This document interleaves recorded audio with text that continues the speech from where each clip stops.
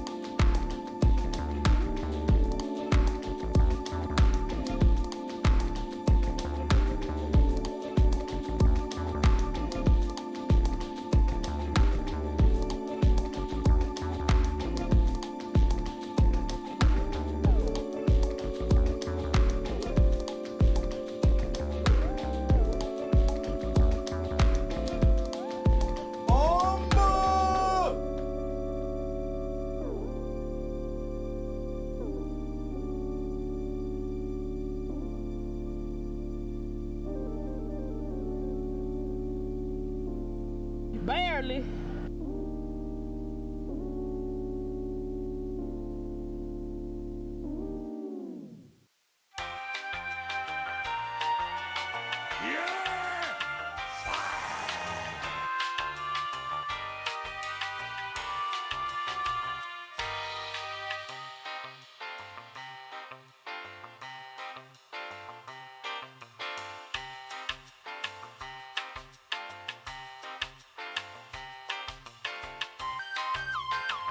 Just asked him how I did it. I got out the limo, grabbed the hand, went upstairs and fucked her.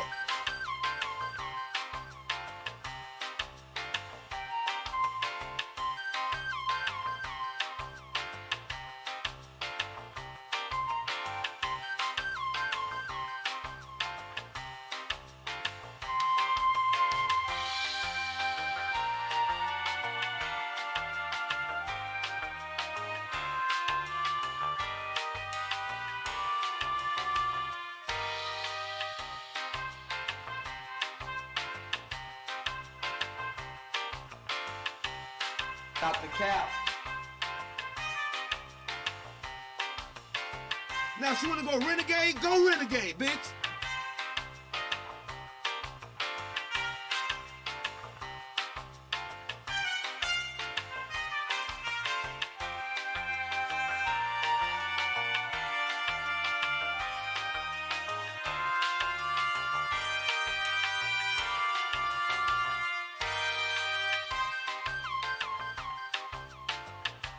Oh, no, you didn't. Wait a minute. No, you didn't.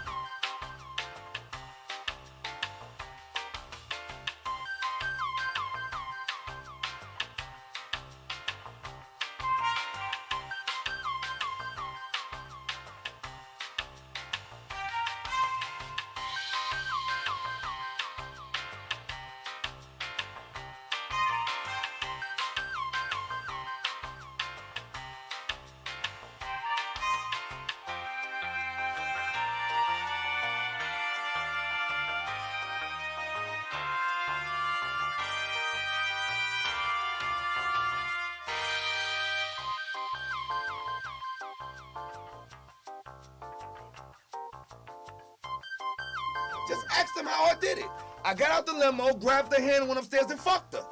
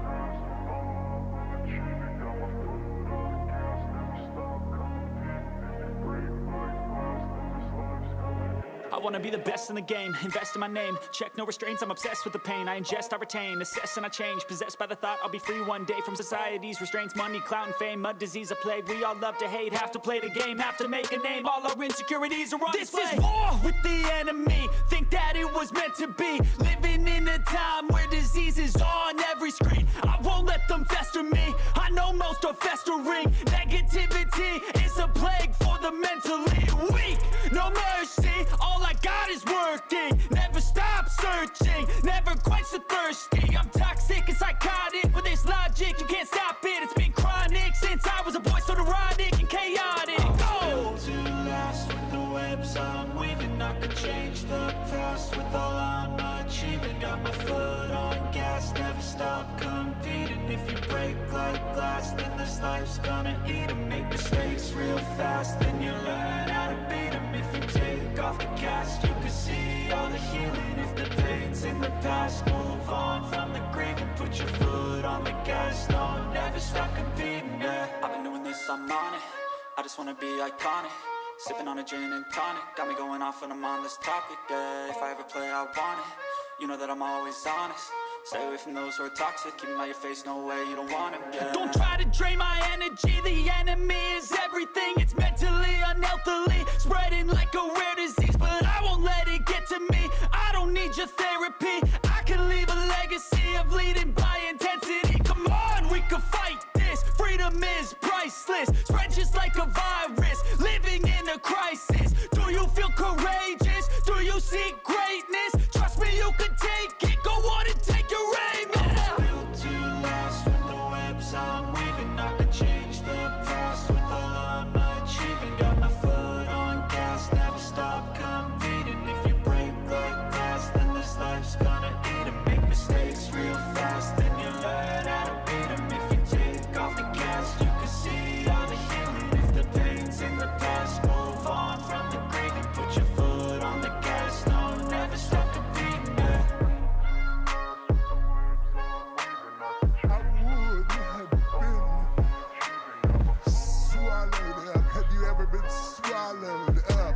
Have you gone through a time of swallowing? Late night crew. Happy motherfucking Friday, cuz. Hey, we in this thing. I feel good today. I'm well rested. I'm well rested. You know, that nigga fucked my night up.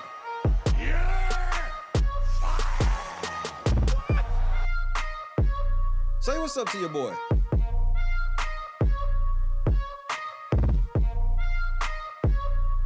We got a fun one tonight. One more?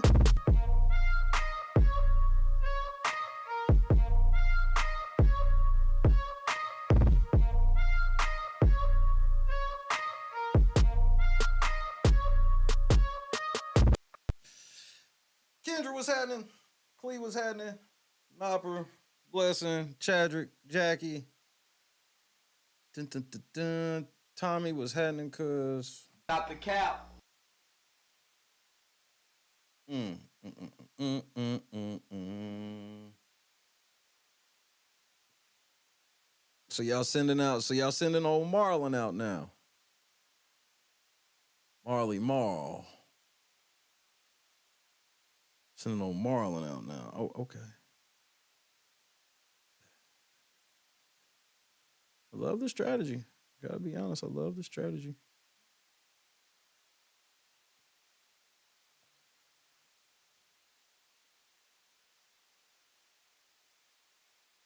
Luka got 41 at the half. I'm glad I said Luka was gonna score over 38 tonight. The lack of respect he has for the entire Atlanta Hawks team. I mean, this motherfucker got 41. RIP to Kobe. Some niggas is gonna try to play special tonight in honor of Kobe, I'm sure. And Luka is well on. Luka trying to get 80 like Kobe, nigga. Luka's trying to break Kobe. He's trying to get 82 on Kobe's birthday, or not Kobe's birthday, but the anniversary of Kobe's death.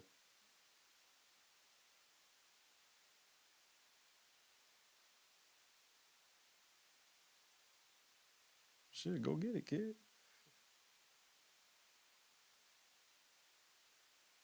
Right there with you.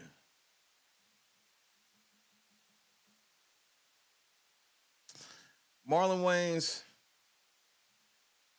I ain't watched 1 second of this, bro. I take that back. I watched the first 5 seconds of it and was like, oh.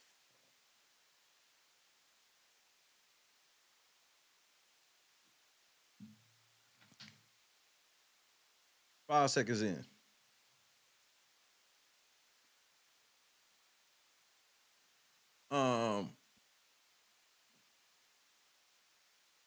Since this is my shit, you know what I mean?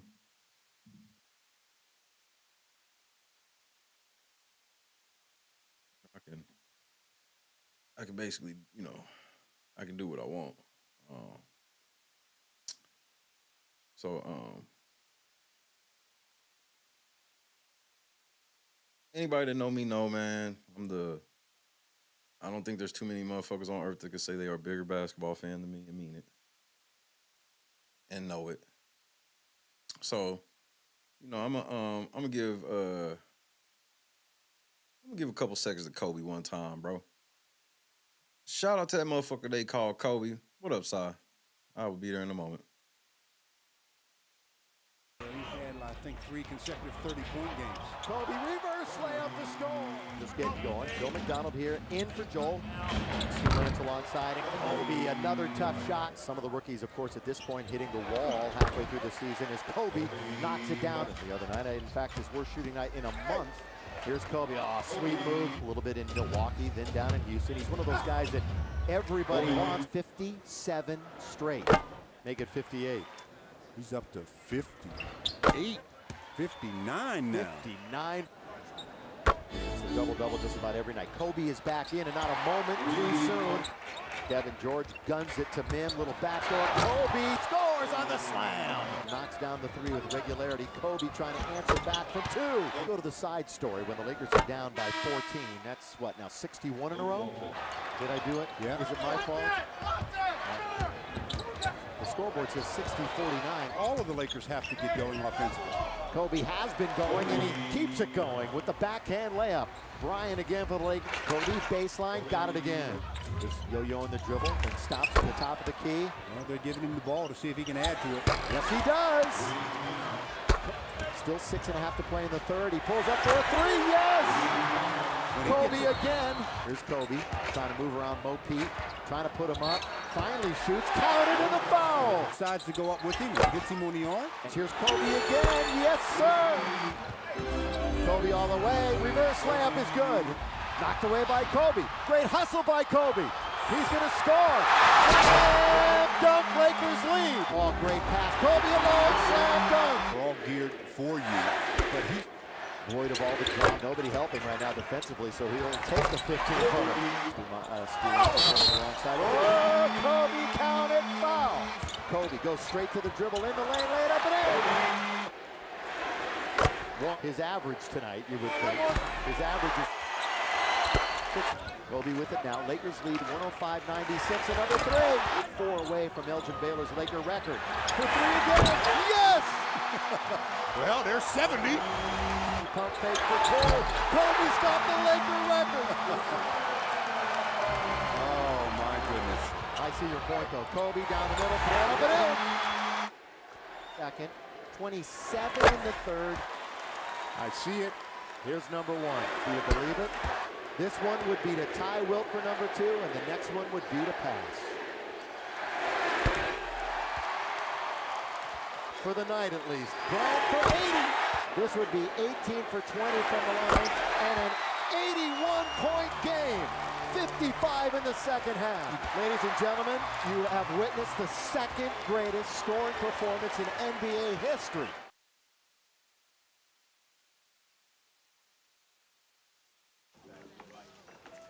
Jalen. Oh, no. Hey, Cole, how you doing? How retirement treating you? It's great, man. It's great. Just, you know, a little writing, a little investing. Nice. So I don't know if you saw the thing on Twitter about your statue. You know, I don't pay attention to that stuff. Yeah, I figured that. Me either. A drink, Mr. Bryant? Yeah, I'll have a vodka martini. How many olives would you like? 81.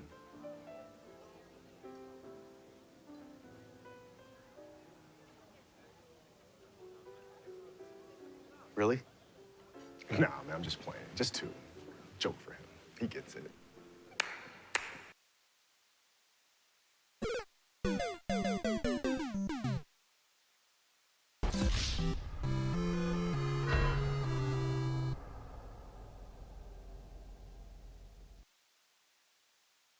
R.I.P. Kobe.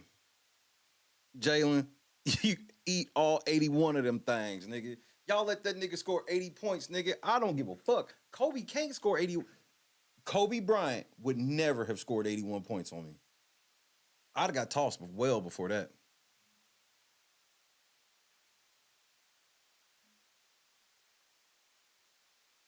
I'd have got a flagrant 2 well before 80 points. Nigga, the fuck? That's it. We have a flagrant 2 foul on number 25 Hall. That is an automatic ejection. Get your bitch ass out of here.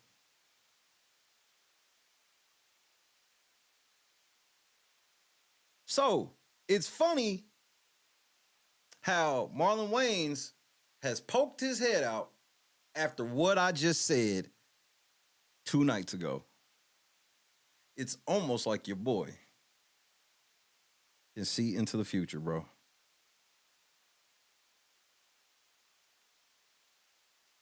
I told you niggas. I told you about them Wayans. I told you. But let's not take my word for it. Let's see what he went on Big Boy's Neighborhood.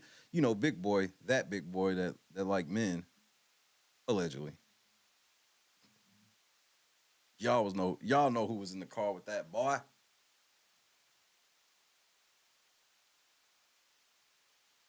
But let's get into it. Tactical nuke incoming!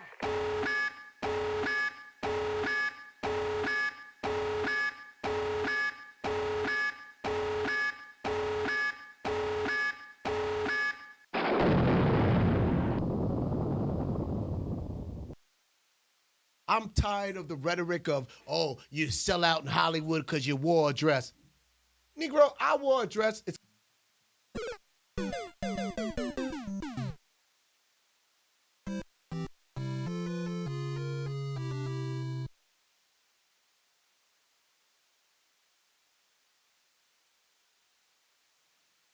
And your kid is trans. called White Chicks. You know what we did? We did a classic. Only black people sit there and go, man, our brothers wearing dresses. Oh, so white people, when they wear dresses, when Robin Williams wears a dress Miss in Mrs. Doubtfire, he's brilliant. I never said that. And black people never said that. See, you gaslighting already, Marlon. Black people did not say that motherfucking Robin Williams was brilliant. No, black people didn't say that shit, nigga.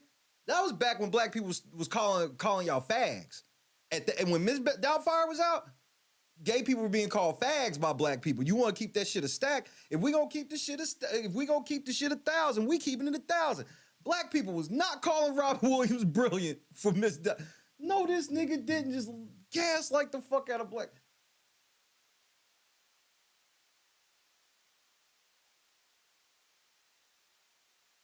But watch this. Robin Williams was already on.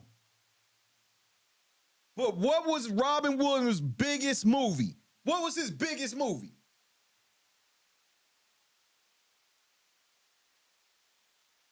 And it wasn't Popeye, nigga.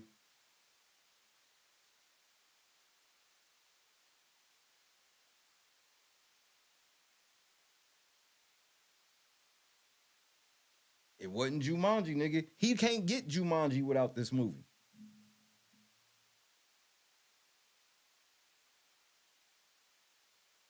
Mork and Mindy was TV.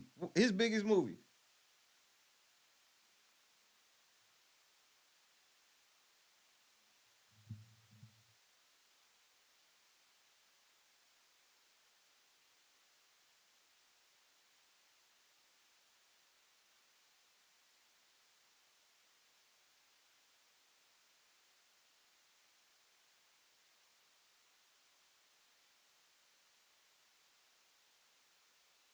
In 1993, Mrs. Doubtfire grossed $479 million, nigga. 727 million worldwide, nigga. When he put the fucking dress on, nigga. That's how this works. When you put the dress on, they send you to the next level.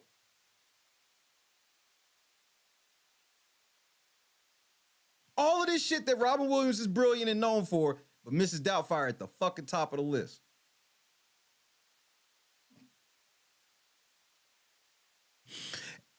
And you could go, and the only one close is after that in 2006 when he made 574, but that was Night at the Museum, and that was Ben Stiller's, or not Ben Stiller, but what's that nigga's name? Is it Ben Stiller? He's a side character. Exactly, Si. Deanna, what's happening? Yeah, that was Ben's movie.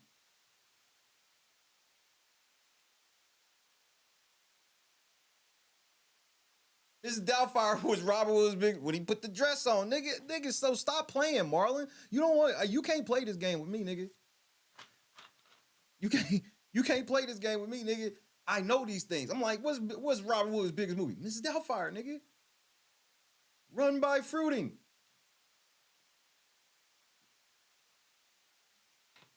Mrs. Doubtfire, a story about a man who wants to spend time with his kids by pretending to be a bitch. It was the beginning. Mrs. Doubtfire was the beginning. It was the beginning of trans comedy. True trans comedy.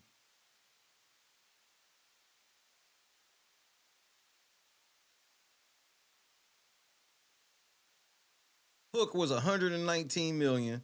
Jumanji was 132 million. He put the dress on, then all of a sudden he do the fucking Hook shit, which, like Si said, we ain't even got to go directly into it. We know what the fuck that's about.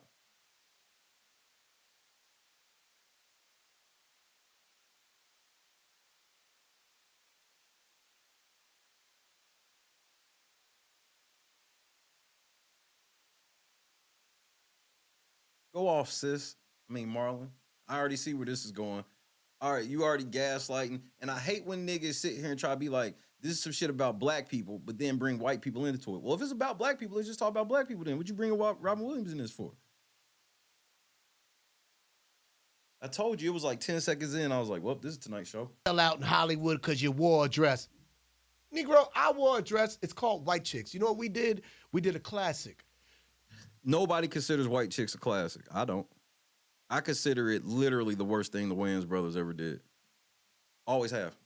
Only black people sit there and go, man, our brothers wearing dresses. Oh, so white people, when they wear dresses, when Robin Williams wears a dress in Mrs. Doubtfire, he's brilliant. When Tom Hanks wears a dress in Bosom Buddies, oh, he's brilliant, right? Mm-hmm. When Dustin Hoffman wears a dress in Tootsie, yes, he wins an Oscar. Mm-hmm. Thank you. You're proving the point. You're proving the point. Yes, there are people that say they brilliant and they win them awards. That's y'all gatekeepers. Real people aren't saying this.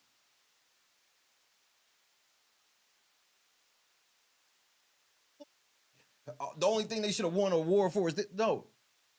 That's what y'all say. See, what you're doing is conflating what Hollywood be saying about roles and what normal people say. You're going to be like, black people talk shit about y'all, but then when white people do it, they get awards and shit. Well, black people aren't giving out Emmys, nigga. Black people, they aren't going into the hood and quote, oh man, it was brilliant. Shut the fuck up, nigga.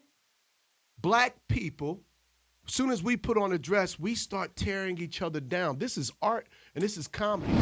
Big Boys Neighborhood. Ladies and gentlemen, he is back. No introduction needed. Marlon Wayans back in the neighborhood. Welcome back, Marlon. Thank you. I would like an introduction, though. Right, man. That's just too familiar. Really, though. I can't get no dap. I can't get, hey, Keenan and Damon, little brother, just something. Hey, bro, do you still say Keenan and you'll always be the brother, but that's not part of your introduction anymore. Like no one would bring you out on stage and say, ladies and gentlemen, you probably know him People from... over 60 would. Oh, okay. All right. Yeah. You know him from In Living Color. All the black one black. He Keenan and Damon, little brother. And that's going... You know, Damon the cute one. That's going to always be, bro. And I want it to be, man. I always... It's not a... People will go, it's a gift or a curse. It's not a curse at all. It's always been a gift. Yeah, man. I've been fortunate, and I tell my brother this all the time. I've been fortunate to be the young Prince of Kings. Yeah. And, my journey is... The thing, though, Miss J, what's happening? Here's the thing, though, KS, you can. Bro, White Chicks was one of their biggest mainstream hits. But, again, a lot of these mainstream hits, you learn that Nobody likes these movies. It's just that somehow, somewhere along the line, all of the people in media agreed to like this motherfucker and give it awards and all this shit. But then you learn that nobody liked that shit. White chicks had the same effect that Miss Doubtfire did. I mean, except they not Robert Williams, so they couldn't be as big. Same effect. Same fucking thing. You know, handwritten by God. Big was And happening. I couldn't have had a better life, a better protected life, a better educated. My parents was dope, and my brothers and my sisters, they just guided me and loved me. It's a blessing to be their youngest, because now I represent for the oldest of the next generation. Right. So I got to be that example for them. So that's what I have. I have my son and my brother's kids, and they all be at my house, and they're studying film. And so, Marlon, you had a problem with when your kid first came out as trans, you had a real problem with it. Do you think that your role of white chicks may have had something to do with that? Maybe?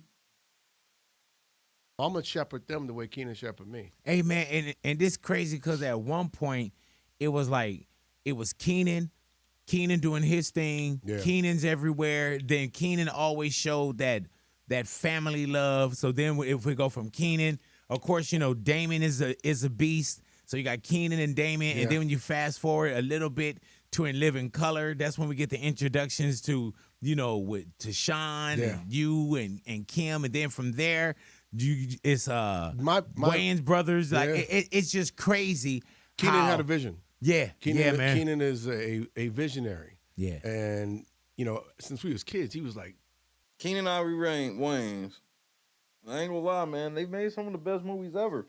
But you could tell, like, that's when Marlon them tried to make that jump. Was white chicks. That was their attempt to go mainstream for real. They was trying to get off the WB. do Jedi mind tricks with us. Like, he would go out to a club, and it was the 80s. I remember he didn't have no drawers on. They used to bang a lot in the 80s. They meet and you meet. Yeah. And they meet and beat.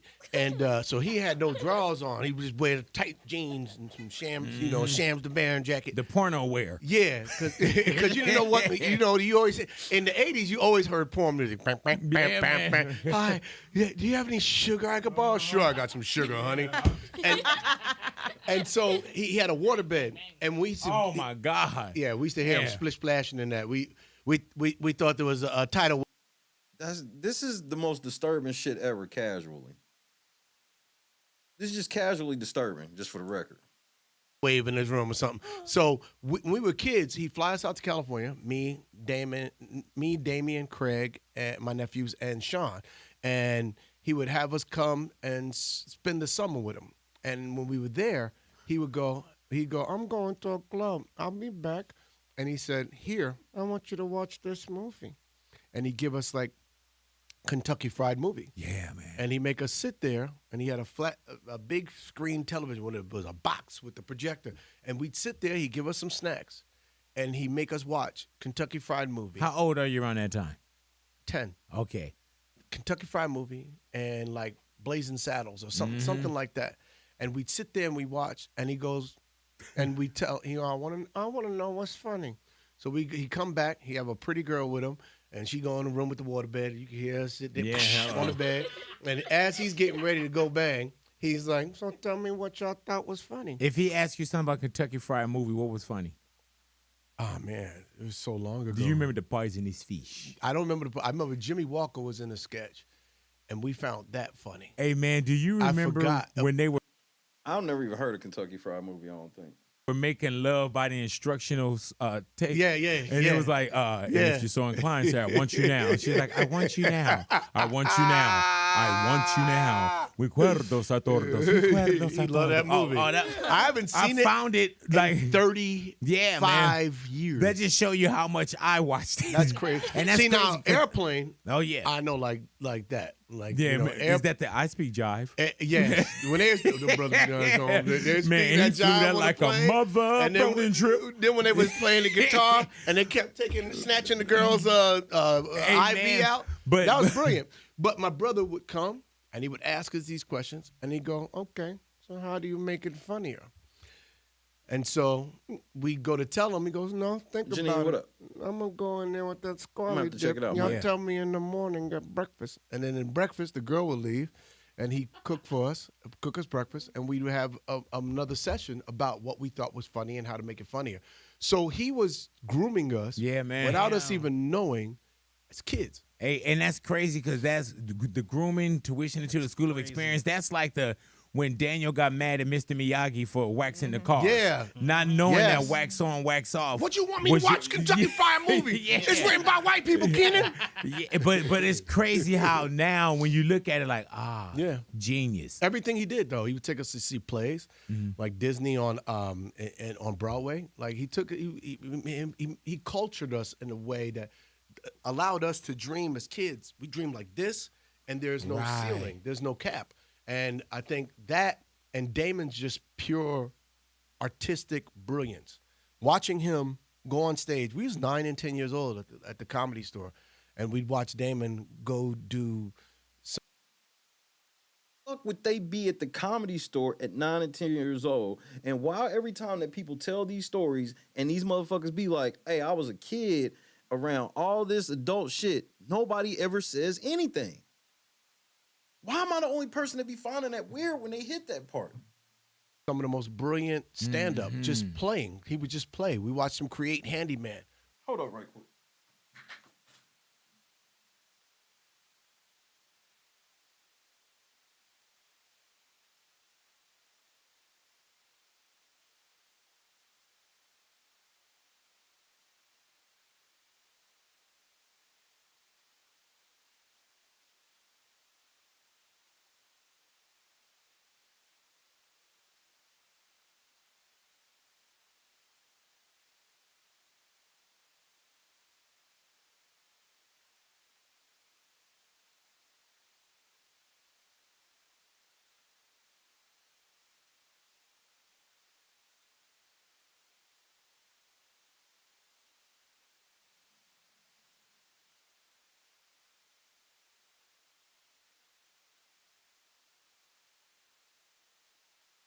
All right, I'm black. Marlon, go ahead, nigga. Right there on the fly, like, oh, I'm hold on. Thank you, Si. Thank you, Si. Drew Barrymore there, and I was supposed to believe these niggas didn't see or take part in anything inappropriate at all. Like, at all. Nothing. Okay. And somebody's in trouble. And he twisted his hands up like this.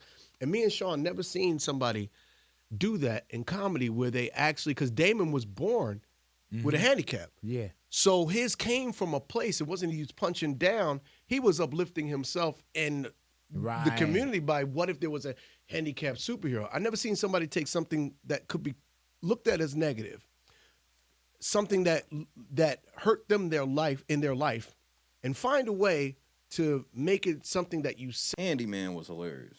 Celebrate and make it absolutely hilarious at the Hey, same man, time. I remember that one stand-up where he was talking. I think it was either The stand-up or handicap bully. It was it was. All right, don't make me get up. Yeah, the man. handicap bully. Talk about how he Was got, that on Robert Townsend's Robert special? Townsend, yes. Yeah, man. Robert Townsend's Partners in when Crime. he was tearing dude up, and dude was like, "Oh, okay. Well, what about those crippled people shoes What about you the wearing?" crippled? Yeah. Well, how about this, Seymour? How about that's why I get mama? And he told him the truth.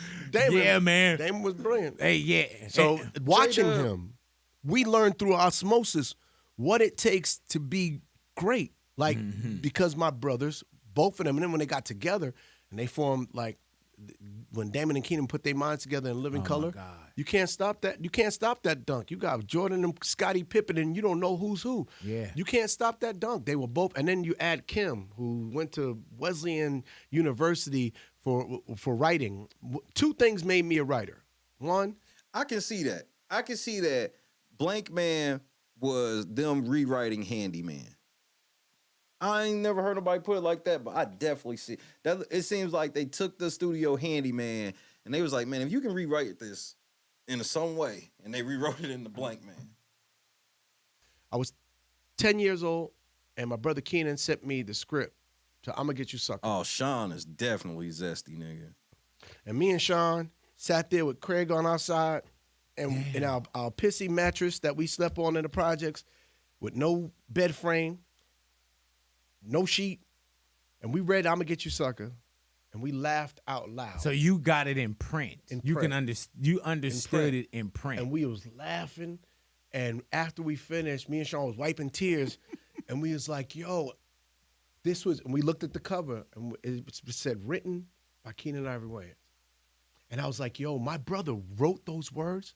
And that was the first day that I was like, I want to be a writer. The second time I said I want to be a writer was I read my sister Kim's college thesis, which was one of the just a bunch of short stories. God. And they were brilliant short stories. And I was like, yo, they were so funny. And so, like, she should make it a play. It was that funny. And that was the other thing that made me go, I want to be a writer. And from that, I've written, I don't know, maybe 12, 15, 17 movies. I don't know. And, but I've been groomed. Robert Townsend. Yeah. I grew up in Hollywood, like, as a young Jedi. Robert Townsend, I grew up on Robert Townsend's sets. When you talk about partners in crime. Yeah, man. How was y'all with Robert Townsend when Robert Townsend was hot and y'all were broke? Sense to me.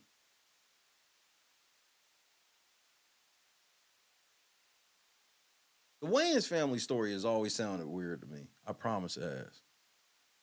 Robert Townsend was the first person to bring me and my brothers on stage. And Robert Townsend was on. Robert Townsend was the first like mainstream black dude like of the 80s of the new era. He was in the new era, the late 80s, early 90s. Like Robert Townsend put Keenan on.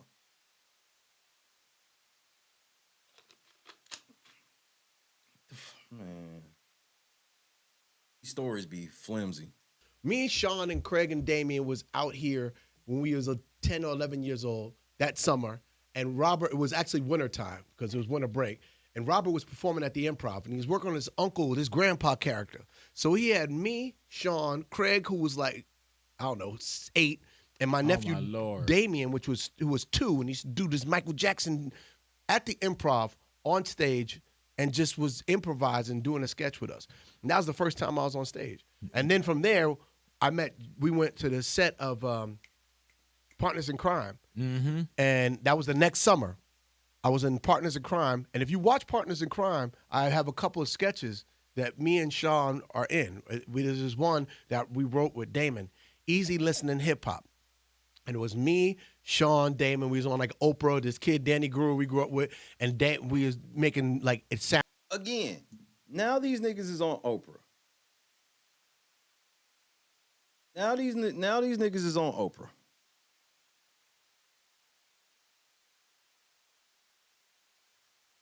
How does this matter? It matters because you're telling me you broke, but you everywhere where ain't nobody broke. How are y'all in all these places where nobody's broke?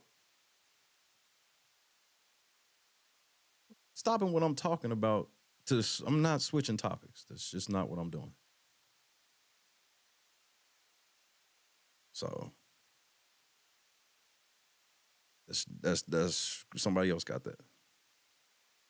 No, y'all fine. I'm just saying I'm not stopping talking what I'm talking about to go talk about that. I'm cool. I'm good. How the fuck are y'all niggas broke but on Oprah? How Oprah don't even talk to broke people at any point. This is pretty insightful, Marlon. Keep going. Sounds like, right. I remember that. The bees make honey. We give away our money. How old were you then? I was 12. Hey, man, let me tell you That what's was the crazy first sketch about I was that. a part of writing. Is I remember getting free tickets to go to UCLA to Wadsworth Theater. Wow. To watch Wow. Partners in Crime Wow. be filmed. That was the first time I saw your brothers like really do stand up. Yes. That was the first time I think I saw Robin Harris do Yes. stand up. It was like one of mind them blowing. yeah, man. But you talk about visionaries, right? Yeah. I'm in a couple of sketches in that. And then, like, I grew up in this community of greatness. Like Robert, sometimes he'll come to the crib. We still hang out. Robert's like a big brother. I love Robert Townsend. Shout out to Robert Townsend. Shout out to my brothers, Keenan and Damon, Kim, Wayne's Tribe. How did your brother get plugged with Robert Townsend? How did your brother get on? First of all, who is they daddy? Who is Mr. Wayans? We've all heard of their mama. I've never heard of their daddy. Who is their daddy?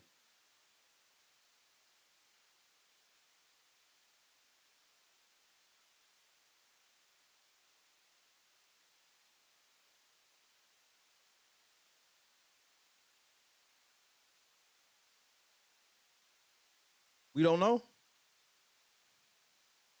I looked that up. But I just want to say what's that happening? to allow his little brothers to come on the set. Me and Sean, we was bad, but we was funny. And to be able to write like little sketches or be in sketches and and I met John Witherspoon there. John Witherspoon played a drunk in a cowboy sketch they did on the back lot of Universal. And he was like, they're coming. And he was drinking, making believe he was drunk. And I met John Witherspoon there, and me and Sean was like, he's so funny. One day when we do our TV show, Lord. John Witherspoon, he's going to play our father. This is how crazy we were at 12 and 13 years old. Like, when we Y'all get our kept him TV close show. too, though, because he did I'm Gonna Get You Sucker too. That was Hoe Cakes, right? I'm Gonna Get You Sucker. I ain't gonna lie. That's one of the funniest movies ever, bro. That movie was funny as fuck. Cakes, no, that was I'm gonna get you. That was Hollywood Shuffle. Hollywood Shuffle. Hoes Hollywood gotta eat Shuffle. too. Hoes gotta Hoes eat too. Then when he lost his mind, Yeah. Hoes Gotta eat. Hello, he answering his phone, his shoe. Brilliant. Oh my Right? God, So man. I have a blessed journey. I'm supposed to be right where I'm at. And like some people go, like, it's hard. I haven't had I always say I haven't had a hot moment, right? Because I've been here so long, Right. that people just like, that's just Marlon. But one day they look back and they're gonna go, wow, we watched this man develop right in front of our eyes. Mm-hmm. And then when like superstardom is like one crack through away for me, because I'm so gifted now. Marlon, are you hunting? Are you trying to get to that next level? Are you trying to sell out? Are you trying to make that last level of sellout? That's what this sounds like. Because of my experience and my knowledge, now it's just that next level. I got my next special coming out, Good Grief. I got another one I'm working on right now. Like I'm in a zone. Hey man, when you say good grief, Marlon, explain what that means and why you did this stand-up called Good Grief. Good Grief is about, I lost 57 people I loved in a time span of 3 years, including my parents. And it was a devastating journey for me, and it's how I got through the journey, because with laughter, that there is good grief. You have to find the blessing in all that is bad in your life. There's always a blessing. When there is darkness, you are there to find some light. And that's all you need, a little bit of light. And for me, laughter got me through, and I hope it gets a lot of people through. You know, people losing people left and right nowadays. And I just tell people, stay positive, find the funny, and keep on celebrating life. When people go, you have to fill, my parents left, and now I fill those divots, huge divots they left in my life. I fill them with more family. Who is your daddy? My brothers and my sisters always at my house hanging out. We have barbecues. We celebrate people's birthdays. We having big Christmases. We gonna celebrate the way my parents taught us how. And now that they're gone, we honor them with that. And so good grief is not about the sad. It's about what's the funny about the passing. And it's crazy. It's funny. It's like, no, he didn't. Why? And then you sit there and you have a beat in there where you cry. Yeah. Because you realize that there's somebody on stage that's hurting. Hey man, I was gonna. He's a supermarket manager, but they were poor. I mean, maybe now, but then.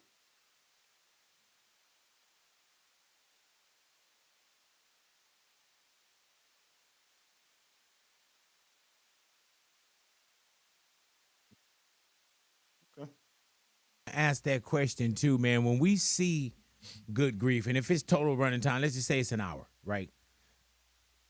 How emotional is it building that? Because we can go on and we could, Trump and the economy, and some things are low hanging fruit. Yeah. But to write something like Good Grief, and you're talking about close people, your mom, your father, the closest to you. Yeah. what do you have to go through to prepare that? Do you have to step away from it sometimes? I felt like, well, it's funny. I had to be in it. My nephew Craig, who comes on the road with me, and he's a really funny writer and a producer, and he's a producer on Good Grief, and he would have to leave the room because Craig was like their other son. Because my sister had Craig when she was like 16, and my mama had just lost a child at the time. My little sister, April Melody, she was like a stillborn.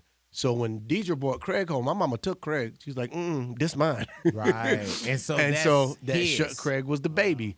And so I was the baby. I was mad at that little Negro for taking my spot. But when Craig watched me do Good Grief, sometimes he'd have to leave the room. Right. He would, on the road with me, he would have to leave the room because he knew what I was dealing with. It was therapeutic for me. And the night of that I did the special, I had This almost sounds like a humiliation ritual. I went to the dressing room and I had a nice boo-hoo because it was my goodbye to my parents. Because me talking about them felt like they were still with me and then now it's like I put it to rest in a good way. And it's funny. I know my parents are going to be like, I know that Negro didn't say that about me. Hey, man, but you know what's crazy? My daddy's going to be like, that Negro is crazy. I can understand it too, man, because when my mom passed, I had radio. I had a mic. I had good people around me, and I almost felt I thought bad. you meant you had the movie radio. I was No, like, no, really? no. Oh, Cuba no. Gooding got you through? No, I had my career. Right. And I felt a certain way because my brothers and sisters didn't have this outlet. Right. You know what I'm saying? My Right. mom died on a Wednesday. I was back to work on a Yeah, Friday. that's what it sounds like. It sounds like a whole set where you trying to garner sympathy while having a safeguard that you don't have to be funny because my mama and them died. And I ain't even trying to be funny. I ain't trying to be mean and no shit, but that could be the play. I can't sit here and pretend that that's not possible. That's not the play.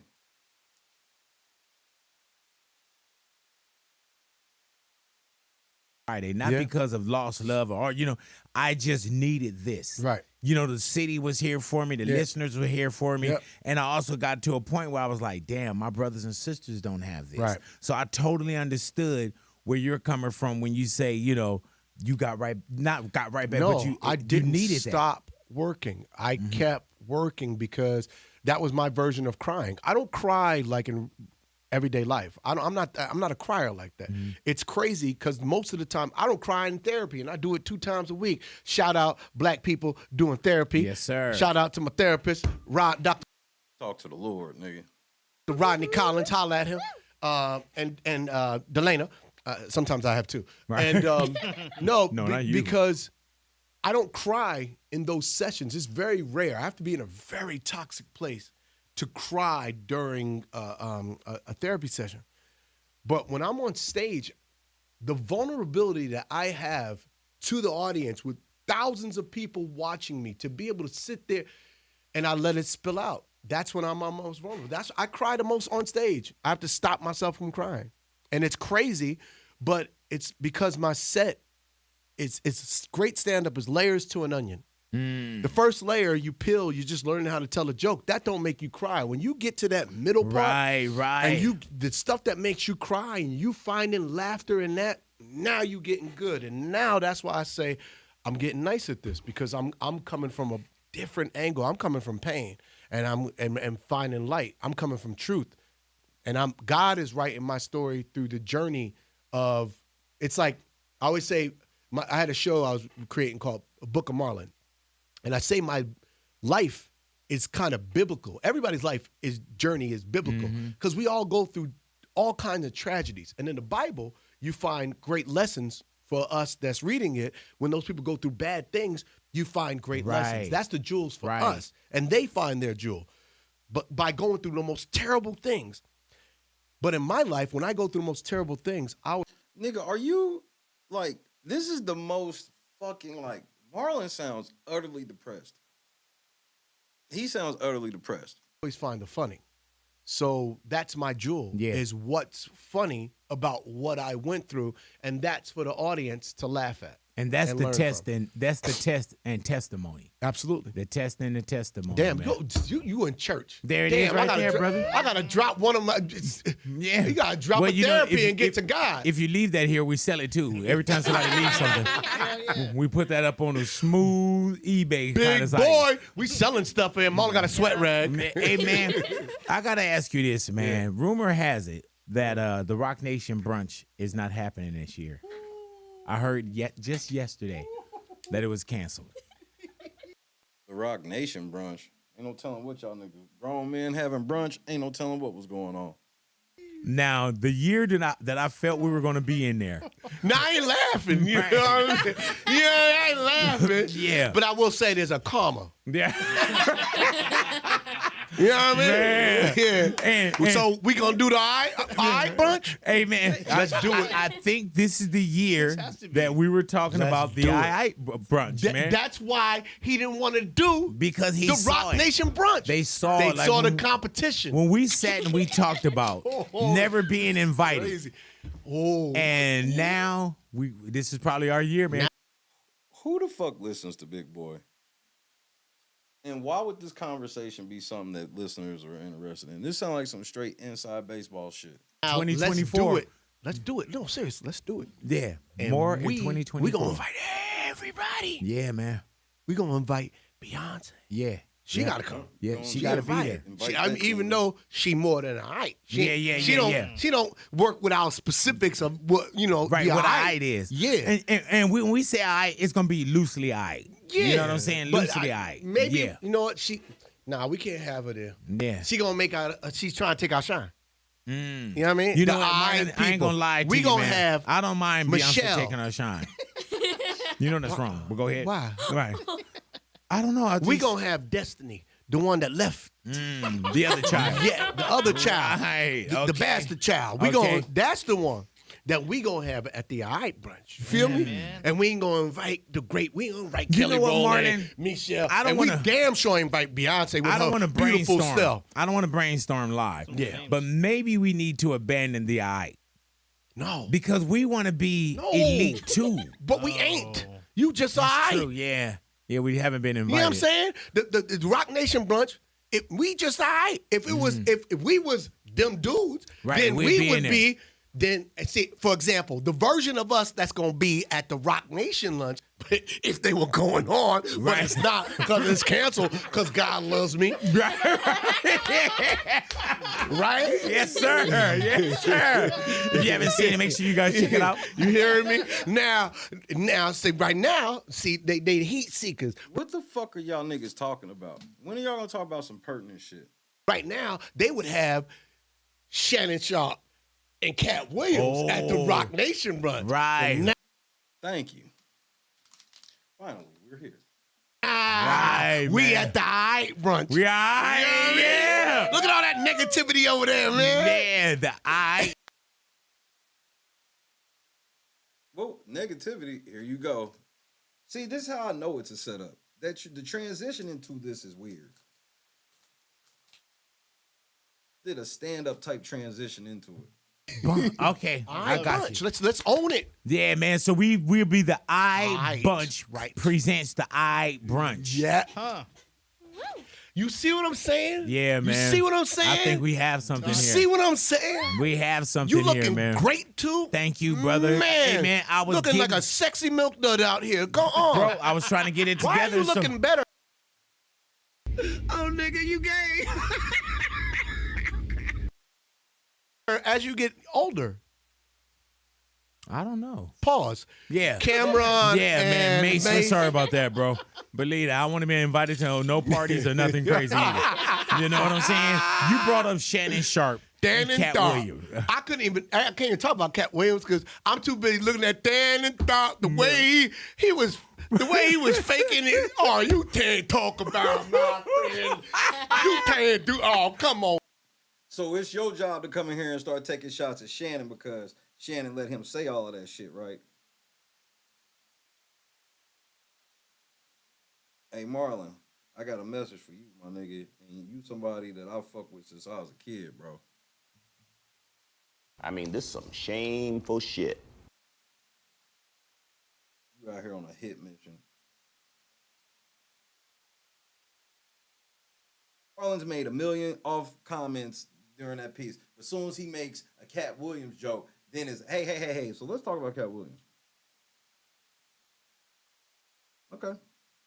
You said what? You said we gonna talk about my. Hold on, shit. So you don't think that so said Anderson not funny to you? Just so it's not a rhetorical question. Who taller, you or Tevin Hart? Oh man, I love Shay Shay. I love that man. Man, 50 million views later, bro. Gosh, I'm just. Did you know that was start talking about people? They started 2024 off. Did you know any of that was coming, or were you just as surprised as us? Did you hear Marlon the whole time while he's sitting there trying to set up the question that Marlon's like, yeah, I want to talk about shit about people. I want to talk shit about people. Marlon, this ain't even you, bro. I was talking about people. They started 2024 off. Did you know any of that was coming, or were you just as surprised as us?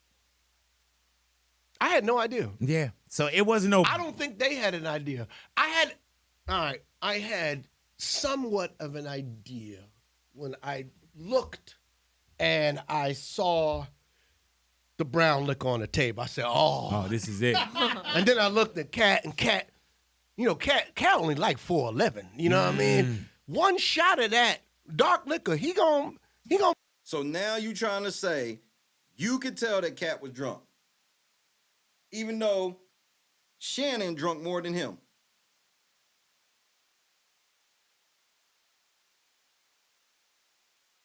Marlon, this is gross.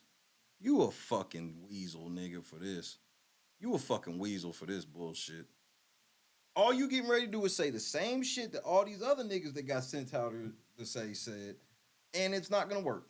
Because, like you said, you're not no superstar. Be in a good space. Hey man, Shannon Sharp said one shot is a bottle for him. He came in ready, and I love when he was like, "Oh man, we can't give you no more to drink." And he was like, "I had one less than you."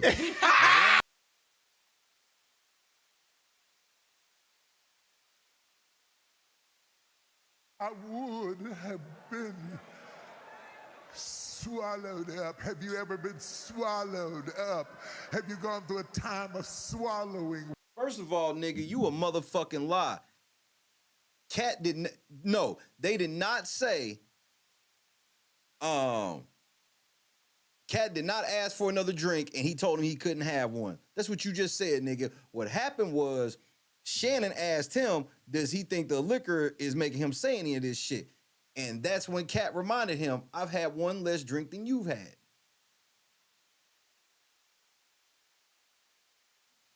Just, bro, straight, another Katt Williams hit job. I'm not talking like we this. We can't give you nothing to drink, but here, smoke this crack. Yeah, no, you stop that. Hey, man. So now Marlon Wayans just implied that Katt Williams smokes crack. Man, fuck you, Marlon. You ain't shit, nigga. Again, they want to sit here and get ready to talk this pro-black bullshit as he just sat here and tried to call another black man a fucking crackhead. Hey, Marlon, speaking of crackheads, what movie helped you go mainstream, bitch? You played the biggest crackhead the world ever seen in a movie. Like, you might have really smoked crack for that role. What the fuck is the name of that movie? Hey, Google, what movie did Marlon Wayans play a crackhead in? Sorry, I didn't understand. What movie was Marlon Wayans a drug addict in?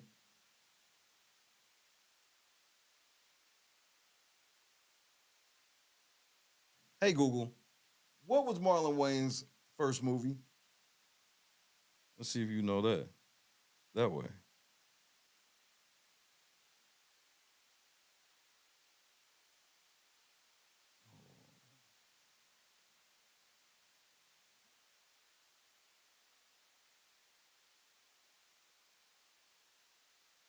Requiem for a Dream. Requiem for a Dream. What movie was that? Or what year was that? I think it was 2000. Yep, 2000 on the bucket. Requiem for a Dream. And Marlon Wayans was a fucking dope fiend. Then he started getting solo movies. Nobody had any idea. And here's the thing. When it comes to Katt, you know, we all in stand-up, I look at everybody as a fraternity. I don't care what other people's point of view of this art is. My thing is, we're a fraternity. We're a brotherhood. I'm not going to foster negativity. I'm not going to promote negativity. If I feel a way about somebody, I'm going to talk to that person. You just called Katt a crackhead, nigga.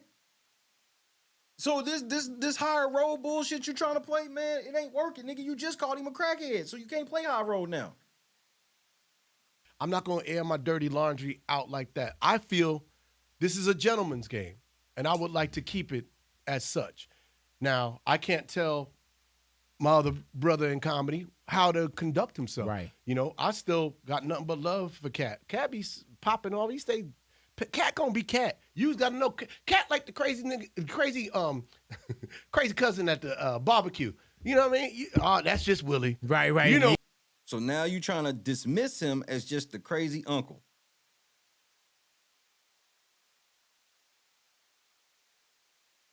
Now you want to dismiss this nigga as the crazy uncle. Yeah, Willie. that's just Katt. Then Katt being Katt, and you can't get mad at it because you know Katt's also a brilliant dude. You know, yeah, man. He had a bunch of specials. He's done some great business. He knows how to sell tickets. How come you can't? How come you ain't done 17 100 city tours, nigga? You Keenan and Damon brother. How come you ain't on like that? He knows how to do that. Let me tell you what. Everybody run into, you know, hey, there's a fire. I just want to, for me, I'm going to sell my tickets. I'll sell less. I'm just going to sell them my way. But let me tell you, honor man. Me. That's what he's doing. So why are you mad at him? It sounds like some hater shit. It sounds like, well, I do that and I don't get on, so I'll call him. You just called him a fucking crackhead. Now, bro, hey, Marlon, I didn't know you had this in you, but I'm not surprised. I went on to Katt Williams' Instagram, right? He hasn't posted since May of 2023. Well, he...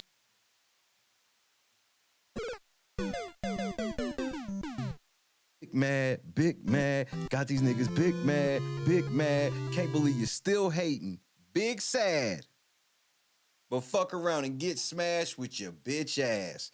That sounds like you mad that a nigga ain't posted on the gram in over a year, nigga, and he's still hotter than you.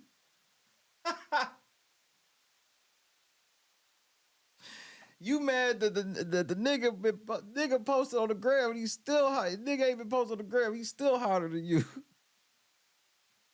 This nigga ain't dropped a YouTube video, Instagram post, a tweet, nothing, nigga. Hottest nigga on earth, nigga. And y'all niggas is upset.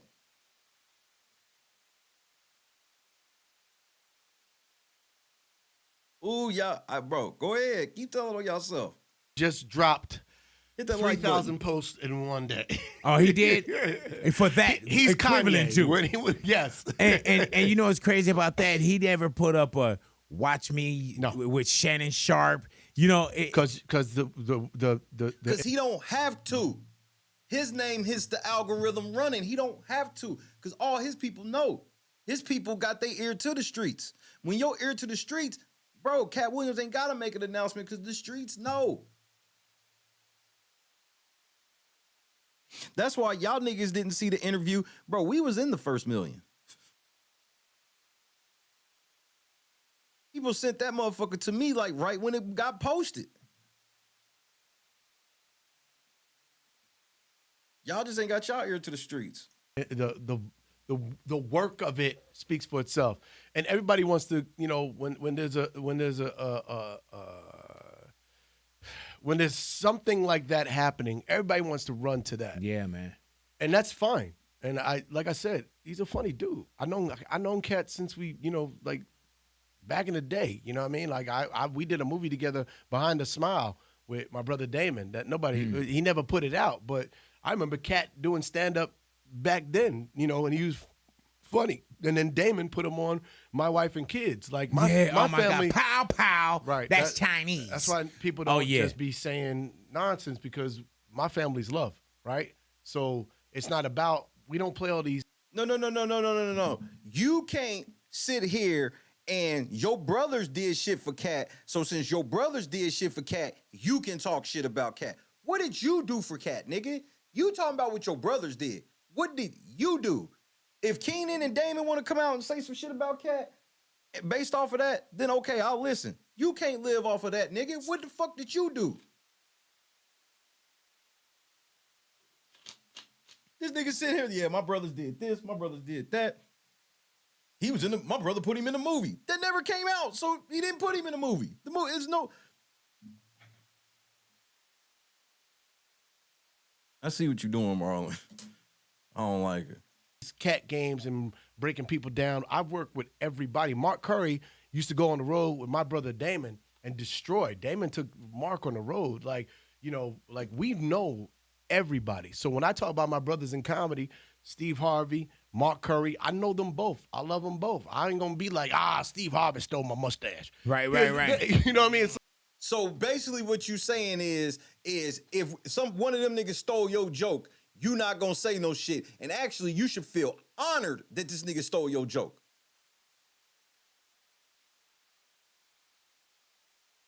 Marlon, ain't nobody stealing none of your jokes, nigga. Because all of your jokes are of the slapstick nature. So can't nobody steal none of your jokes anyway, Negro. Like in comedy, I just want to be loved. Mark Curry's like a big brother to me. I love Harvey's like a uncle, and DL's like a brother. You know what I mean? Like all these guys. Kevin's like, you know, my friend. Like Chappelle's. I ain't got nothing to say about nobody, and if I do, I'm gonna call them up and I'm gonna tell them what I think. I'm not gonna. Then why are you out here talking about Katt? You're a fucking liar. And Katt only look. Like niggas like Kevin Hart, niggas like Luda. He was asked about these niggas. See, y'all making it seem like he went on there and pulled out this list. His list was not long as shit. Y'all make it seem like his list was long. Let's go over what Katt Williams' list was. His list was Cedric the Entertainer, Steve Harvey, and Ricky Smiley. The niggas that came on Shannon Sharp's show and said shit about him. He wanted to respond to certain shit they said that involved him. All the other people he said stuff about, Shannon Sharp brought them niggas up. I think the only one that he brought up on his own was like TD Jakes on an offhand comment.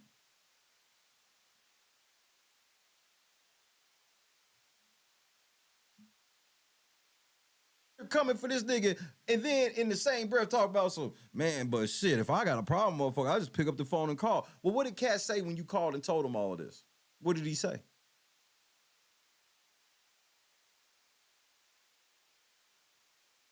Diddy. Yeah, Diddy. Which was a quick shot. Air it out on the airwaves because everybody want to see a SHT show. And I don't want to give them that. They don't give them that. Let's not pollute comedy. I don't want people starting to, we already had a slap. I don't want guns in comedy. I don't. So now Katt Williams getting ready to shoot niggas. You called him a crackhead, the crazy uncle, and now you like, I don't want to say shit because I don't want guns involved. What the fuck are you talking about, you pussy ass nigga? Now you want to take shots at that nigga, but white flag at the same time. Yeah, Marlon definitely snitching. He calling 12. Nigga, he wired right now. That's why he got that big ass hoodie on.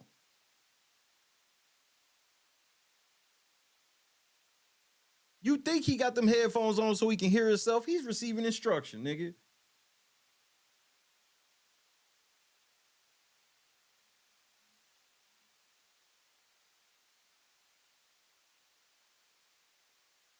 Now this nigga talking about get the strap. Oh, my Lord, bro.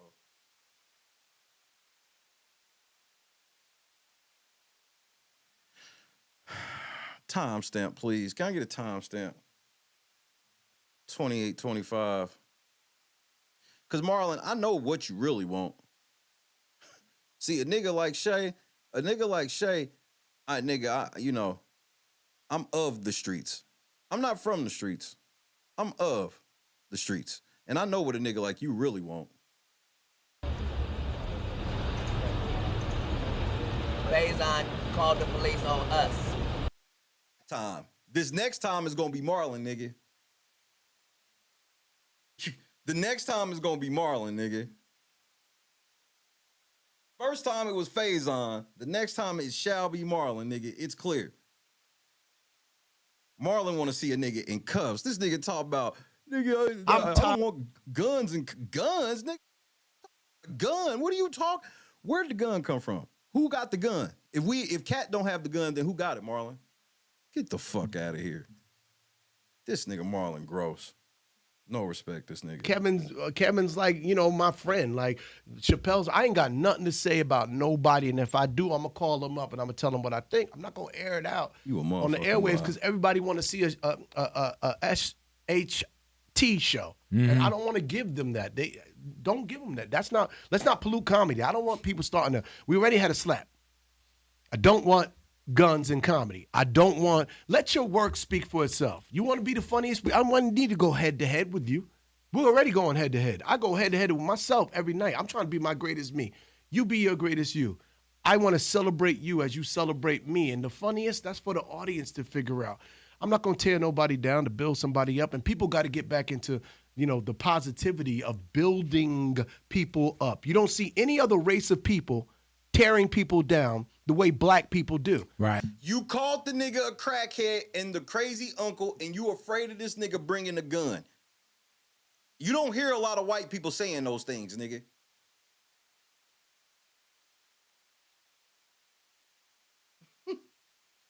This nigga, Marlon Wayans, bro. Sellouts will always expose themselves because they will always be forced to say some shit they really don't want to go do. He don't want to do this. This ain't even in Marlon's will. We are our own worst enemies, and we have to stop that. I'm never going to support. But you know what, Marlon, we're looking at 50 million probably now, I'm pretty sure, in counting, right?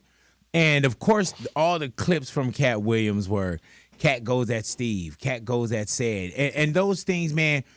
He's not wrong for venting what he's venting because that's that man's experience. Right. And is he lying?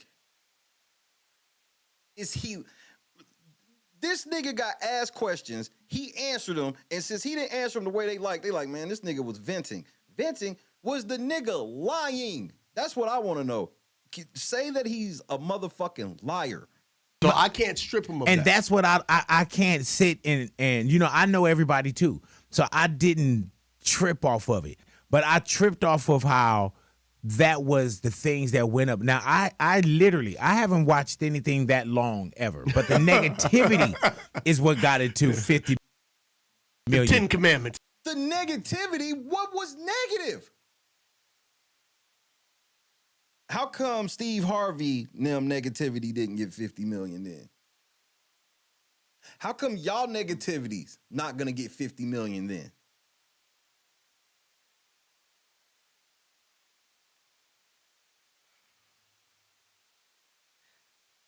Let me say this and say this for the record, and I want y'all to hear me and hear me good, okay? You listening? Katt Williams could have said way worse shit than what he said. I've personally heard him say way worse shit. You act like he walked up, pulled a list out of his coat. Let's get to it.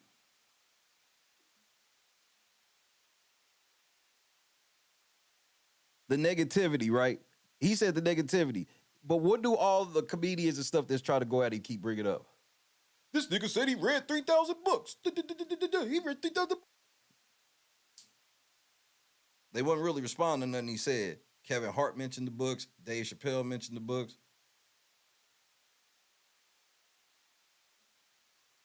I ain't hear y'all say nothing about them niggas bringing up, damn, it's fucked up that they out here saying that a black man, if it was a white boy with big, thick glasses, and he was 7 years old, and somebody said he read 3,000 books a year, and he was receiving an award, nobody would fucking question it. But since Katt Williams said he did it, and then somehow he grew up to be a 1 in a trillion comedian, and then, but you still say him reading 3,000 books ain't possible, even though he grew up to be a 1 in a trillion figure.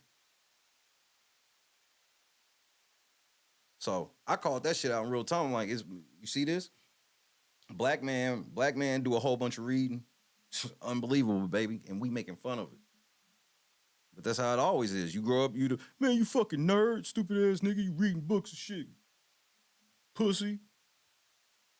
But when you watch it, people didn't bring up, oh, he paid for Melba Moore's star. Right. They didn't bring up, oh, you know, he's a father, foster father to 7 kids. Right. You was a motherfucking lie. Multiple people, bro, the stories, I did a whole show the next day, big boy, the day after. I did a whole show showing everybody that came out and said, Katt Williams did this. Katt Williams came to this show and just gave me like $2,000. And he had a bitch just give me $2,000. Nigga, fucking Beanie Siegel came out and said that he was in Philadelphia one time and Katt Williams went down the block with $200,000 and came back with no money. He gave away $200,000 on a whole fucking block in Philly. Just gave away money to everybody. Cash money. Because he bought a couple houses over there or some shit.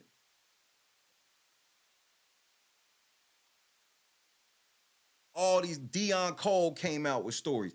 All these people came out with these white comedians. There were white comedians that came out and was like, yeah, Katt Williams came to my show, and then next thing I know, this bitch that was with him came up and gave me a handful of money.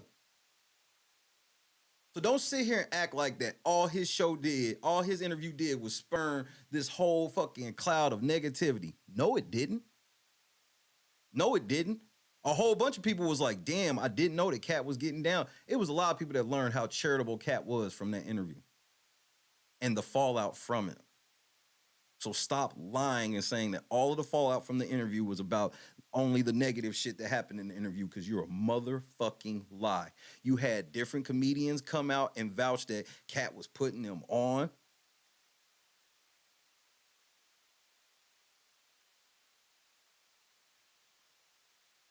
But you ain't say shit about Shannon Sharp asking this nigga police-ass questions. You ain't say shit about that, though. You know, when comedians are on stage, he'll send one of his ladies up to give them $1,000 to a comedian. He paid for his own specials, that he found his own way. Those are the things that the audience needs to extract. See, you see what they're trying to do? They're trying to be, so now they're trying to be like, that's all y'all can talk about. No, we can talk about all of it, nigga, and we talk about all of it. Marlon, is your butthole virgin? Keep extracting what is negative. Man. How do we live in a positive way when all we do is digest what is negative about the life? People aren't methylating their life experience the right way. I'm here to get the best nutrients out of life and out of the experience. And I mean, and that's what we need to celebrate more. I'm tired of the rhetoric of, oh, you sell out in Hollywood because you wore a dress. Negro, I wore a dress. It's called White Chicks. You know what we did? We did a classic. Only black people sit there and go, man, our brothers wearing dresses. Oh, so white people, when they wear dresses, when Robin Williams wears a dress and Mrs. Doubtfire. This is gaslighting. Most black people didn't even watch Miss Doubtfire, nigga. Let's start there. Most black people didn't watch Miss Doubtfire, bro. He's brilliant. When Tom Hanks wears a dress in Bosom Buddies. Most black people didn't watch Bosom Buddies. Oh, he's brilliant, right? Mm-hmm. When Dustin Hoffman wears a dress in Tootsie. Yeah. Black people saw Tootsie. Nobody thought Dustin Hoffman should have won an award. He wins an Oscar. Mm-hmm. Black people, as soon as we put on a dress, we start tearing each other down. This is art and this is comedy. You think I'm going to tear down Flip Wilson? You think I'm going to tear down Tyler Perry? I'm not going to. Maybe you should. Tear down any of these brothers. It's comedy. And we should embrace our comedy all of it. We shouldn't have one type of humor. We should embrace all of our humor. Yeah, but I bet if somebody turn around and ask you about, well, what do you think about black women's roles in Hollywood? I think we need more of them. I guarantee if he asked him about black women's roles in Hollywood, he'll say that black women need more of them. Well, why don't y'all niggas stop taking them?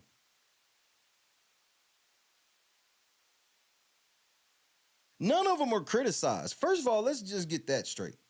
There is never this public shaming of niggas wearing the dress. See, this is him making it up. See, what he's trying to do is conflate mainstream opinion with the streets. The streets have always had a problem with it. Always. The streets. The streets are like a motherfucker, and as soon as that nigga put that dress on, streets don't like him no more. The streets be like, you compromised. Mainstream don't give a fuck. It's a brand. Remember, White Chicks was one of their most, probably his most successful movie. Let me see. Let's see what Marlon Wayans' highest grossest movie is.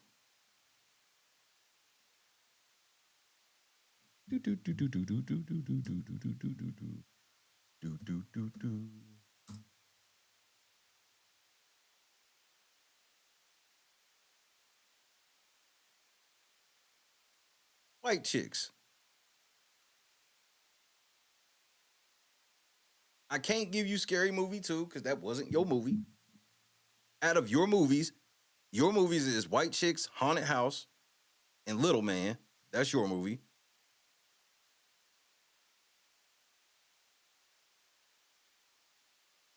Scary Movie 2 was really, the Scary Movie franchise was really nobody's movie. It was a bunch of movies. White Chicks was you, $69 million. Globally, White Chicks earned $113 million. So your biggest movie was when you put on a dress. So again, the point keeps being proven, Marlon. Nobody, them motherfucking people in charge don't find you niggas funny until you put on a dress.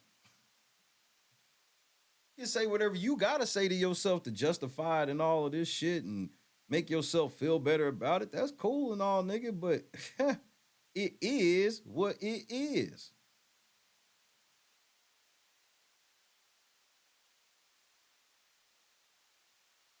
And that's just that.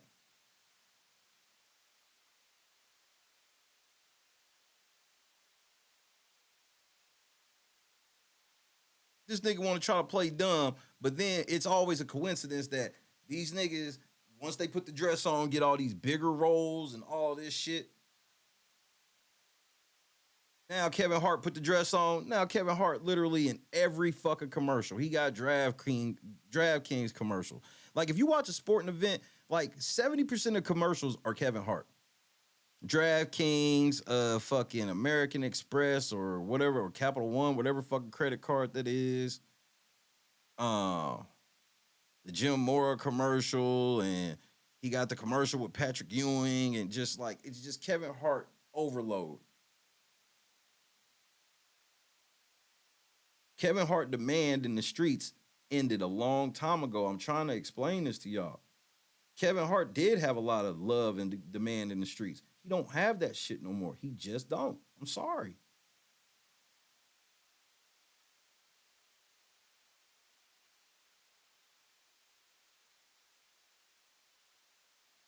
But they not gonna tell you that. He ain't gonna tell you that.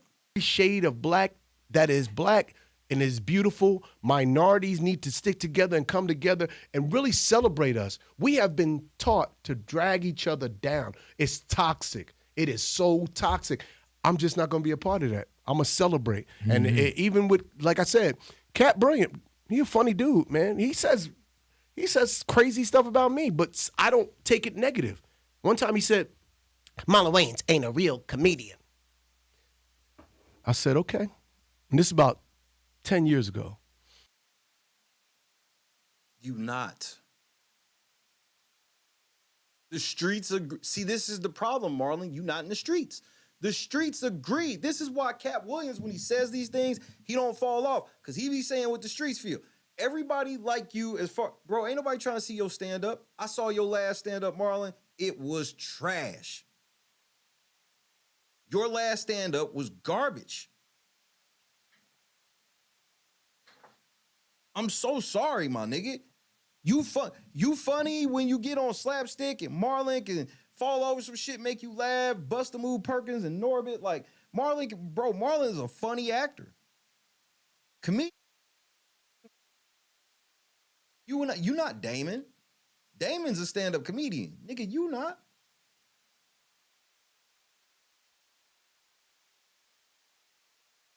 Do I think you know how to structure and deliver a stand-up? Absolutely. Are you even in the top 50 stand-up comedians black? No. Hell no. Not all time, not currently, not at any point. There was never a point where Marlon was ever considered a top 25 stand-up comedian. Then Katt Williams say it, and now it's like, hater. Hater, nigga, it's the truth. I don't take it negative. One time he said, Marlon Wayans ain't a real comedian. Why would you take that negatively? You not. You should go, you know what? I'm not. I really, I'm more of an actor and a writer. I said, okay. And this is about 10 years ago. And I said, there's truth to that. There's truth to that. Because I remember when I was doing Behind the Smile with Katt, and I wasn't doing stand-up comedy all the time, but I did it for the movie because as an actor, I always dive in, right? And he was like, hey, you should do it, man. You're funny, this and that. And he was like, I got material. You want me to? I said, no. If I do it, I write my own stuff. I appreciate you. He's like, I got hours of material. No, thank you. But if I do it, I'm an actor. I'm going to do this. So when he was... See, that's bullshit, Marlon. That's like me. You're fucking full of shit, Marlon. So did you do that in every movie you were in? When they came to you with the script and go, here go your lines, did you go, no, that's okay? I like to write my own lines. This nigga Marlon ends up being a failed stand-up comedian and then years later tells you about the time that Katt Williams, again, here goes another accidental Katt Williams. Katt Williams is that nigga story. He tells about a time where Katt Williams literally tried to put him on so he can be his own man. Katt was like, he saw some stand-up talent in him. He was just rough around the edges. You can't even make this shit up. This is too funny, even to me. Talking about me not doing stand-up, and I'm an actor, a comedic actor. I'm not a stand-up comedian. I took that as, okay, you're right. And then I went on the journey of doing specials. I went on the journey of going on the road. I am on the journey of becoming a comedian. Mm-hmm. And at this point, I'm a much better comedian than I was when he said that. But I didn't look at it as negative. I looked at it as, okay, I got work to do. So it's always a challenge. And now I'm working my way toward my greatest me. And then I will be a comedian. And because of that, it was inspiring for me. I extracted that thing and said, okay, I'm going to use this for positive, not for negative. And I ain't going to fight you. No, man, this is nothing but love. My family got nothing but love for everybody in this industry, and we wish everybody nothing but love. That's where my brothers taught me to play. Hey, man, between paraphrasing Chris Rock coming at you early on in your career, funny-wise, you know what I'm saying? Yeah. And then Katt Williams, I wouldn't even do comedy. No, but see, those are chin checks. Right. You want the chin checks. How bad do you want it, right? When people tell you certain things, it's motivation, right? It's never devastation. It's always motivation. Thank you for that. I'm thankful. I'm thankful. I need those chin checks. You could get comfortable. I'm the young prince of kings. Right. So I have to do all this work, and I got to show up in ways that, beyond what I was taught. I can't just follow the blueprint. Right. I can't just follow the footprints. I have to make my own. And then I got to bring those footprints together. That's why you started this show talking about your brothers and how you the little brother, because you've done that. Like, Marlon, this sounds like regret of your career. This sounds like you trying to pump up your career because you're not really happy with how it turned out. You had chances to get out of your brother's shadow, and you elected to stay there, my nigga. Right? Because then collectively as Wayans, we done did the damn thing. And I see the trail that I'm blazing, and I'm finally able to blaze it because I'm doing the work. And I will say, people or brothers like Chris Rock and Katt and Kevin and watching all these guys, Chappelle, do it on a high level is inspiring to me. And so as I continue to walk down my path, God only shows you what you can, right. It's your own vision of yourself. So when you're in these experiences and you see through their eyes, you see I'm on stage. When they're on stage, I'm on stage. Like, this is how I would play that. Oh, that's how I would move this way and that way. I'm envisioning myself. It's not even about. Can you still enjoy it? Yes. And I'm not talking about just when you're on stage. Can you still enjoy comedy? Yeah. Because sometimes I'll tell my wife I'm too close to her. I enjoy it. If it makes me laugh, it makes me laugh. Sometimes I could be too close to something where I'm like, that camera continuity wasn't right. Nah, if it's funny. The sweat. Even if I'm watching film, she was like, baby, stop. I'm like, baby, look, his collar was up on this shot. Yeah, you annoying. I won't watch.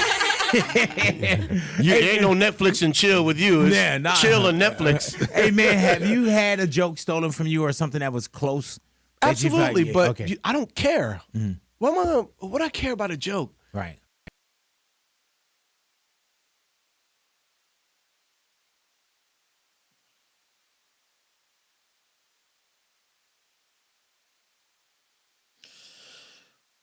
Why do you act like that bringing up the fact of somebody stealing a joke and who brought it up? Why does that mean that you care? Why is that like, why does that turn into that's how you know you care? Again, y'all be putting it, the reason why I ask that is because it's like y'all put emotions on everything this nigga says. Even though you the biggest, you one of the biggest proponents of nepotism the world's ever seen.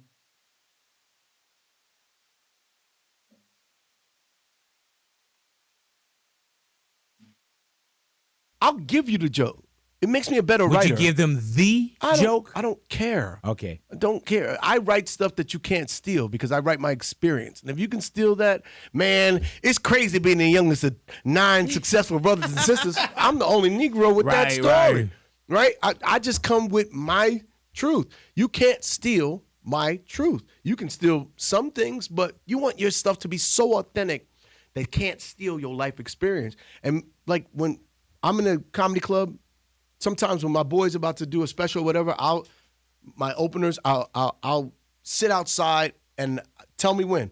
And I sit outside and I write tags and go, hey, try this joke. What about this? What about that? And I become a writer. I'm a writer. I don't just write stand-up. I write movies.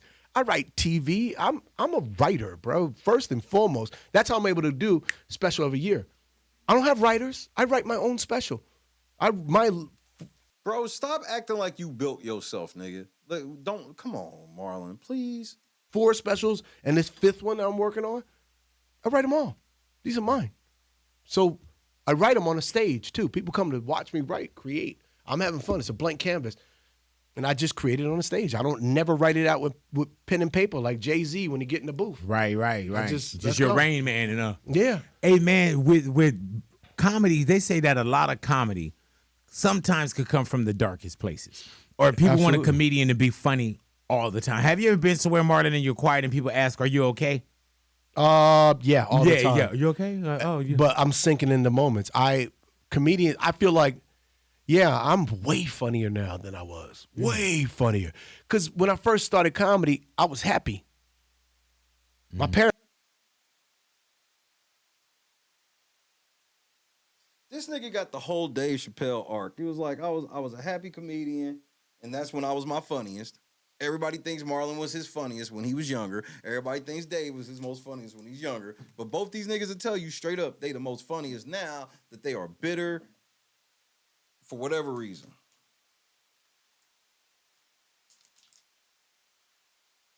Awake, what's happening? This shit crazy. parents was alive. Right. I was protected. Right. I didn't have that much pain in my life. But as life gets dark and you get in your 50s and you start losing people and you start feeling pain and you go through bad breakups, oh my God, God is writing you the best material. I'm so much funnier now because I'm so much more damaged. And when you get damaged, to get found and go through that experience, but be able to take the damage and put it on a stage and then do the therapy and grow in life so it don't just stick with you. I'm in probably the best place in my life right now. So you're in therapy, and comedy, is that therapeutic for you? Yeah, that's why I don't work. Right. People, I get paid to do what I love. This ain't a job. The job is getting on a plane. But I do what I love. Y'all are watching me have fun. Everything I do, this is making make-believe believable. I'm having fun. But you was just talking about how your comedy was worse because you were happy. That's what you just said. Marlon, I'm confused. This is a very confusing interview. Hey, man, I remember, and when you say that you'll sit down and you'll punch up other people's stuff, or you're just like, it felt like you're writing some of the stuff, or, oh, try it this way. I remember after I did my comedy show in Vegas, remember, even I think we talked like probably once we got home. So if that was a Saturday night, probably Monday we were on the phone. Oh, thank you, such and such. And you was like, can I talk to you about something? And remember, I was like, yeah. And you said, man, I love this. But then just like how somebody else will sit and take notes, this should have been switched around. And it was all love. Right. This should have been switched around. The young boy should have came. That kind of thing. You know what I'm saying? But that's that visionary. Love, right? And I don't sit there and go try and tear you down. That's real love, though. On some real shit, that's real love. You know how amazing that would be to get that type of insight from Marlon Wayans? Like, that type of backstage, like, he know all of that shit. That's where he started with his brother and him. So, yeah, just the way a show's supposed to run and shit like that. Say, I did this. No, I talk to you, and I tell you, hey, big boy, my brother, here's how you can improve the whole entire experience. I love what you did. Start with positivity, and then go. This is what Right, that's love, right? I'm always open to notes. I'm always open to ideas. I just like to, but I like to create my stuff myself. Have you seen the Dave Chappelle, The Dreamer stand up? Have you seen that? I saw it live. Oh, okay, yeah. I gotta see the when edit. he was working out. I love Dave. Dave is man. Dave is one of the best dudes, man. You know what? No, nigga. He said did you like Dreamer? Don't do that. Chappelle, The Dreamer stand up. Have you seen that? I saw it live. Oh, okay, yeah. I gotta see the when edit. he was working out. I love Dave. Dave is man. Dave is one of the best dudes, man. You know what? Dave taught me like through just watching him. He's so generous with the stage, right? I've opened for Chappelle or shared the stage with Chappelle probably now 6 times. Marlon, come on, man. We getting down, man. We down at the at the stand, man. We getting down. And I'll go on, and he just shares the stage. Chris Rock went on. Jon Stewart. You got all these great dudes going on before you, doing great sets. And then he goes on and he does his hour. Where the fuck is this place? Where it's Dave Chappelle, Jon Stewart, Chris Rock. Definitely don't sound like no shit the streets is at. That don't sound like no shit the streets is at. I'm gonna keep that a stack. The fuck kind of underground super billionaire rich man party is this? Where all these niggas is just casually performing. Casually. And it ain't nobody heard. That would sell. You know how that would sell? One night only. But somehow y'all niggas just did that shit on a whim. And nobody heard about it. Ain't no fucking video of it, nothing. And I know you not lying.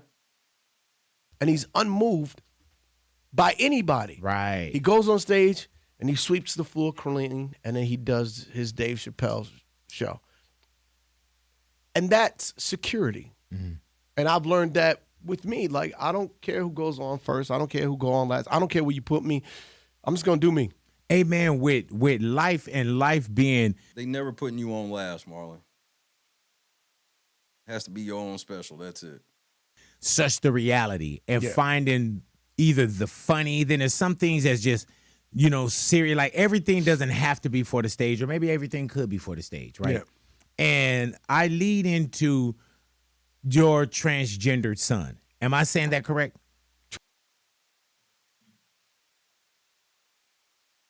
Rick is so wild and has went so far off the meter. It's shit that I can't even tell you on TV. I mean, for the sake of our friendship, you know what I'm saying? I'm not even gonna bring it up. But trust me, he's went there. He has went where it's like, yo, Rick, man, what the fuck is wrong with you, man? You done took this shit too far. And his response is like this: there's no such place. Darkness. Let's go to the abyss, nigga. I'm not with it, man. I don't want to go to the abyss, man. You know what I'm saying? Rick wants to go to the abyss. In fact, he dwells in the abyss. Rick James dwells in the abyss, okay? And he wants company sometimes, and for some reason, he likes to reach out for me. Whenever I'm around, when he wants to go there, he will reach out for me to try to take me to the abyss with him. And I'm not with it, man. I'm not with it. And that's when we end up, tussling or whatever. You know what I'm saying?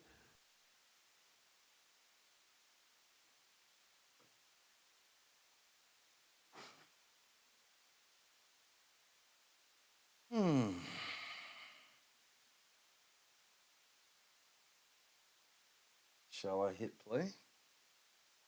Trans. Yeah. Okay. Or you can say How would I say it? Marlon Wayans. You got to call that nigga, and they're gonna tell you.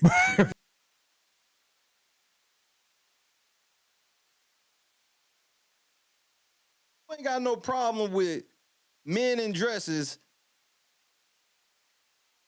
You got a transgender situation at the crib, but you ain't feeling that. I got you. I'm still figuring it out myself. Yeah, and see right there, bro, Yeah. you're still figuring it out yourself. Yeah. Where is Marlon Wayans when you say I'm still figuring out that myself? Like On a stage. Mm-hmm. On the stage, figuring it out, and I got it because I'm on the stage figuring out what's going on with my kids. You are watching When Keeping It Real Goes Wrong. This nigga's on the stage trying to figure out what's going on with his kids.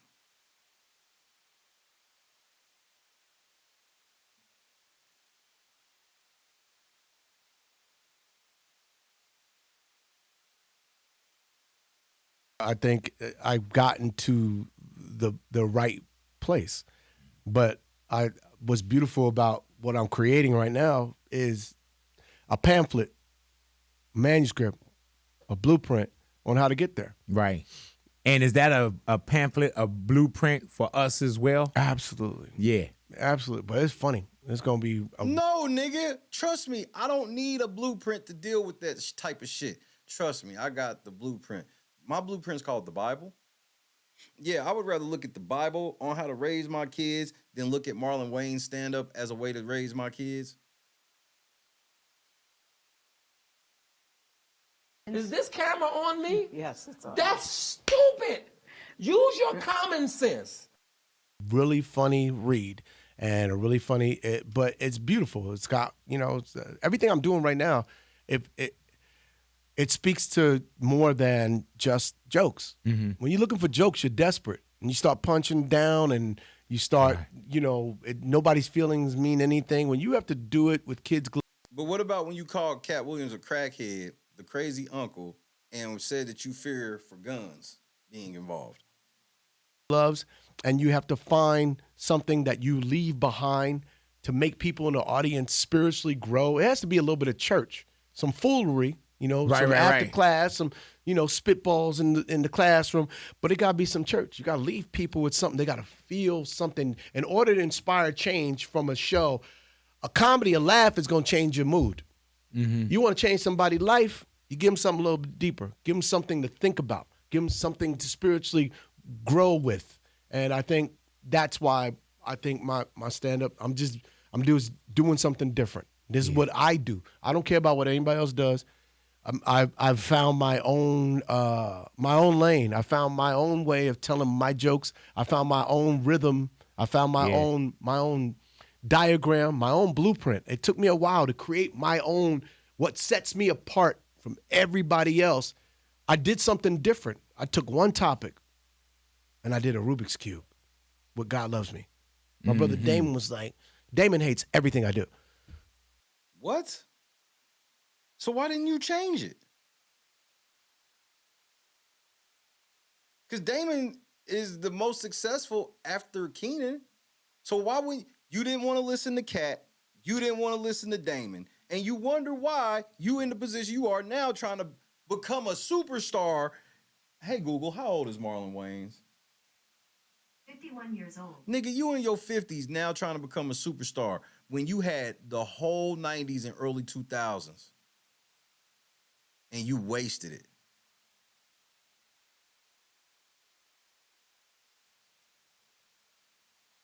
This nigga wild. He said, you know, Ugly, that was brilliant. I said, why? He said, because I never seen it done. That was brilliant. Keenan hates everything I do. Damn. Well, they my just Lord. challenged me. So now you got Keenan, the most successful of the Wayans family. The second most successful, Damon. And then you have Katt Williams. All three of these niggas say they see something in this nigga, but he ain't quite doing it right. And he didn't want to listen to none of these niggas because he just want to do it his way. Your way ain't working. You need to watch Corey Holcomb shit. Your way ain't working. Because I'm right. Bro. They want me to be great. Right. And Keenan said, Damon said your special was brilliant. And then I watched it. And he's right. It was brilliant. And because I never seen it done. I never seen somebody take one topic and do an hour about it, and I never got bored. The whole topic was about how he wanted to get with Jada Pinkett Smith. But he couldn't because of Chris Rock and Will Smith been in his way since he was like 18, 19. That was what the whole stand-up was about. That shit was trash, bro. I'm not gonna lie. I watched the whole thing because you Marlon, and I fuck with you heavy, Marlon. I support everything you do except white chicks. I couldn't get behind this one. And I was like, I found my lane. Even when we were talking about Rock Nation brunch possibly. And this came at 50 years old. It took you to 50 to get a compliment from your brothers. And their compliment was, I've never seen it done before. Not, it was the funniest shit ever. Neither one of them niggas said it was the funniest shit they seen. You didn't say either one. You said they both said it was something they never seen before. That doesn't mean that was good. I've seen a lot of things I've never seen before that I never want to see again. And you said, oh yeah, karma, because God loves me. You know what I'm saying? Like that is something. Like when Fluffy did Dodger Stadium and he said, just look at me and just say, I was there. Yes. That's all you gotta say, I know it. Yes. There's so many times, dude, where I'll just do something and literally in my head or I say out loud, I'll say, oh, God loves me. You know what I'm saying? Like Marlon did not invent that. People been saying God loves me after events forever. Are we for real right now? This really the play? Just had something now that was good, and literally from your special, I would say, oh, God loves me. You know, and not that you want to see somebody else fall down, but you know, you're like, oh, God loves me. You know? No, but sometimes you do. Yeah, but you don't. That's my thing though, Mike. I'll watch a YouTube video. Like if I watch somebody talk, I can watch somebody talk on YouTube 2-3 hours. And ain't watching you for jokes or no shit. Nigga, if I watch you for a stand-up comedy, I expect to laugh front to back for me to consider it good. Don't say it out loud. Yeah, not out loud. You know, what does that do though when your older brothers are telling you that, like inside emotionally? He clams up like a bitch and just does what he wants to do instead of listening to the niggas that got the bag and trying to teach him how to get his own bag. I think at this point in my life, It feels great. At this point. So proving my point. Early on, they would be telling them this nigga didn't want to listen. Because I'm not a kid anymore. These years are very important to me. Right? I'm right now. What up, Kathy? I'm a late bloomer. I'm just about to enter my prime. I'm Denzel 50, right? So my 50 is like 35. Gotcha. When I shave this beard off, I'm 30. Like, I look 30. It took me a long time to mature into the leading man that I'm trying to become. And it took me to understand the journey of stand-up, the journey of a producer, the journey of a writer, to get to this place that I am as an artist. But at the same time, I'm also a brother. I'm also a father. I'm also the next of kin to take the legacy to the next level. So that, for me, is confidence. It's the blessing. It's my forefathers that taught me the game, saying, son, you ready? And in order for me to lead, I need Obi-Wan and Yoda to believe that Luke Skywalker could do this. Yeah. And so, Man, you corny. that just gave me a sense of just poise. Like, I got this. You know, and my brother Keenan recently said to me, he said, you know, I used to think you was crazy. Because me and Keenan used to always fight, not in a bad way, but I was like, Keenan, we should do this and we should do that. And I think I want to do a special every year. And he was like, you're And you didn't listen, and them niggas was right. crazy. You can't do that. And I was like, you can't. I was like, I can. I did what I want to do. And I know to him I sound crazy. But he sees me now doing everything that I told him I wanted to do, and with the energy that I have every morning to get up and. It wasn't that you couldn't do it, Marlon. They were trying to tell you you couldn't do it with the level of success you thought you could do it with. And you did all of those things, and you never did it to the success that you thought, level of success that you thought you could. That's the point. You learned the wrong lessons from shit. Go on a hike and work out 2 times a day, and like I'm preparing for this movie GOAT, and I'm getting into crazy shape, and still going on the road, still developing my play, 5 movies, developing 5 TV shows, and still doing what I do. And Keenan used to say, I used to think you was crazy. Now I think you're brilliant. That's everything for me, man. That's, as a little boy, that all I ever wanted to do was make my family proud. First, my mother and my father, and then my big brothers and my sisters that poured into me. And then to make them proud, and now to make my nephews and nieces proud. Gotcha. Right? Because when I step away from this and I'm gone, the legacy that they gave me, the traditions of hard work and what they've allowed me to do, that I leave this behind for the next generation or the next generations. That's why that's everything for me. Yeah, because I noticed too, Marlon, man. I'm like, this dude does not slow down. No, because they don't know yet. They choose 1 or 2 people. And I'm like, whenever they choose the people to be in that spot, I'm happy those people are there. It's giving me more time to prepare. Right?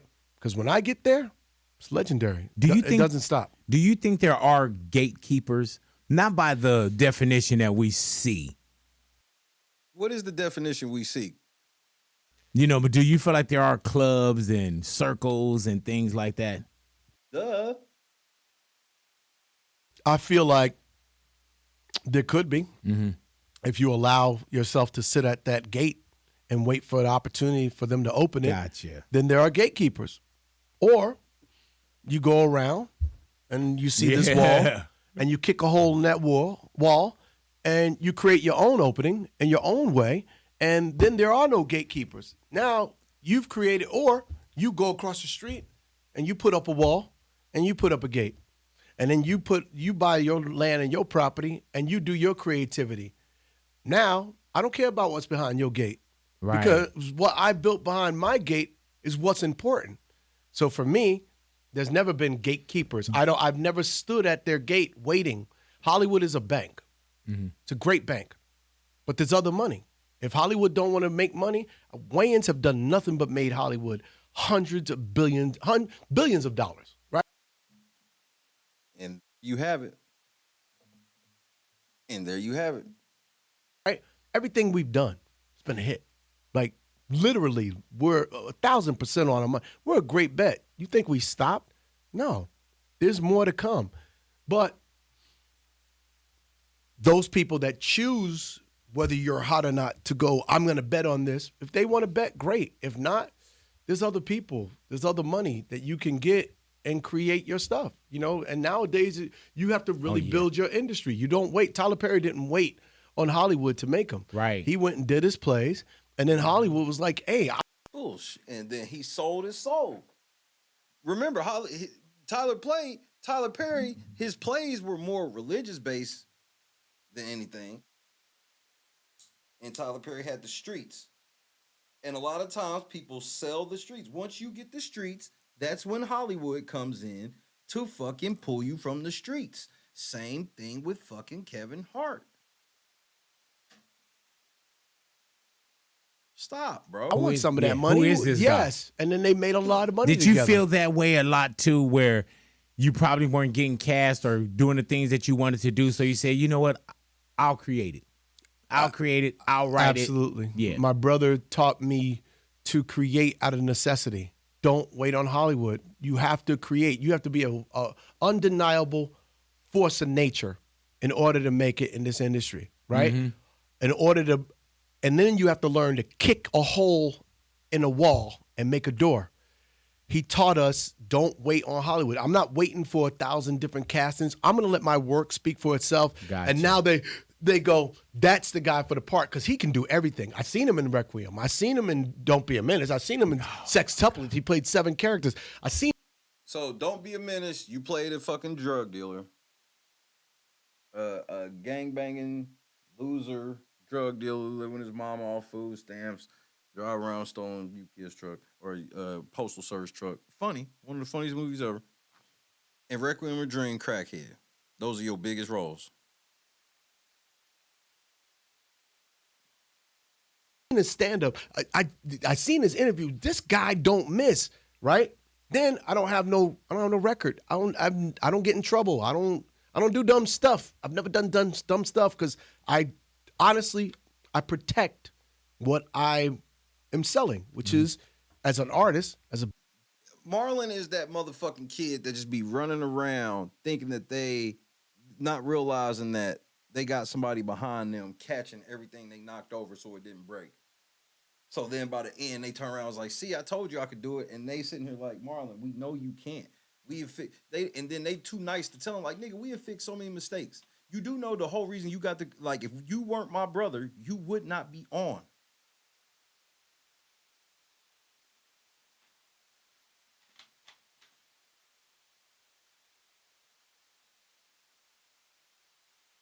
Businessman, I protect my brand. Right. My family is protected their Yeah, brand. man. We don't do dumb stuff. We just don't get down like that. My parents didn't raise us like that. We was raised with spirit. We was raised with God. We was raised with love, and so we give that back. And so when Hollywood is ready and they go, hey, you're the guy, oh, they're going to make a lot of money because I know where I'm going in terms of being an international star. And if they don't get it, then I'm going to still continue to create my industry and do what I do. My last 2 specials, I did out of my pocket. Mm-hmm. You had to. I was like, but you saying that shit like, you saying you did that out of your pocket ain't giving you the clout you think it is. You're saying that shit as if you had offers on. That only makes sense if everybody knows you had offers on the table. Like if you sit here and go, Netflix hit me, HBO hit me, all these different places hit me. I turned them down and did these myself. Then that's a big deal. To say you did these specials yourself when nobody's offering don't mean shit.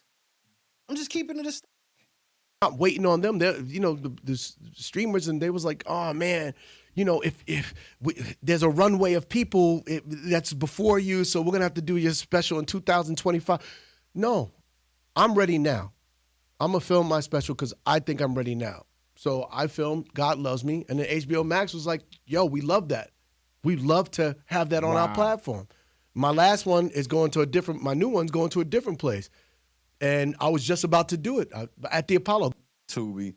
Good grief. I was about to do it. And then I can't say who it is yet, but you know, a big company stepped in, was like, no, here, we want to be partners in this with you. Right. And so they stepped up and we did it together. And plus, how many M's is this deal worth? These partnerships. Partnership mean that, nigga, they not even putting up all the money. They just helping you with distribution. See, you getting distribution deals and trying to act like you partnering with majors. Stop, bro. You talking to the wrong nigga for this one. I was filming. I filmed it out of my pocket, and they, you know. So you saw the money early. You already was spending it because you was doing your formula. But then already you saw spent something where it's like, oh, okay. Yeah, they invested early. And then it's like, let's what be a can you part of it. bring? You know what I'm saying? That I'm not doing myself. So it's got to be something beautiful. Well, they got the airwaves, man, Right. and the partnerships, and they got, Yeah. and plus they know me. I'm a promoter. I'll go to 25 cities. I'll go to 25 countries if I know need that. to sell my product. I'm about that life. I'm an old school Hollywood dude. Yo, put me on a plane. Let's go. Sun up to sundown. Let's go. And these are my like I said, these are my best years. Yeah. I feel like God has me ready and ripe right where I need to be. No, bro, Marlon, your fan base, anybody that is part of your fan base, they want to just see old Marlon. Now, Haunted House was funny. I'll give you that, but that's all people trying to see is kind of slapsticky shit from you, Marlon. Ain't nobody buying this stand-up comedian people want to see and shit like that. No. Work like it's brand new. Because it is. Right. Okay, that's true. I'm working in a hurry. It is brand new in terms of the feeling. I'm not tired of it yet because I haven't peaked. I'm nowhere close to peaking. I love this, and I'm only going to get Is there frustration with that? No. Oh, gotcha. Because when it's frustrating, I take that energy, I bring it over here, and I take frustration and turn it into creativity. So everything's energy. Why am I going to waste my energy in this negative place of frustration? That's feeding cancer in my body. Instead of going, they're not seeing me the way I want to see me. I see me the way I see me. I'm going to take that. I'm going to write this movie. I'm going to do this movie. I'm going to do this, do that. Me and my brother Sean created our own careers. Hollywood didn't make us. We made us. We created Scary Movie. Nigga, this is like listening to rich kids talk about how they built their empire. You'll see a rich kid that's the son of somebody, and they'll swear that they built their empire with no help. Bro, like Trump, nigga. My dad gave me a small loan of $1 million.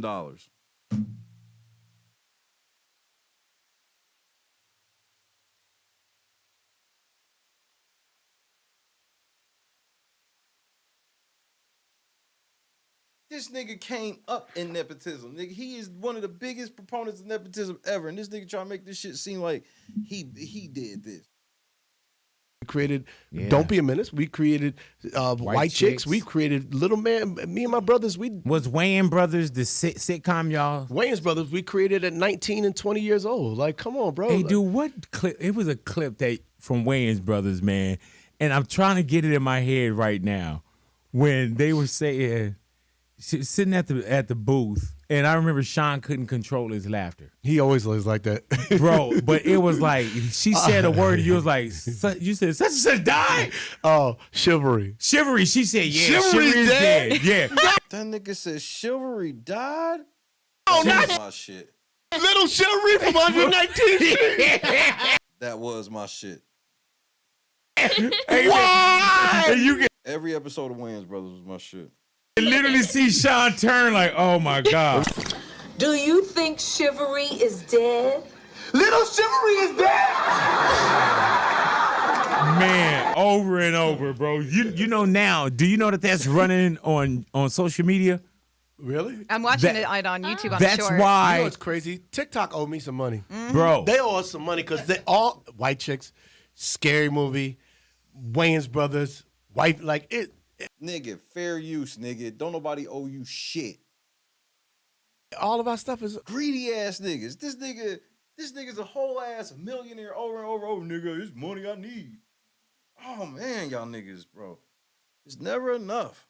Copyright. That's what I was going to ask you. Have you seen the video of the dad making the two sons hug each other and sing the Wayans Brothers? This bitch just tell him to file a false copyright. This wife, like it. All of our stuff is copyright. That's what I. Yeah, copyright them. Copyright them so they can sue the fucking shit out of you, Marlon. Listen to this stupid bitch. This ain't even her show. Turn her mic off. This bitch with the bad legal advice gonna get this nigga empire taken down. I ask you, have you seen the video of the dad making the two sons hug each other and sing the Wayans Brothers? Yeah. Oh yeah. My brothers are happy, every single, every color. Give me a high five.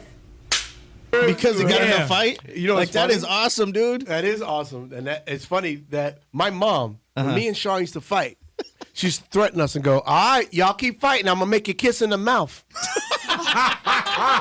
And that's what she would make us do. If we was fighting too much, we had to kiss in the mouth. And so watching the mother, the father that made their kids do that makes me laugh. Yeah, well, we was thinking it was color. Look up one. My brother Sean, I love him, right? Working with him was one of my greatest joys because I used to try to break him. Oh, yeah. I used to try because I knew if he was laughing, Sean don't like to laugh like that. I knew if I could break the guy in the scene, that the audience is going to laugh. If I got him, I got them. And if watch Wayans Brothers episodes, he'll go.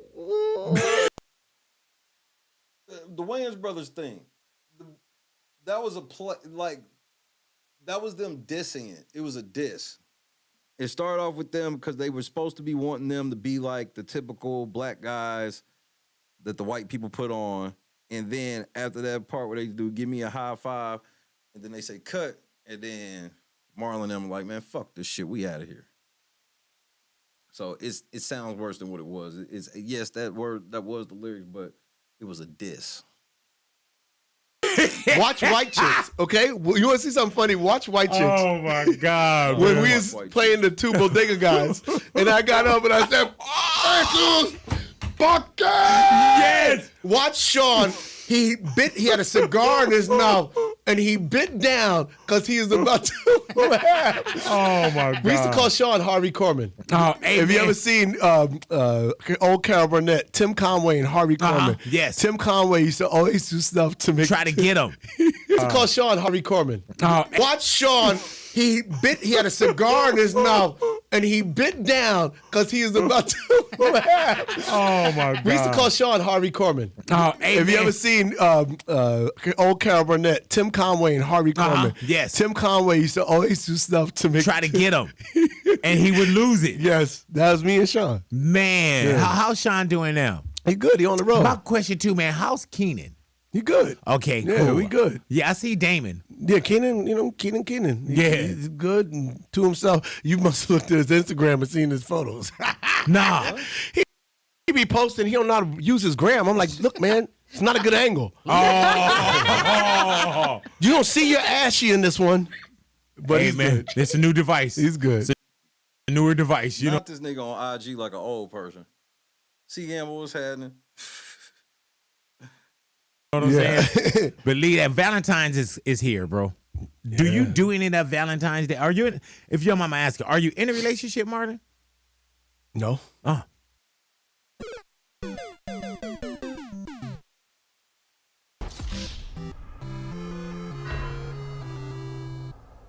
The cheese room, nigga. So do you have multiple Valentines or you just gonna work? I play Jehovah's Witness on Valentine's Day. I'm a Valentine's Grinch. I'm like, come on, man. All these hearts, that stuff is stupid. Yeah, I pagan- can convince the girl. pagan days. Yeah, come Yeah. on, pagan holiday. Right, what is it it? really a Cupid? You ever seen a Negro in his drawers shooting arrows at people? Come on, you making Hallmark money. Man, white man got y'all. And then we start to think like, yeah, maybe so. Hating. Hey man, it seems like as soon as they pull the Christmas trees out, you know what everything gets red. My Valentines are my kids. Right. So I make them my Valentines, and before my kids, my mother.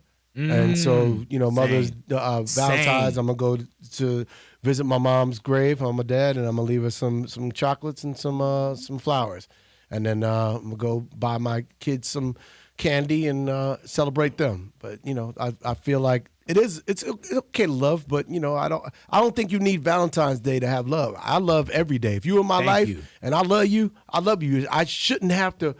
Man, shut your cheap ass up, nigga. That's why you ain't got no bitch. This logic is why you have no bitch, just so you know. Use that day to prove that I love you. Or I can do that one day. And nothing else? Right. Oh. But This logic is why you have no bitch. Girls ain't trying to hear that shit, just so you know. You a provider, a man that pays bills and doesn't show love. You driving in my love every day. Right. Nigga, that shit gets niggas left every day. Girls ain't trying to hear you pay the bills on Valentine's Day. They want to hear where we going, what we doing. I pay the bills and I do this. Oh, okay, nigga, try that shit. You feel me? You are living in my love every day. Wow. You are eating my love every day. Like, wow. When you're in my life and I love you like that, then I don't need to prove my love on February. Yes, you do. This is why you don't have a bitch. That's what they want. They want you to prove you love them from the day you meet them to the day you motherfucking die, nigga. This is why you bitchless. I got the mystery is solved. No, he ain't got no bitch. Ain't no girl going. This nigga got $40 million and he's sitting there telling this bitch, nah, you the lights is on. You had food in the refrigerator. It's food in the refrigerator. Why we gotta go out there? You dumbass. You want some head, don't you? This is why this nigga got no bitch. I'm so sorry, bro. I love you to death, Marlon. You tell it on yourself. This nigga a whole ass 8-figure millionaire talking about why we got to do something on Valentine's Day. I pay the bills. I do this. Bro, you want to dry the pussy up quick. Dry it up real quick, real fast. Nigga, start talking about all the shit you pay for.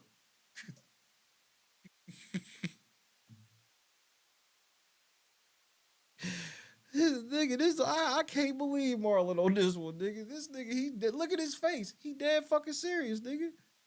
He's not joking. He's serious. Right. Oh. But when you a provider, a man that pays bills and doesn't show love, you driving in my love every day. Right. You feel me? You are living in my love every day. You are eating my love every day. Like when you're in my life and I love you like that, then I don't need to prove my love on February 14th. Yes, you do. You know what my wife would rather me say instead of what he said? You know what she would rather me say? She would rather me say, baby, I'm broke this year. I'm so sorry. I'm going to have to make it up. That's what she would rather me say. She would rather me say that than all of that shit you just said.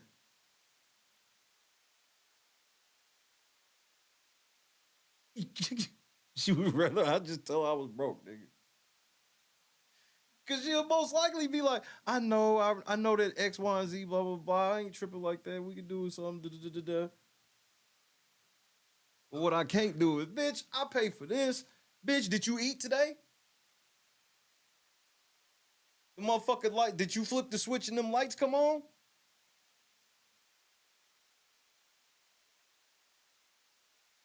All right, then. Happy Valentine's Day, bitch. Janice want a whole ass lobster. This nigga Marlon, bro.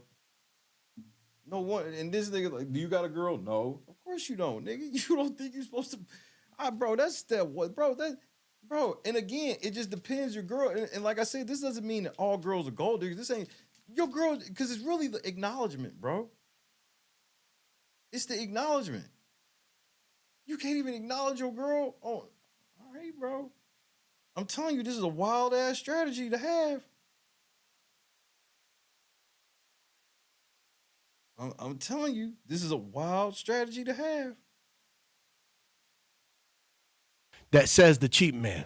That says what? The cheap I'll man? gladly buy you a Chanel bag if I ain't got to pay for everything all year long. Fine. Right. I'm getting off easy. Why can't you just do both? Yeah, let me tell Christy she's living in my love. You got that. Maybe even a Birkin. Let's calm down. Yeah. Don't even Yeah, say that that. is true. You're saying B words at I'm me. sorry, man. What's wrong with you? I feel like this. $40 million and he can't buy his main girl a Birkin bag. Like, y'all niggas are weirdos.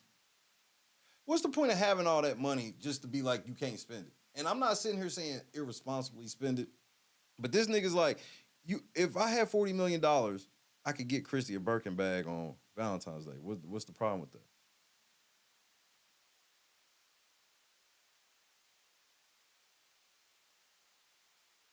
She's living in my love. I feel like even if I had Birkin bag money, I don't know if I'm doing that. Man, I'm the wrong You have Birkin bag money. person for some of these ladies because I'd rather send you to college. Yeah, hell yeah. I'd rather buy you a building. How much is it? See, nah, you get her out of season Birkin. You trying to get her in season or 101. No. You scale it. You get her a motherfucker out of season Birkin.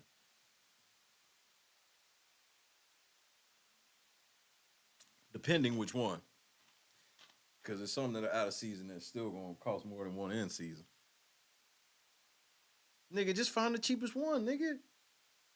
It's a Birkin? Bitch, it's a Birkin. You ain't got no Birkin. When your girl ain't got a Birkin, then the first Birkin you get is the cheapest one. Even if that bitch is used. And you don't lie. You tell her this is used, bitch. Yeah, it's used. I'm a smoke-free home, bitch. Shut up. The Birkin bag. Oh, Are they give like you like 20? 30, 50. I'd rather give you a down payment on a condo. Yeah. I'd rather do something that is. Yeah, but exactly. I give you that. But stuff like that is for your main girl. You should not be buying Birkin bags or none of shit like that unless y'all married, bro. That is stuff. Those are gifts for your wife. Those are not gifts for any type of girlfriend, not even a fucking fiance, nigga. Not even the nigga. That's like 10 years into the marriage. Here, baby, I'm surprised you with a Birkin. But then it's like you rich. This nigga, I see why you ain't got no girl. I ain't saying you should be, just blowing your money, but you clearly a cheap nigga. Clearly. No question. Is going to improve your life. I'd rather help you with a business idea and be a small partner in your business. I'd rather. Girls don't want that. See what I'm saying? See, he don't know shit about girls. Girls don't want you to be a partner in they shit. If they the business-minded type of chick, she wants that shit. What you need to be, if you want a girl like that, you need to be business-minded and find a girl that will follow and help you build your dream. This whole thing of you gonna give this girl, you gonna simp and give this girl this money, and you gonna find out that you don't control this. Bro, you don't know shit about girls. Damn, Marlon. Do that. Got a Birkin bag and we ain't got nothing to carry in it. What you gonna exactly? Exactly. I get you a purse from Target, put $1,500 in that. Now that's a good bag. You feel me? If they were thinking right, give me a paper bag and put $1 million in it. I'm good. I don't want $1 million bag. Give me a paper bag and put $1 million in it. Marlon Wayans in the neighborhood, man. Like Big I said, boy, we ain't gonna get no views. This was too positive. Especially since you call that nigga a crackhead and all that other shit. Yeah. You're going to be Marlon Wayans interview. One follower. One new follower. Yeah, but here's the best part. Here's the best part, Marlon. The clip that Big Boy made sure to start it off with was you talking shit about Katt Williams. Why didn't you tell Big Boy to make sure to not make anything negative I said in this be the headline? 16 views. But come on down to the eye bunch. Let's do this. Hey, man, so Morongo Casino Saturday. Yes. This Saturday is going down Morongo Casino. January 20th. Yes, man. If you need more information, www.morongocasinoresort.com. And I'm pretty sure everything is right there on your page as well. On IG at Marlon Wayans. Also, Brea Improv. Yeah, man, that's a great spot over there. Brea Improv. That's Thursday, January 25th through Saturday, January 27th. And that's Brea, California, Brea Improv. You can find that at improv.com/Brea. And also, Netflix is a joke fest, man, which is beautiful. And that's going to be in LA as well. Yes, sir. The theater at Ace Hotel. That's Wednesday, May 8th. And always check in with Marlon on social media. And this is a brand new set. If y'all have seen me in the last year, this is a completely brand new hour. So come on out. I feel like it's my best hour. So come on out. Come see me. So hey man, was it God Loves Me Was that the one that I had to bring you back like 2 or 3 days later? Yeah. Because we were talking about it and I hadn't seen it. Yeah. Then I saw it and I was like, Marlon, I didn't do you right, bro. Like you a real one. I was like, you got to come back in, bro. And literally, you were doing shows, and I remember you had to drive out from like probably Morongo or something. Yeah. Remember? Yeah, I remember. And you came and we sat and did the show probably 2 days later. Yeah. And man, like I say, bro, and you came out to Vegas and did my show. You're such a powerhouse. Love, man. And you continue to not only for yourself, man, but even just sitting here with you today. There's so much motivation in what you're saying. Thank you, brother. Especially when it comes to like negativity and how to switch that over and, you know, and taking care of yourself. And I see that. And I see it in you. Man, I'm God looking willing. at your health. And, Thank you know, we brother. always have these talks when I come on here, and you look better now than you did when I met you. Right. You're looking Thank good, you. which means you're taking care of yourself. Yes, You're sir. taking care of your spirit. Mostly, you're still educating yourself on health, and we show up. Yeah, you say, man. "Hey, Marlon, I need Oh, you yeah. to do." All right, bet. Hell yeah. People talk it. Yeah. But Yeah. I'm a doer. And when you show up, there's nothing nobody could ever say because I show up. Hey, man, and I remember when you did my Vegas show, you was like, oh, man, and then your agency was like, such and such. And they were like, oh, for Marlon Wayans? That's what you're offering? You're crazy. And then remember you got on the phone, you're like, big, don't worry about it. I showed up. Yeah. Not this nigga lowball Marlon, and Marlon ended up doing it. Marlon, why you let this nigga lowball you? And I'm telling you, man, That's awesome. $1,500. Not for him. He gave me $1,500. I was like, man, please just pay me. No, but you was like, man, don't, just put the date on the calendar. Yeah. Don't talk to them. I got you. I got you. You know what I'm saying? And you came through, bro, and you did that, and you gave me notes. And I hear the new experience is even better. Yeah, to improve. Because you know why? I took the notes. Brea Improv. Listen to these industry ass niggas, bro. Marlon, you a fucking sellout, nigga.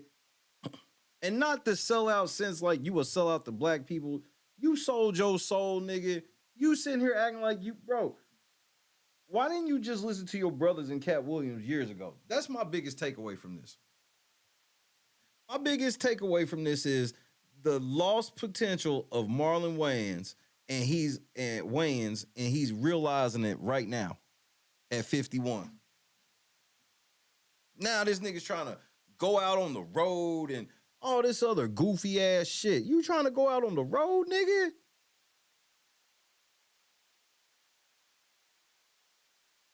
Ain't nobody trying to see you, Otis.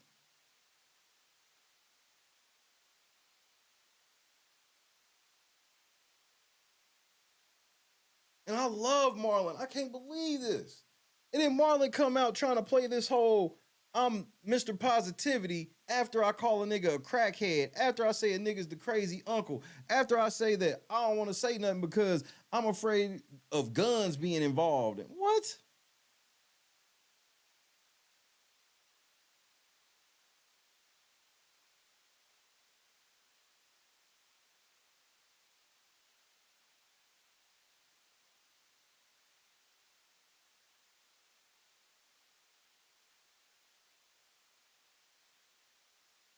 Do have an update from yesterday's story. Vince McMahon has stepped down from motherfucking chairman. I'm sure there's an actual statement. Let me pull this motherfucker up. How much y'all pay this nigga? What did y'all give this nigga? What did y'all promise him?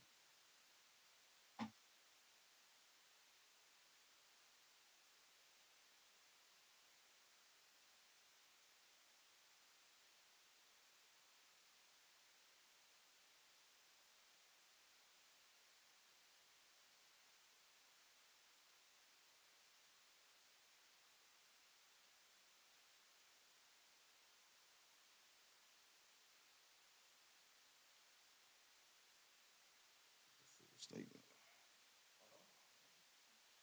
Where is it?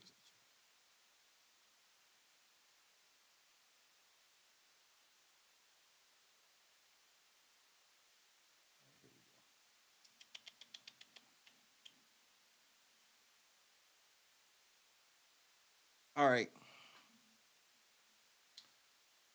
This is a statement from Vincent Kennedy McMahon. Quote, I stand by my prior statement that Ms. Grant's lawsuit is replete with lies, obscene made-up instances that never occurred, and is a vindictive distortion of the truth. I intend to vigorously defend myself against these baseless accusations and look forward to clearing my name. However, out of respect for the WWE Universe, the extraordinary TKO business, and its board members and shareholders, partners, and constituents, and all the employees and superstars who helped make WWE into the global leader it is today, I have decided to resign from my executive chairmanship and the TKO board of directors effective immediately. Nigga, this is not gonna work either. That's not gonna work either. So, too little, too late. TKO. That's what y'all get for buying this nigga shit. I don't feel sorry for none of you niggas. You get what you get.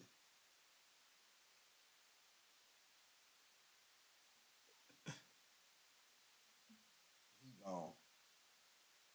Let's make it official, Vince. Yeah!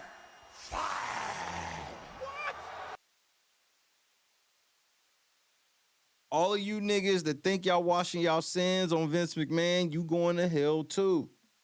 All of y'all niggas is dirty. And his son is still on the board, so that means nothing to me. Y'all still got to worry about all these other unnamed people. Because TKO gonna want y'all to think that this shit's over now that Vince is gone. It's anything but. It just started. Vince has faced a million allegations.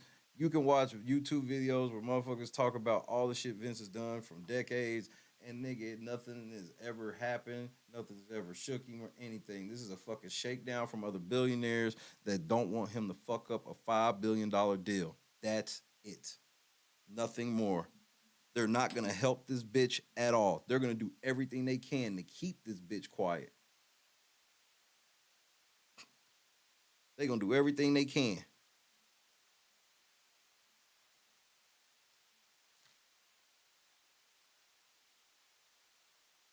Triple H is on the fucking board. He been on the fucking board. See, this is the thing that people still haven't caught on to, is the thing that's going to really take down WWE in the end is the illegal shell games they have played over the years. You heard about it in her whole complaint. Her whole complaint even explicitly details how she was put in a made-up position at the highest level of the legal department. They've been playing shell games with names and signatures and who owns what and shit for years. And hey, man, this is the start. Watch what I say. Watch what I say. That's why it's just like we got to just move Vince out.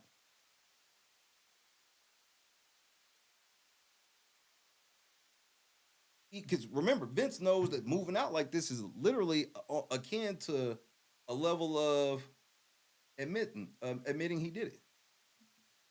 This is an admittance of guilt on a level.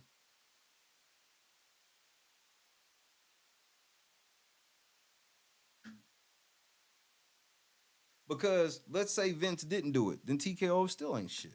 Why would you force this nigga out? He didn't do it. Why don't you have his back?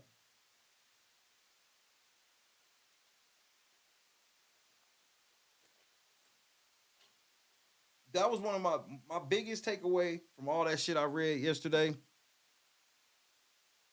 And I'm telling you, this is what shareholders was reading. The shit with the girl, all that sexual shit and all that other shit, that's fucked up. Don't get it twisted. And I'm not saying this is more important. I'm just telling you, this is a separate thing that people looked at.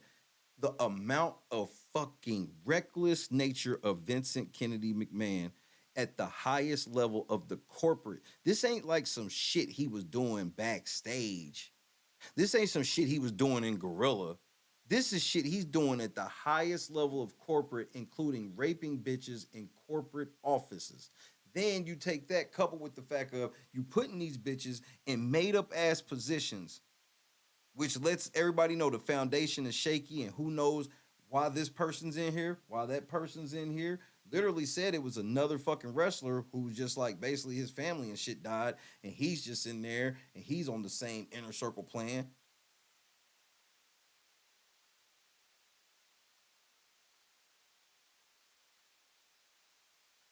Triple H can't work in the business anymore. I'm so sorry. But for me personally, to take it seriously, everybody near that nigga gotta go. I don't care what you do. I don't care if you're a performer, any of this shit. If you, bro, you in that circle, you gotta go. I promise, if I was TKO, I would, bro, that would be the discussion right now. Who all are we firing? Because it can't just be Vince. It ain't just Vince. That nigga Triple H is out of here. That bitch Stephanie is out of here. And anybody else with them niggas is gone. We're cleaning this shit out. We damn near thinking about not calling it WWE anymore. It might be another. They was WWF, WWF, WWE. We might not need to be none of that shit no more. These are the talks that need to be had right now. I'm being a stat. None of these niggas can ever be a part of this shit again. None of them. On any level. Ain't no coming back. Any of them niggas in the Hall of Fame, that shit's, we closing that. They damn near need to, and then on top of that, then the shareholders see, thank you, KS, the shareholders see that you niggas do bad business with, turn around, you get a motherfucker to sign an NDA, and then you don't even fucking pay her? You mean to tell me we might lose a $5 billion deal over $2 funky ass $1 million when y'all in business with niggas that got that in their ashtrays?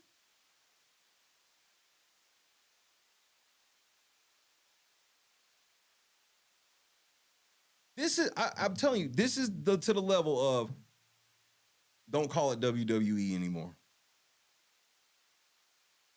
WWE is too synonymous with Vince McMahon. I'm serious. It's time to call this shit something else. TKO Wrestling, whatever the fuck. Ultimate Fighting Wrestling. UWC Ultimate Wrestling Championship. You niggas something.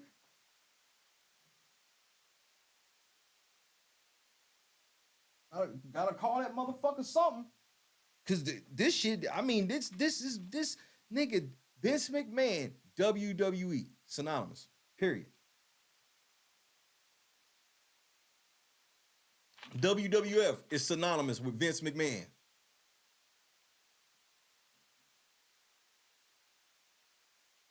The whole reason they brought Vince back is to use his face to sell WWE. There's the whole reason for bringing this nigga back in January.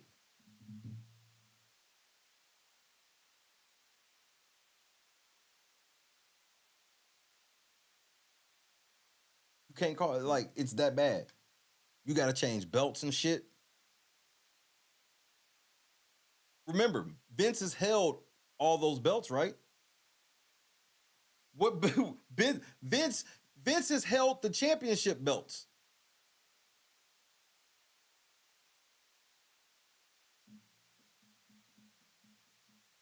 You got to change the setup. All of that shit is his baby. Everything that you watch, the way that shit's ran, whether he is involved in the storylines or not, it's ran like a Vince McMahon show.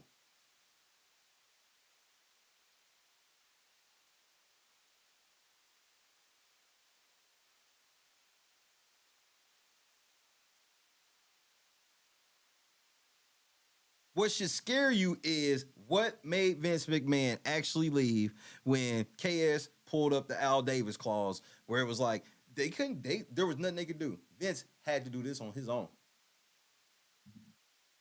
Shit that they threatened him with had to be some shit just like far beyond death.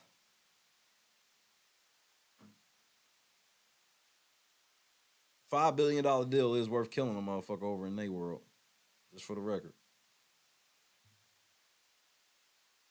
This was the worst thing to ever happen in the history of the World Wrestling Federation, entertainment, all of that shit.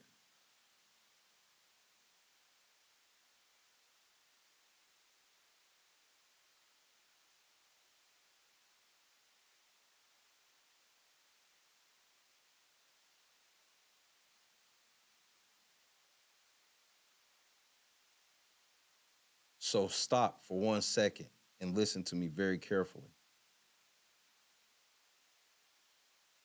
Wrestling fans, am I lying when I say whenever somebody in wrestling does something heinous and they're no longer and is not a part of it, do they show any of their shit on the network or anything anymore?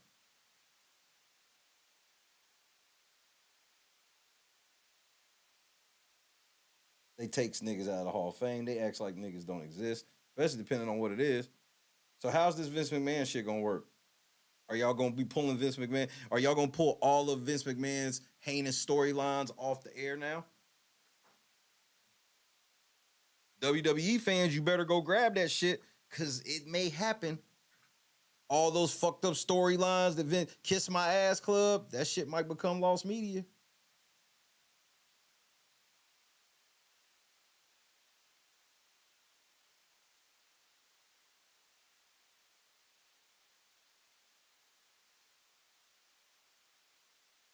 Yep. Delete, delete, delete, delete. That's all they getting ready to do, nigga.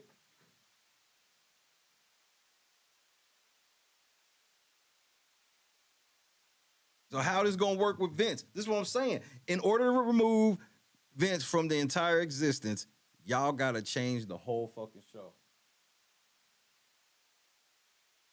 Hold on real quick.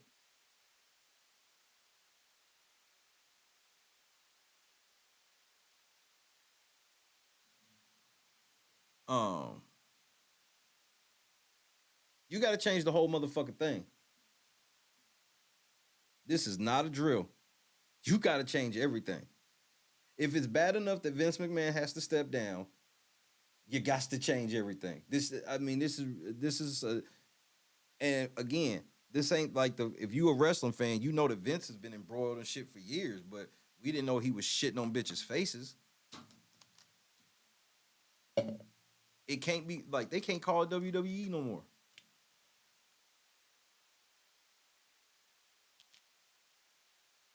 So much championship history and history of belts and shit go through and intertwine with their family. You literally got to start over.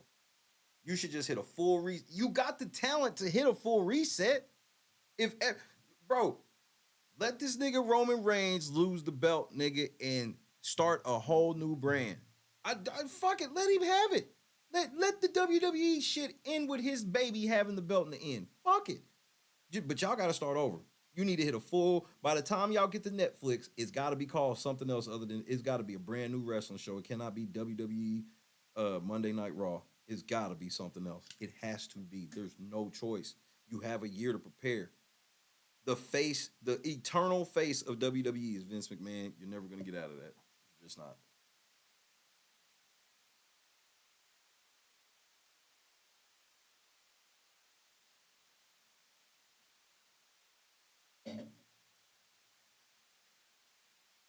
Okay.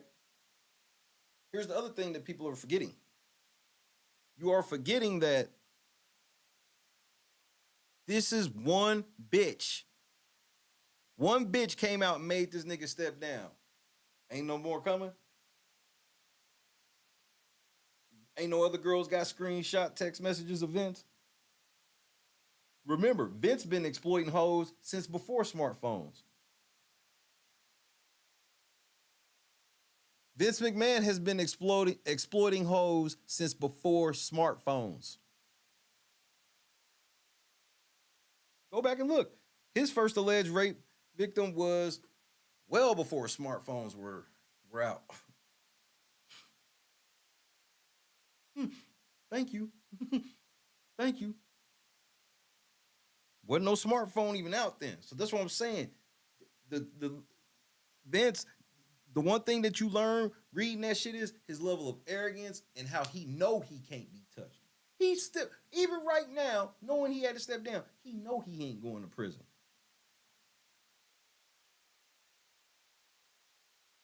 He probably shitting on a bitch right now.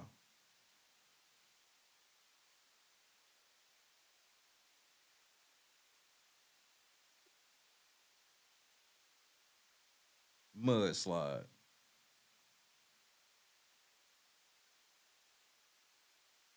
All of these different bitches that come out. But how did this girl, how was she able to come out so much stronger than these other bitches? Because Vince was dumb enough to feel so powerful that he felt like, I wanted to fuck this bitch so bad that I'm gonna make a high position in the legal department for this bitch.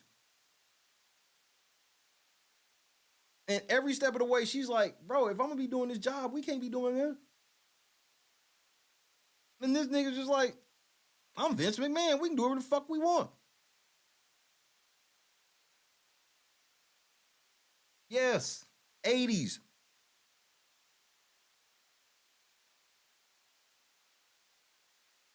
Yes, 80s. So that doesn't include all the bitches that he just got some head from in a limo. Yeah, if you give me some head, I'll put you on. And didn't, which you know it was a whole bunch of them, because even this bitch, even when the jig was up, all he had to do was pay this bitch $3 million. He gave her $1 million and then sent her 10,000 more. And then wonder how he got caught up. You stupid fucking idiot. You just can't make this shit up, bro. Batman villain. A real live fucking Batman villain. Bro, it's real shit. And like I said, nigga Diddy gotta prove himself to Vince. A nigga like Diddy ain't nasty enough. He gotta prove to Vince he really nasty. Yeah, we heard that you like to piss, because it's known that Diddy be pissing on Young Miami, but she ain't never said nothing about this nigga shitting in her hair and he fucking her in a threesome with shit all over her body. You got to step your nastiness up when you fuck with a nigga like Vince.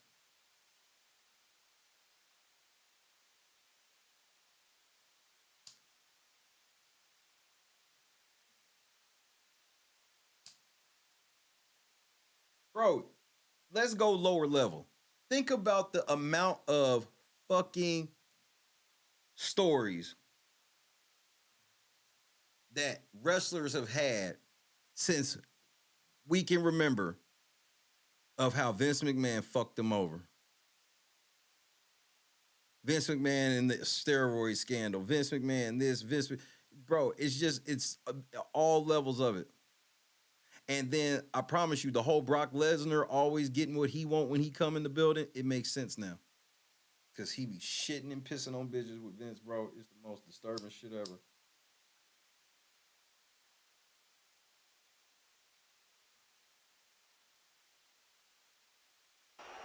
Yeah! Fire! What? Somebody said that. Somebody said that last night.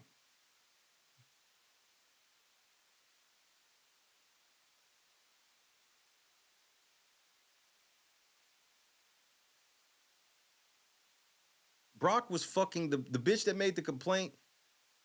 Vince, John Laurinaitis, and Brock Lesnar fucked her.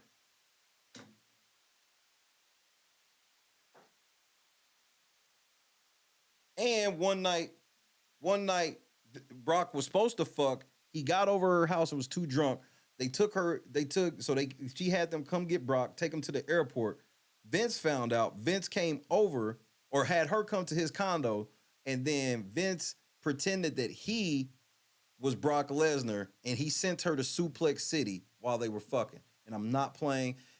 She said he tossed her across the room several times, pretending that he was Brock Lesnar. So he either gave her an F5 or he sent the way she described it, he sent her to Suplex City. She was just like, she kept begging him, like, stop. It's hurt. This hurts and I'm scared.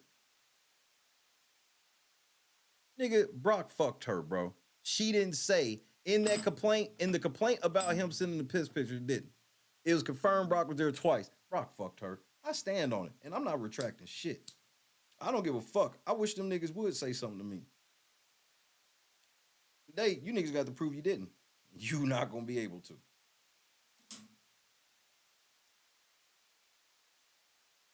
See, here's the other part too. She ain't telling the truth. There's several things that she's not being all the way honest about. That's on her. But she ain't gonna never have to go to court. And here's the best part. Brock's career is over. Vince's career is over. Laurinaitis' career is over. We're just done here with them niggas.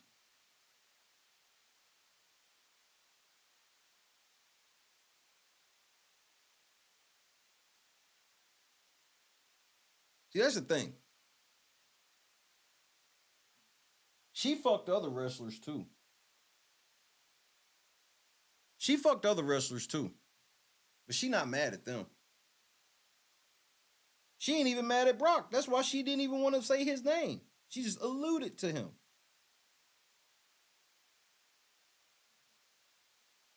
She's only really admitting the shit that people in the inside kind of already know. That's why what was the last thing she said after saying all the things she said?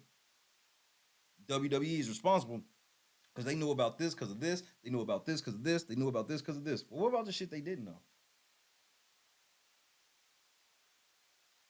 Tell me she ain't fucked no other wrestlers. All she did was send a piss video to Brock. That's all she did.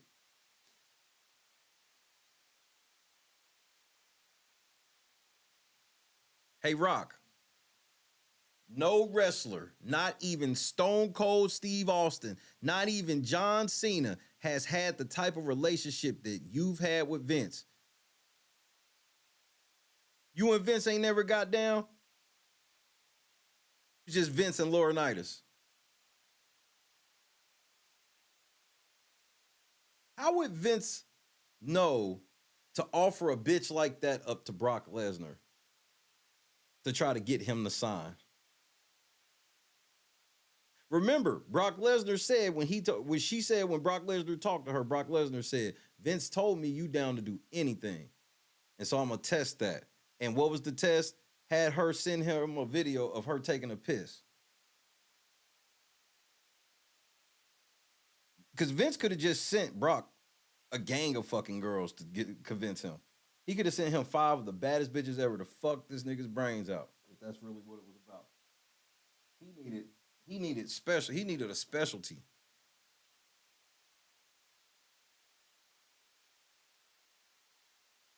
specialty. How did Vince know that? Because I mean, think of that level of coincidence. I'm supposed to believe the coincidence of Vince got this bitch that be letting him shit on her. Vince offers her up to Brock, and Brock just so happens to be wanting to see her piss. Brock got to take the streak. But come on, bro. Let's be for real. He offered her up to Brock because he knew how Brock get down. He sitting here telling her, go to John Laurinaitis' room and fuck him. Go serve yourself up as breakfast. Telling the bitch go serve herself up as breakfast.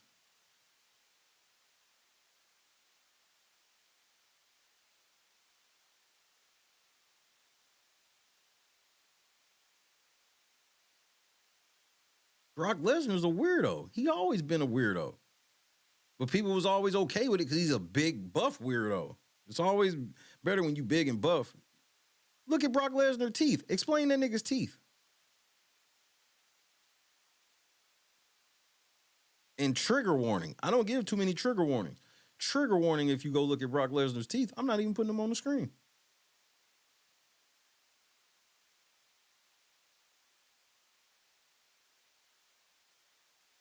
She's the bitch we know about.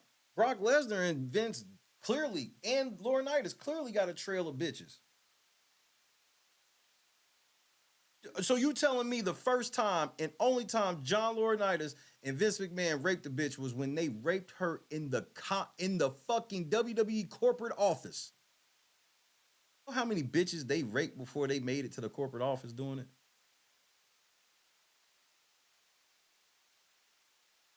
And most of them weren't deemed rapes because they did get the girls to agree to them because, you know, when you say shit like, hey, I got these super powerful lawyers and you talk about other people that have been destroyed, that's another great way is just sit around talking about other people you destroyed with lawyers that said shit you didn't like, did shit you didn't like, and then turn around and be like, well, you do this for me?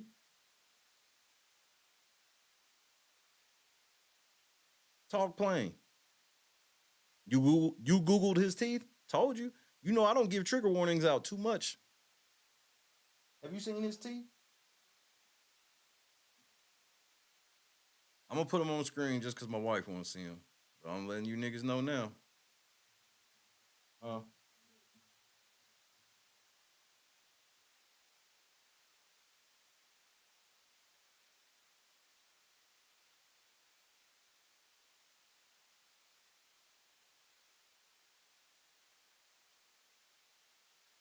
I gotta put it on screen because you ain't gonna see it from there.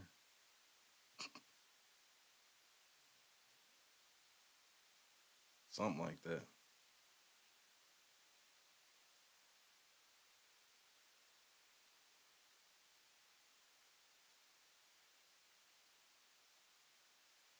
Look on TV.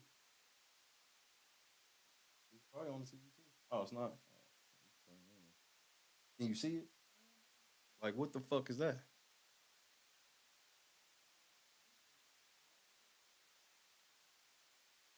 Like, what is that? It says teeth look like hollow points.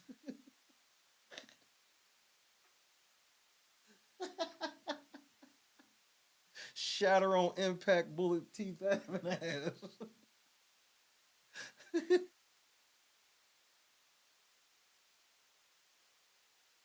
What the meth mouth is going on? Huh? Man. Like I told you, I don't give, bro, you can count on both my hands the amount of trigger warnings I've given out in over 8 years, 7 years of this shit, bro. Nigga, them motherfuckers is outrageous, nigga. This nigga shit's outrageous, nigga. And just the shit that Vince was saying, like, what did he say right before he was starting to eat her pussy? Like he said some real Vince McMahon, like, yeah, that's what I've been waiting for. Some type of straight, I mean, the Vince McMahon level shit this nigga was saying in real life that was the most shocking part to me, where it was like, so you never turn Vince McMahon, Mr. McMahon off. Actually, you ratchet it up off air. Instead of it like you ratchet up Mr. McMahon when you're on air, you're actually ratcheting him down to be on air. See, Mr. McMahon, a shit on your face. The real Mr. McMahon on TV just made you give his ass a kiss. Mr. McMahon off the air wants to shit on your face. Like, how did we get, nigga? My childhood was ruined, nigga.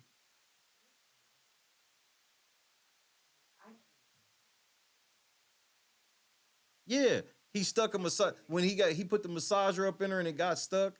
And just ripped it out. Bro, it was several things that physically bothered me about that motherfucker shit. That's why he gone today. That's why 24 hours later, he go. Nigga, when I tell you I got off the air and went to sleep, I was out cold for hours. I logged out. When I tell you Vince McMahon had a nigga log out, dun, dun, dun, I logged out.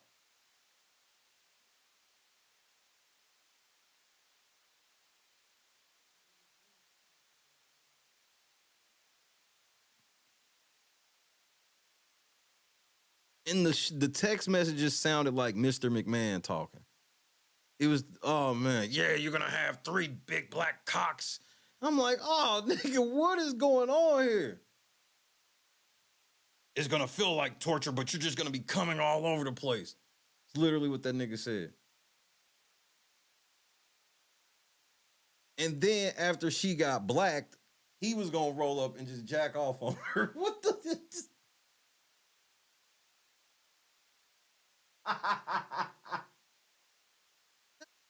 Said, nigga, hold on. Because I don't want to misquote you.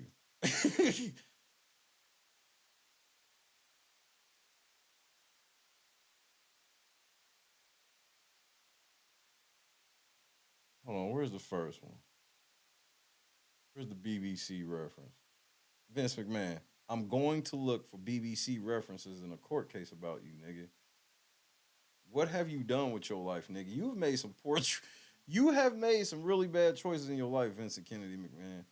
And she wouldn't even in the thing. She's referred to as Miss Grant, but he's just referred to as McMahon. They won't even put the Mister on it.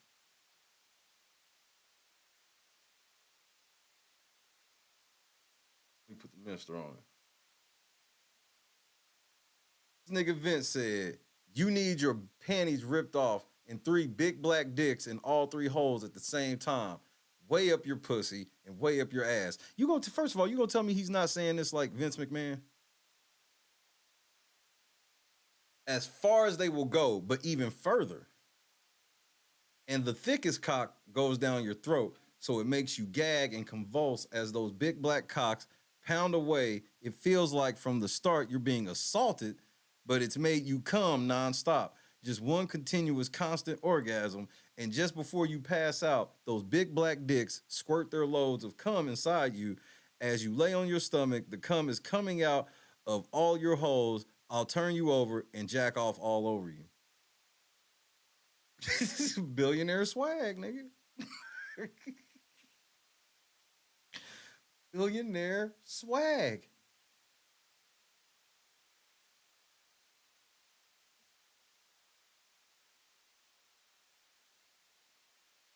Him and Brock Lesnar, y'all some of the nastiest niggas the world has ever seen, bro. And John Laurinaitis, hey, can't no nigga that talk like that come to the party talking about I don't have nothing. Nigga, you sound like you have something, nigga.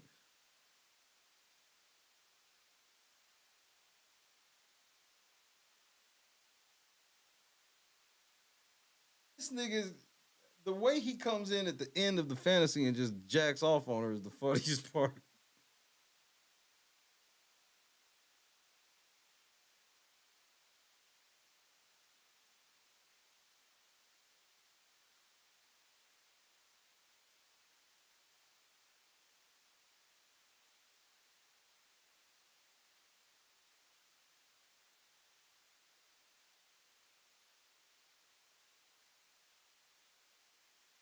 Nigga, Vince McMahon is a fucking demon, nigga. I never thought I'd read a case and be like, damn, Diddy's not even nasty enough to hang with this nigga, bro. Like, you can't even hang with Diddy. It's Diddy. Hold up.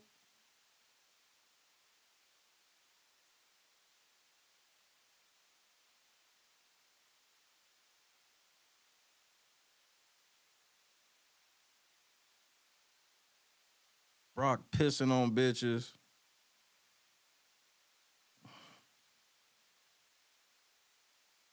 Bro, look, let me set some base rules. I do not want any grown men sending me pictures of another grown man in front of a bunch of dicks. Can we set that motherfucking baseline? Can that be the baseline we set? Can we start there? Can we all agree to that? I don't want to see no old white man in front of a bunch of penises. I don't want to see Vince in front of his... Bro, I had to read about his fucking dildo collection. He has a dildo collection where he names them after wrestlers. What does the Ahmed Johnson look like? What is the Mankind disfigured? Did you just take a dildo and just disfigure it and you turned that into the Mankind? What does the Ravishing Rick Rude one look like?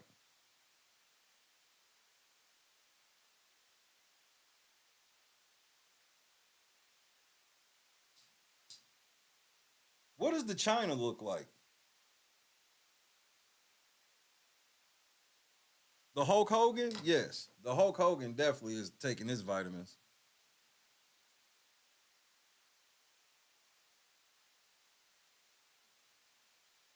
What does the Doink the Clown one look like?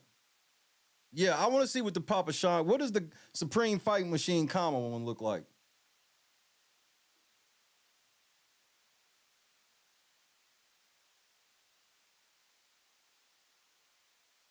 know he got a Shawn Michaels.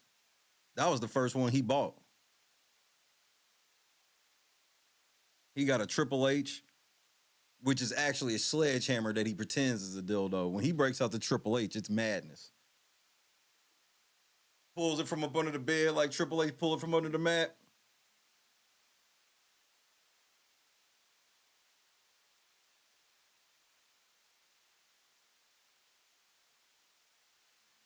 So the Triple H is actually a motherfucking, it's actually a fucking sledgehammer.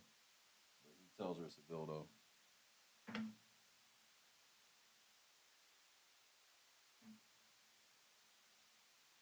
We know he got a Rey Mysterio.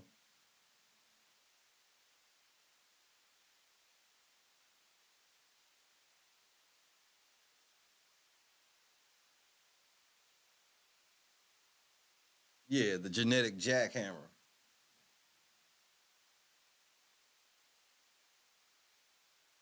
What does the junkyard dog got pieces missing from it?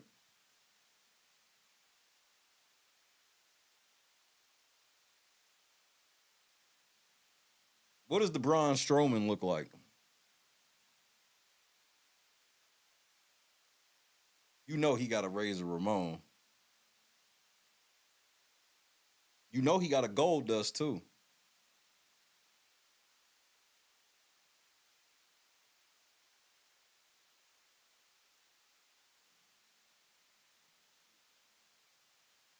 Remember, some niggas not only left WWE, some niggas stayed, but bro, some niggas have full on repented out of that shit. Goldust full repented and does not acknowledge that he ever played Goldust.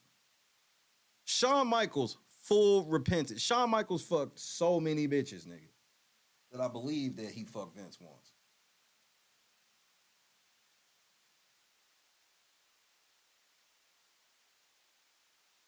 What does the Dolph Ziggler look like? This nigga sent a bitch to Suplex City while they were fucking. That's how rich he is. Have you ever been so rich you could suplex a bitch all over the room and not go to prison? Have you ever been so rich that after you make a girl, you force her to sign an NDA, you then force your dick down her mouth and choke her out with your dick?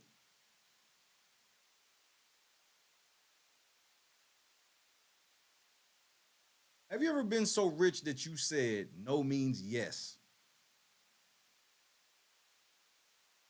Well, Vince McMahon is. He shit on her and he took a shower. That's how rich he is. That's how rich he is.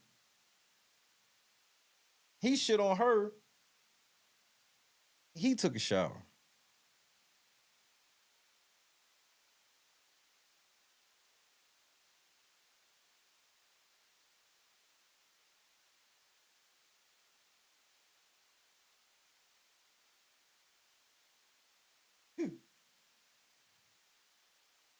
Yeah, but we not in Dubai, nigga. He's so rich, he don't have to go to Dubai. That's what normally the rich niggas do. The rich niggas do go to Dubai. This nigga said, why go to Dubai when she could just come to my office? Not all across the world for when I could just have this bitch come to the office. But this bitch wasn't a ring rat. This bitch was friends of somebody that Vince knew. That's what lets you know how many girls that wanted to be in wrestling that he full on exploited. Because this bitch wasn't even a bitch that wanted to be in wrestling. She was a caretaker of her parents, which means that she had no life out of that. And then when her parents died, she's trying to start her new life by herself. And Vince rolled up like, yeah, I'll give you a job. What Suplex City? And you gonna think I'm bullshitting. This is what Vince did to that bitch. Remember, said he was pretending to be Brock Lesnar. He was pretending to be Brock Lesnar because Brock Lesnar was too drunk to fuck that night. And she said that he kept throwing her across the room and it was scaring her and she thought she was gonna get hurt and was begging him to stop and he wouldn't.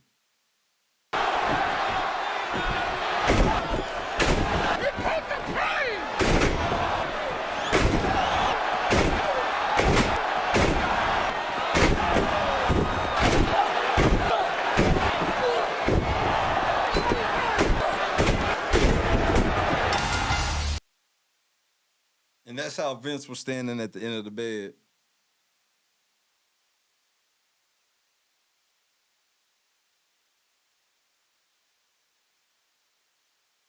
Come on, Bobby. Triple H might have fucked her. I'm not gonna sit here and say that H didn't fuck her. Nigga, Vince at the end of the bed with both them championship belts, bitch. Sent that hoe to Suplex City, nigga. That's what he did to that's what she described, bro. And that was one match. Just so y'all know. Brock did that one match. He did it. That was not a replay of one time. That was every single time.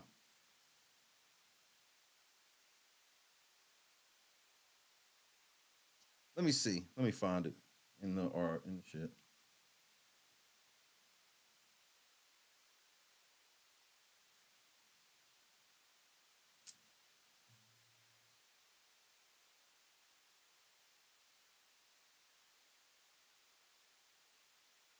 Tinnitus.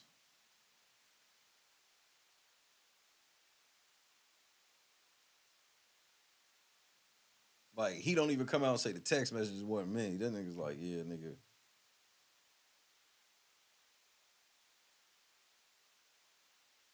Okay. Here we go. Brock.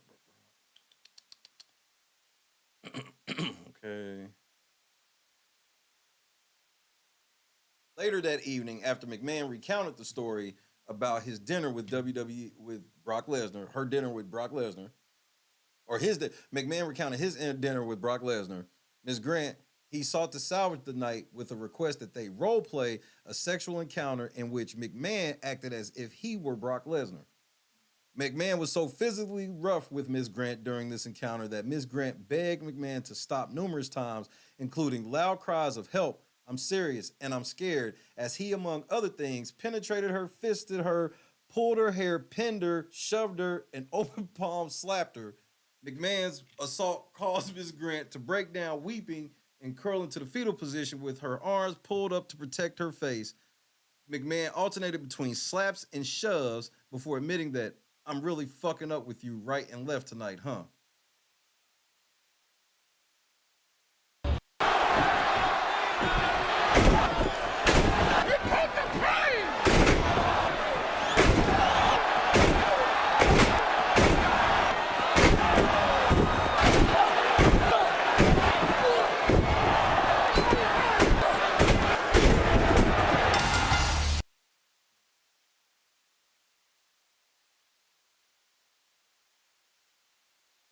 Vince wins. Flawless victory. Fatality. Paul Heyman right outside the bedroom. Here comes the pain.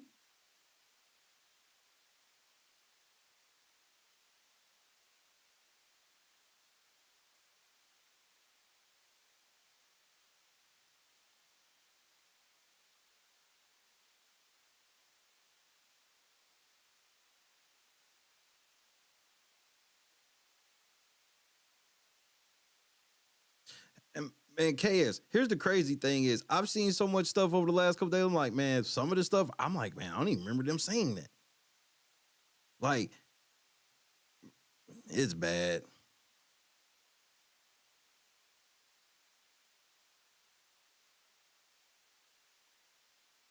She said she had dropped to 100 pounds, nigga, and this nigga was like, oh, well.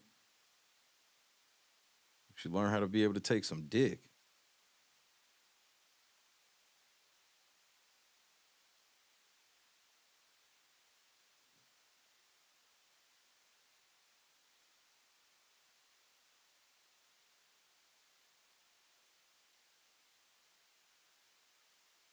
Step down immediately. That lets you know everything she said. Bro, again, it was too detailed. First of all, when I was reading, I was like, damn, there's so many details. And then, like, halfway through, screenshotted text messages start popping up. You're like, oh, nigga, it's over.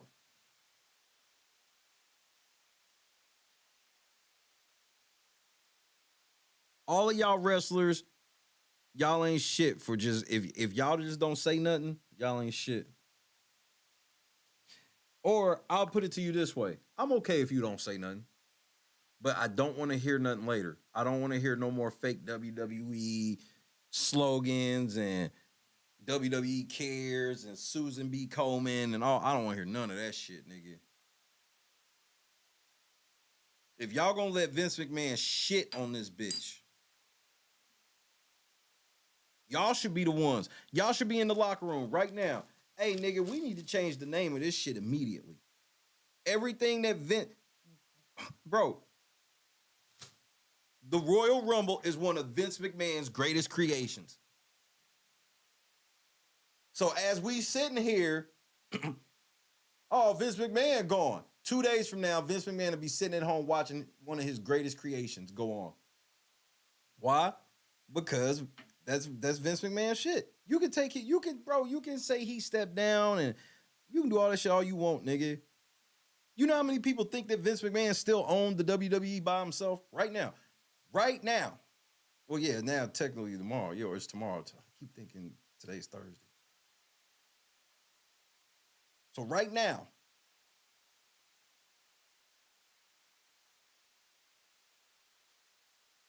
they getting ready, bro. Vince McMahon shit tomorrow.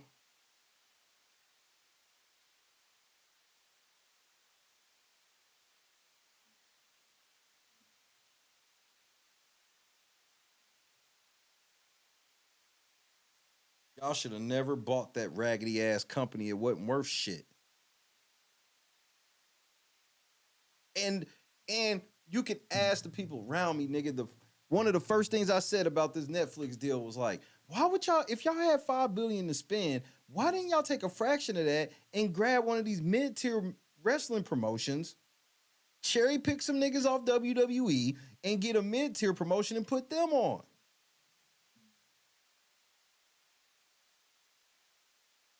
You can always get some mid-tier talent from WWE and start, bro, they fucked that up. They didn't even have to spend, bro, what if they would have gave put $1 billion in the TNA? What if they put $1 billion in any fucking wrestling promotion right now? He was getting ready to they trying to put 5 in the WWE that ain't worth shit now, that just keeps going in on the toilet. You could have put $1 billion anywhere else, and it would. I just don't. Again, it just lets you know it's all go along, get along, to the point where they do shit that don't even make sense.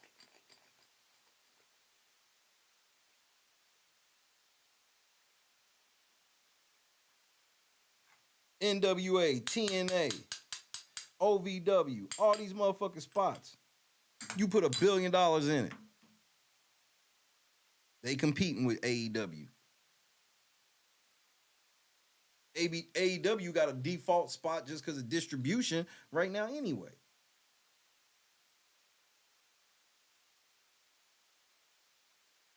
AEW should have been at a point right now where this shit's happening. This should have been a death knell. It is not guaranteed that AEW is just running away with shit. Yeah, right. What if the crowd starts chanting tomorrow? What y'all gonna do? Pipe that out? Good luck. Good luck. Because when TMZ reports that y'all were covering what the crowd was really saying, that's another scandal. So what y'all gonna do? There's gonna be no chance tomorrow about Vince at all? None? When wrestling change?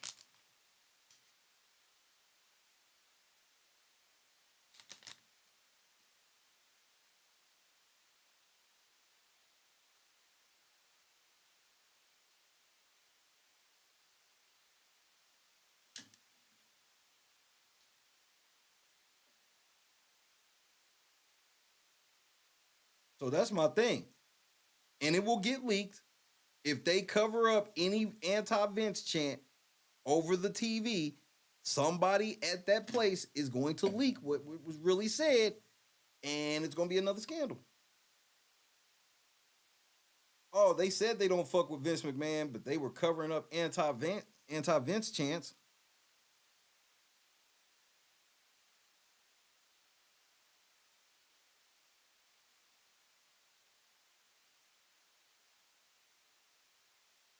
Look at the tough position they in.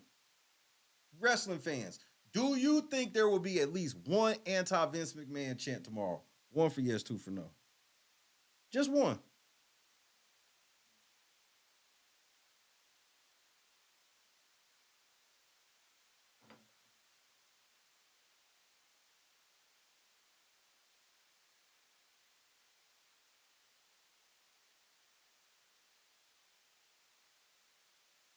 We gonna hear it one way or another. That's my word. I know how they try to play with these things, but I also know the era we in where, nah, nigga, somebody's gonna upload that to the internet from the arena.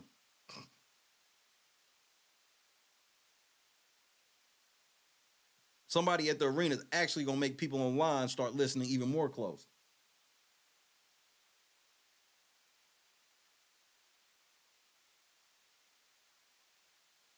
And it ain't gonna be anybody hating either. It's gonna be somebody be like, man, you can hear listen to all these boo, man, I just heard all these anti-Vince McMahon chants. The moment if somebody see that tweet, they're gonna start watching it, the motherfucking pay-per-view stuff. Like, hey man, that's piped noise. That noise is piped in.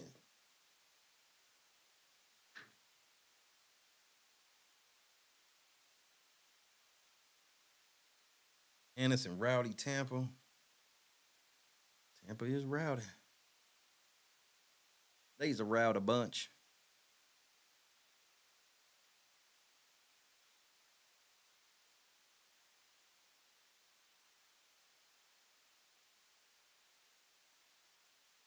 Yeah. Them wrestling fans, bro, that's why I'm like, I want to see what their response is going to be.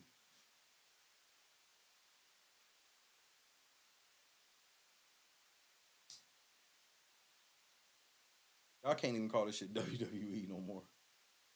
The logo is synonymous with Vince McMahon.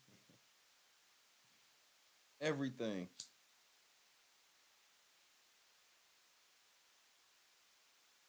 Key storylines in history you have to pretend don't exist anymore because of this nigga.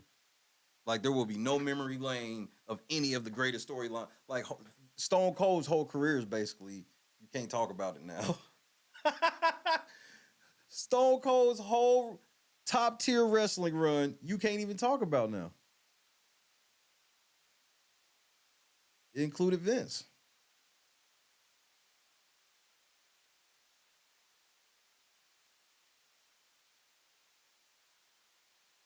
Better cancel that order. Hello? Hey, cancel that shit. Vince gone.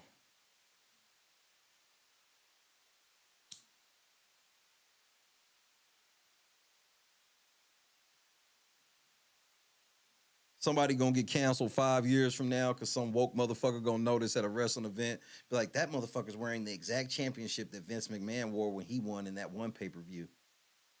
And they're gonna be making it seem like you wore some shit that Hitler wore or some shit.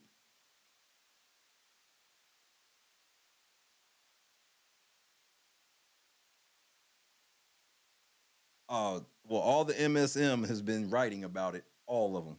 And the reason why Vince had to do it today is because they're hoping that they get the media dump effect, which is anything really bad you want to put it that has to go out in the media, you kind of want to do it on Friday because Monday generally be new shit to talk about and start the week. But you have 2 days of off of the media cycle. But now in the era of YouTube, that shit's hard because that's where everybody goes. Especially if you watch mainstream media, you know on Saturday, on the weekends, you YouTubing it.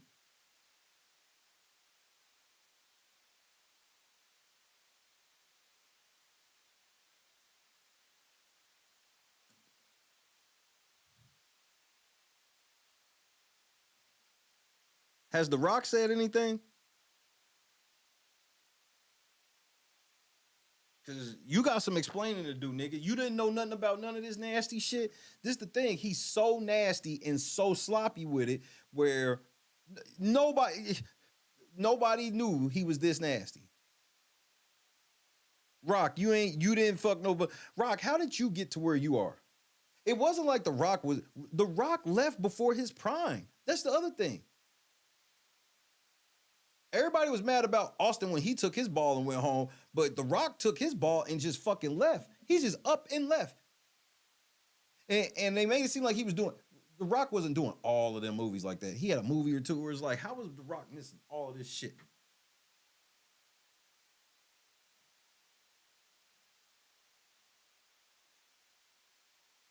And somehow we always supposed to care when The Rock came back. And Rock's just always, bro, let's keep it a buck. The Rock always been second to Stone Cold. But somehow they just let the history go on somehow The Rock is the biggest wrestler ever, not Stone. No, Stone.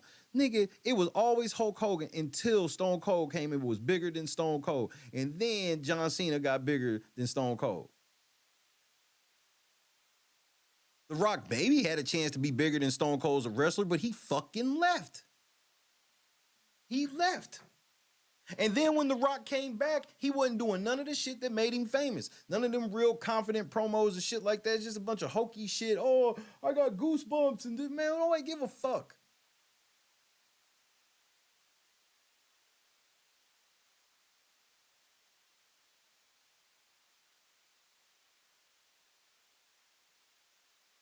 It's clear wrestling was just a launch pad for The Rock. Bro, The Rock's another nigga of nepotism and placement.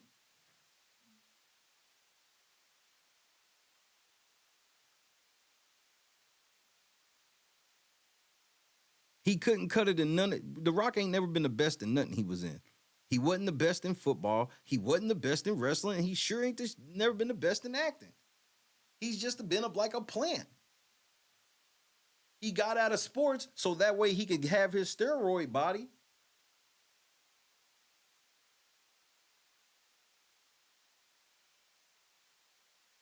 Rock gets out of wrestling, and then all of a sudden he's 10 times bigger than he's ever been before. Why? Because he don't have to piss. Ain't no piss testing in fucking Hollywood. All them niggas on roids and shit.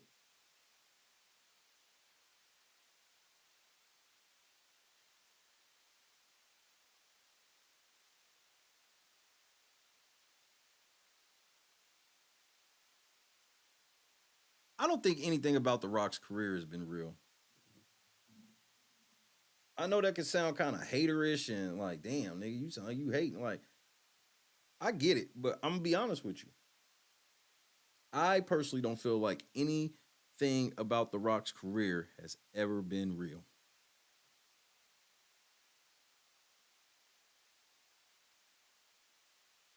It was all too convenient, and then like when I look at how he's elevated past, like after the fact, where I'm like, bro, John Cena don't even get that type of love, and John Cena was a company fucking man.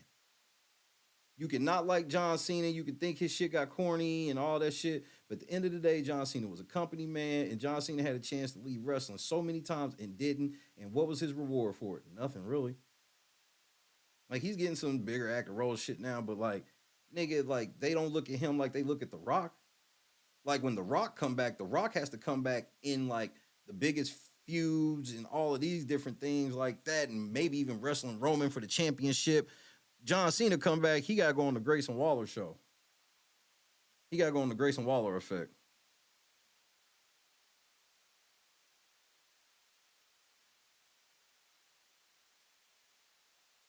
The Rock never put in any type of work as a wrestler. It's disrespectful to all wrestlers to be putting Rock on this fucking level like they be doing.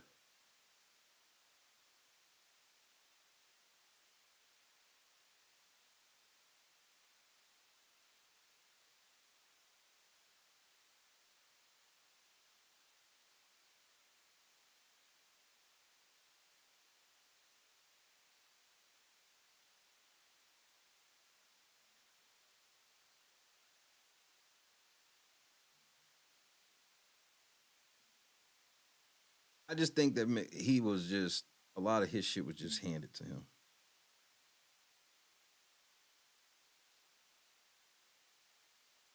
I could be wrong, but that's how I feel about it.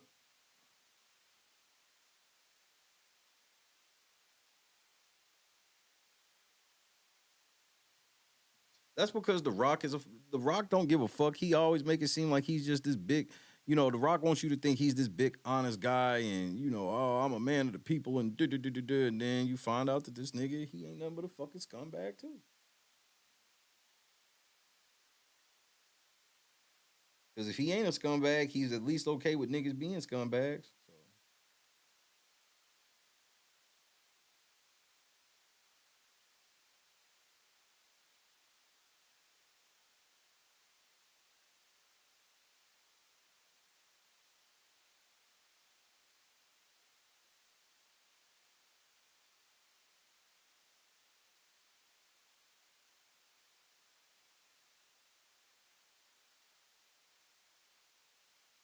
I think it's deeper than that.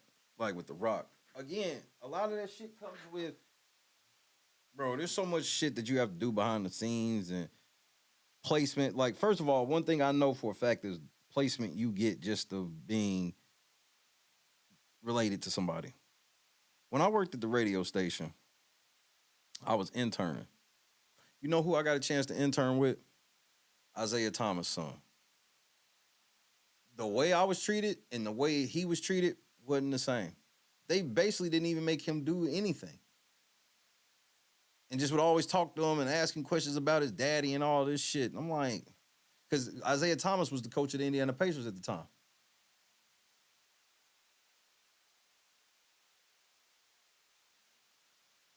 Me, my workload was heavy.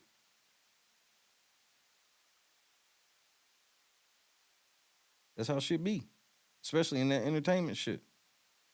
It ain't, bro, it's never about who the best.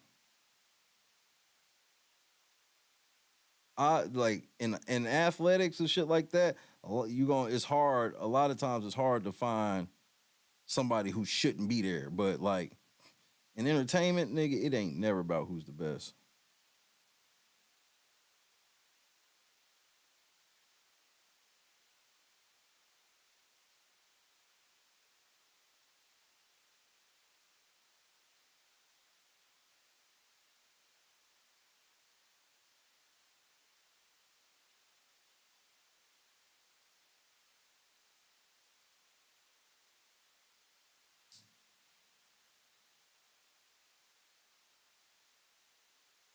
Triple H was part of the most raunchiest group in wrestling history. There ain't no stories about H.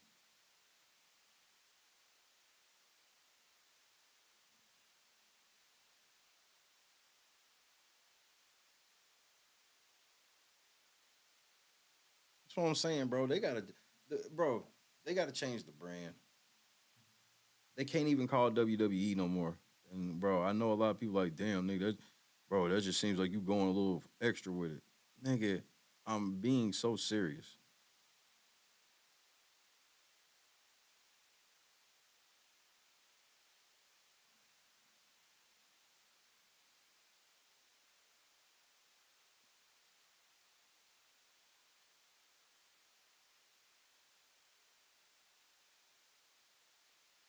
All of the people at the top of the shit, how did they get there? At some point, Vince put them on. That's why I'm like, all y'all niggas sitting here acting like Vince ain't got nothing to even do with. Nigga, you here because of Vince. You gotta go. And if you here because of Vince, you gotta go.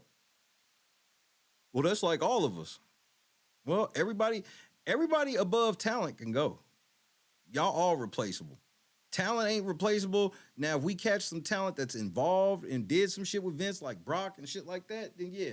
But like, if the talent didn't have no connection like that, then they stay. But pretty much everybody, especially higher level, they basically that entire higher corporate office of WWE got to go, top to bottom, everybody.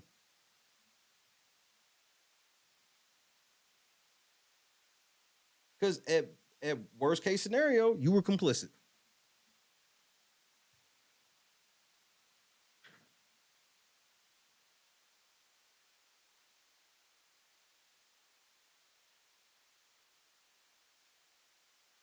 Or best case for you, rather.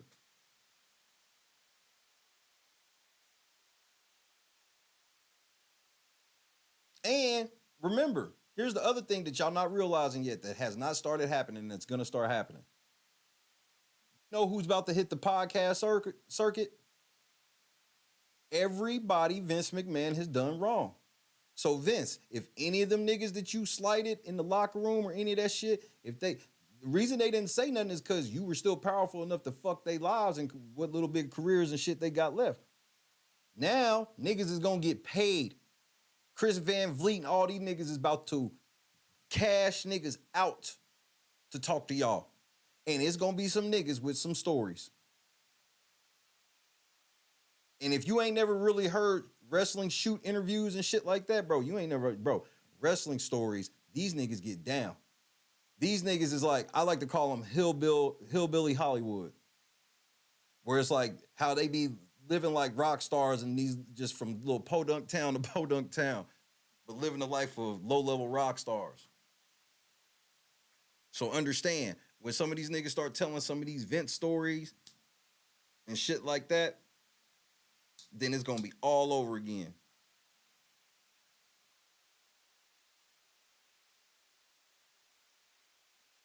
Everybody's scared of Triple H. And not because, and from what I've always heard is Triple H has always been nice to everybody.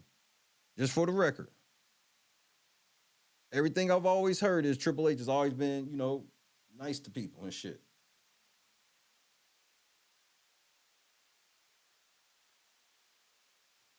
But them niggas are scared of him because of who he is. Shit's really coming out now.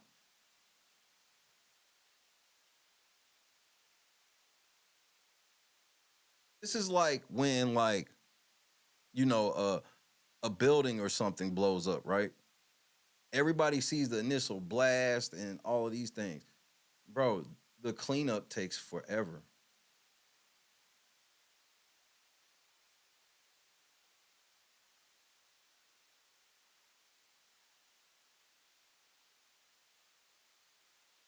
What's Paul Heyman gonna do? And how stupid do you look, Paul Heyman? The one thing that everybody loved about you, Paul Heyman, was you was the dude that was never going to bow down to Vince McMahon. And then what happened? You ended up not only bowing down to Vince McMahon, but playing valet to his fucking fuck buddy. Paul Heyman ain't never been involved in shit. Paul Heyman ain't a nasty motherfucker. I'm just asking.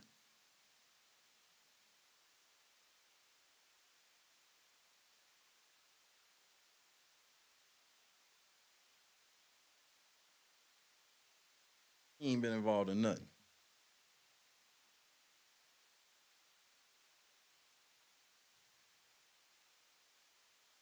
Trigger warning on them teeth, nigga.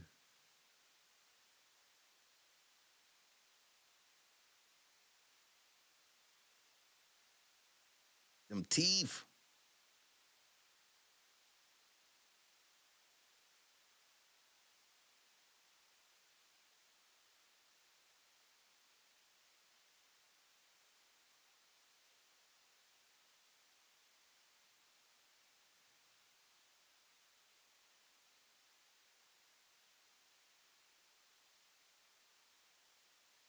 Y'all stepped in it this time, bro. Y'all been covering for this nigga for years because he always threatened y'all jobs. And, hey, bro, one of the biggest scams that Vince did forever was none of them niggas were employees. They were, all the wrestlers be contractors.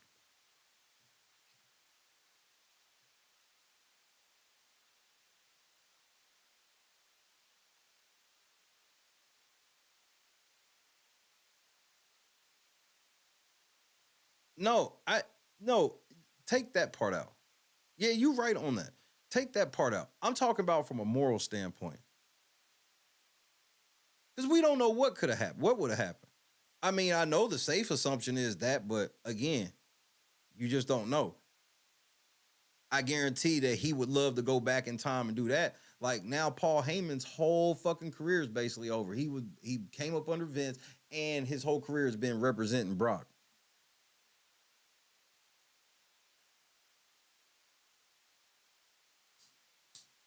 I'm talking from a moral standpoint.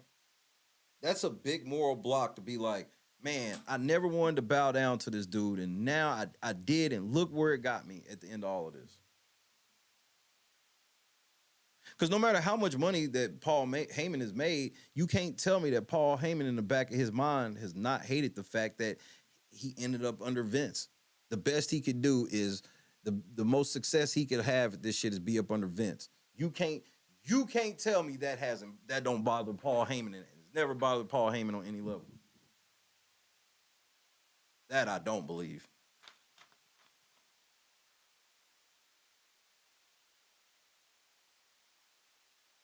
Because sometimes, especially when you take the moral side of it, you okay with losing. Because in hindsight, would you rather have just lost instead of being intertwined in this shit? Absolutely. Unless you just a fucking greedy demon. But if you got any type of integrity, you would be looking at this like, I should have just saw what ECW was gonna do. I know we was on the ropes. Who knows what the Lord would have had for us. I wouldn't have got us caught up in this. At bare minimum, he got to be thinking that if I was in charge, at least we wouldn't have a scandal where I shit on a bitch face.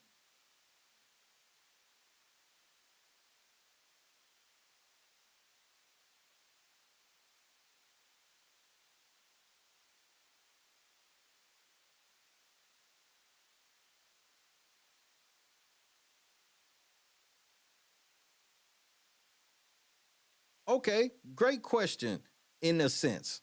I don't know about that, but I will say this. So, Logan Paul, you still fucking with it? I mean, bro, they got a nigga in Logan Paul that's got all types of crypto scams and shit he dealing with. They don't give a fuck. Like, again, this whole thing where TKO can't play no moral ground here. That's why it's like, it's hard. It's hard for them to maneuver in this. They can't play no more. What kind of fucking moral grounds these niggas about to play that I'm about to believe?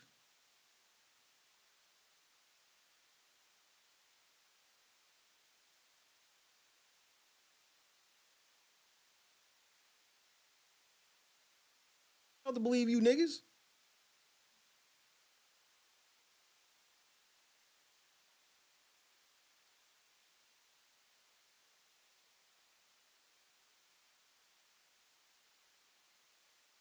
If they prove anybody from TKO knew about that fucking NDA, it's over.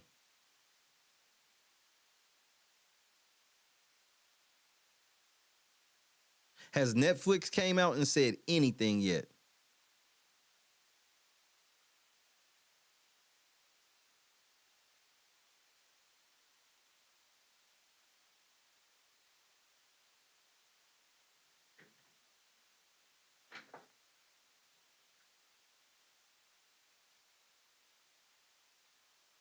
They could have figured something out, KS.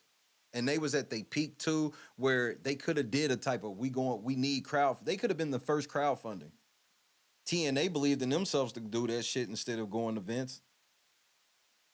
They don't tell them they probably did try to go to Vince, but that's kind of what it ended up being in the end. And ECW could have did the same, because like you just said, ECW definitely had not just a loyal cult following, they had loyal workers where them niggas was just like, man, them niggas would work for a case of beer, nigga. They would do the most hard on your body wrestling for $50.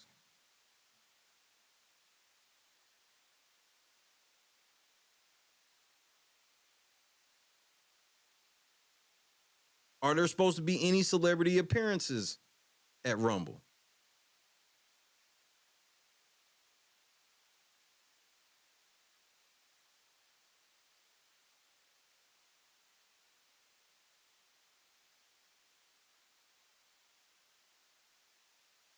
I disagree with that, Boston.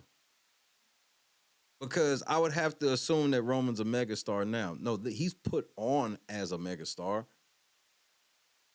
which is easy to do. You just put on one person the most and don't ever put on anybody close to that, and then they look like a megastar. Like, and then Paul Heyman, Paul Heyman, he don't look like a Harvey Wimpleman or even a Paul Bearer or some shit like that. Because here's what I mean. He's not the type of manager where you see him and he brings like Mr. Fuji and all these motherfuckers. They brought these niggas up. Mr. Fuji come out to the ring with a nigga. If that nigga blows the fuck up, Mr. Fuji's still managing him while he's champion. That's not what be happening with Paul Heyman. Paul Heyman gets installed and clamped on the niggas that they were already going to put on. They were already gonna put the belt on Brock Lesnar, but he sucks on the mic, so we'll put fucking Paul Heyman with him.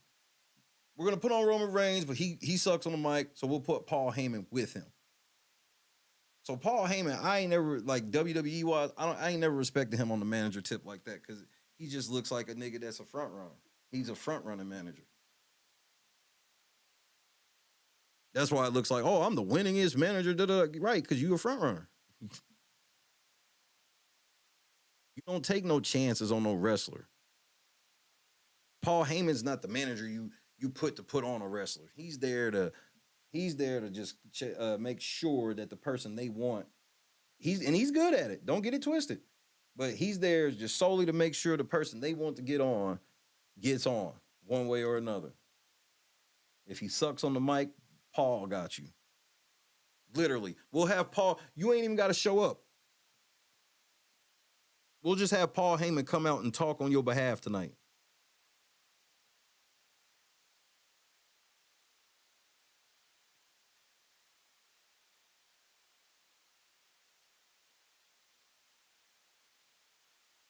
Right, because, and why would he ask that?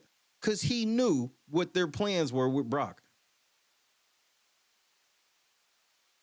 Like, I can't be sold on there was a chance that Brock Lesnar, when they brought Brock back, this is when Brock was at the height of his fame, when they had him fighting bums in the UFC, and he was the first motherfucker he fought that could actually fight beat his ass immediately.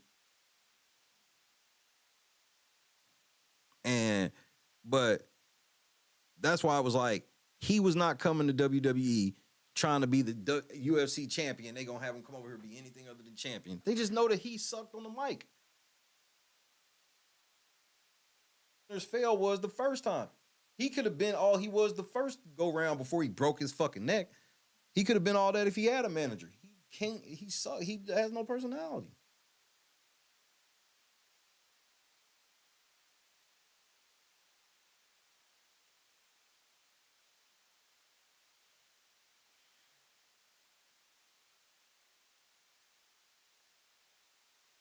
Curtis Axel, you know that somebody asked that as a straight favor for whatever reason.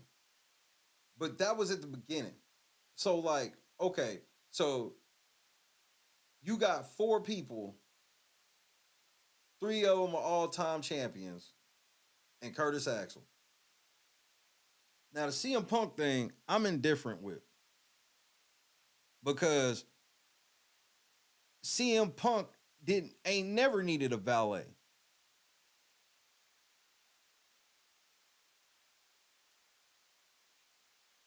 CM Punk was literally a cult leader. Twice. Nexus and motherfucking Straight Edge Society.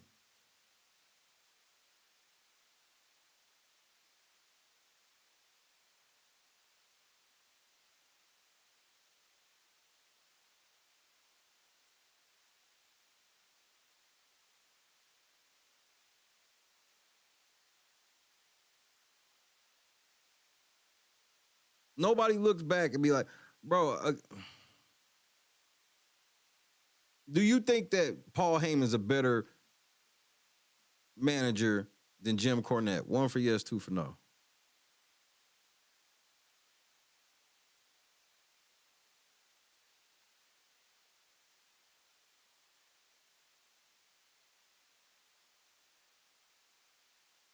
Okay, at least I just want to set the baseline here, because I'm just like, Paul Heyman is just he's just like the wrestlers that be put on. He's an overinflated mouthpiece.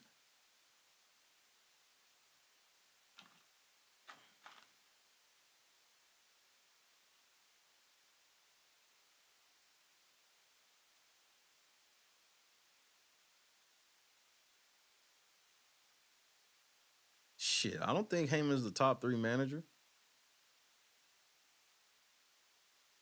Paul Bearer better. Jim Cornette better.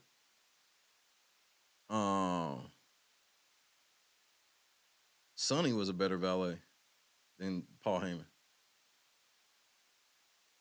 Yes. Paul Bearer promos, bro. You don't remember Paul Bearer used to cut promos? Sonny was a better valet. She was. She was the only female valet that had a mouthpiece like that. Sonny mic work was top tier. Don't do that. If you gonna say that Sonny's mic work wasn't top tier, whether she was on commentary or in the ring, you tripping.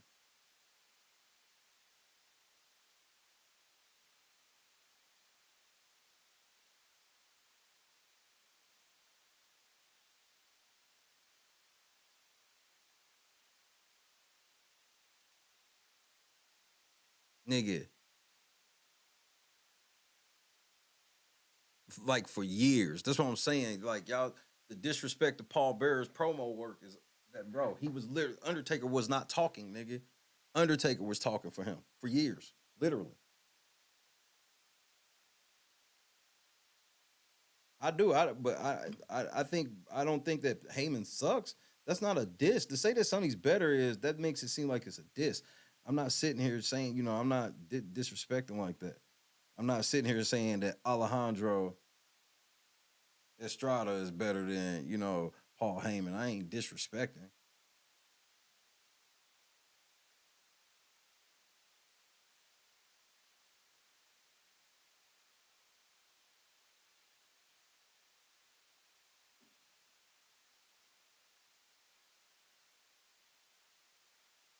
I mean, Jim Cornette was taking bumps. That's the thing. He don't take bumps. He don't get involved. That's a huge element of a valet. He don't do none of that shit. Sonny will get involved. Sonny will hop on a nigga back or some shit like that. Certain valets spit shit in your eyes. Paul Heyman, you can't turn on this nigga to help you in the match at all. His signature move is the cower. He has nothing. Jim Cornette gonna hit a nigga with that tennis racket. I mean, Bobby the Brain Heenan might be the best valet of all time, nigga. So, yeah, I definitely ain't putting Paul Heyman in the top 3. And no disrespect to Bobby the Brain Heenan. Like, he has no extra element. Do I think that he'll bomb? Am I confident to know if Paul Heyman get on the mic, he going to be fine? Absolutely. But he adds nothing. He adds nothing to the storyline, nothing. Like, he ain't getting involved. He ain't doing nothing, nothing. He ain't gonna call you and be like, oh, I'm bringing such and such. I got somebody coming to team with you. No, he ain't no plug. He just, nigga, the plane, boss, the plane. That's his whole role. Jimmy Hart, way better. Jimmy, mouth of the South, nigga. That's what I'm saying. The art of valet is so lost that it's whittled down. And all of these valets that we named were all on at the same time, basically. And then now it's really just Paul Heyman. He's the only valet that's respected, to where it's like, most of the times if you got a valet, they gonna be no name too.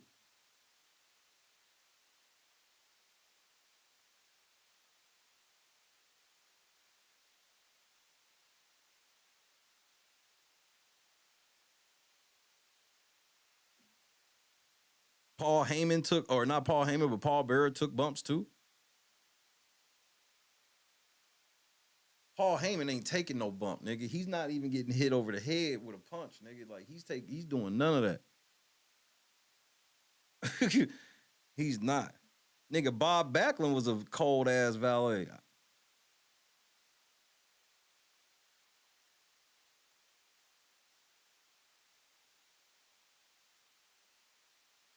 Paul Heyman's 1,000% overrated without me saying he's not trash, but he's overrated.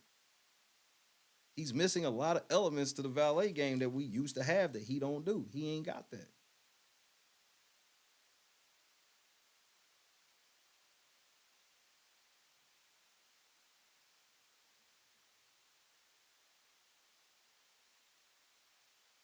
Yep.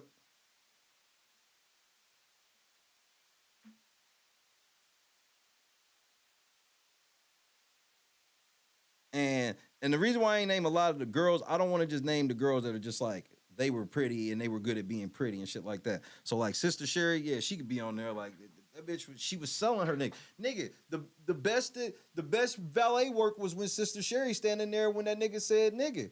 When he called Hulk Hogan a nigga, she didn't break character at all. She's like, yeah, we coming for you, nigga. Nigga, Sister Sherry goated for that. Luna was a cold valet.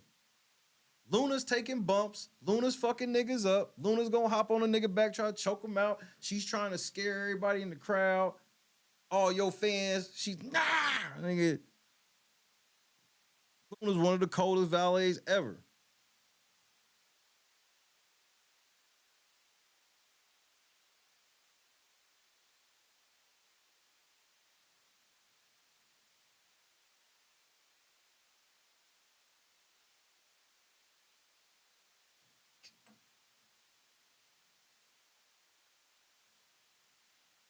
Nah, I think Elizabeth was overrated for sure.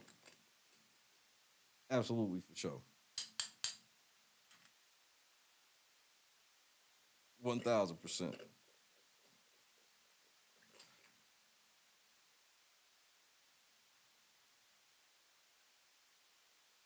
She was. Woman was.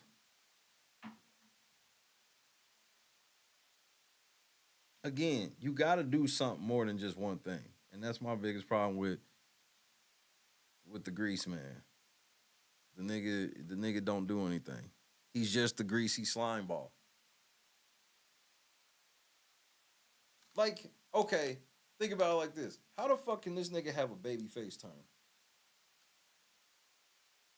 He can't.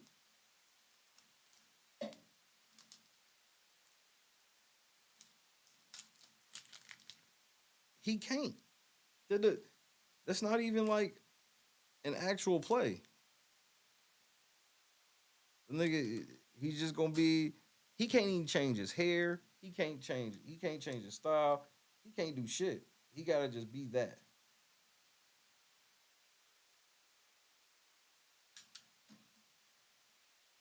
Like, if you hand this nigga some type of lower tier nigga, it's not gonna make any type of sense on any type of level. So.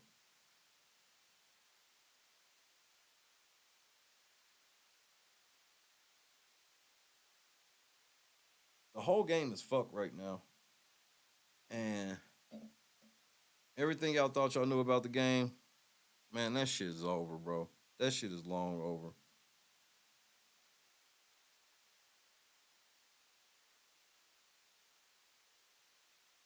This nigga done fell so hard that, again,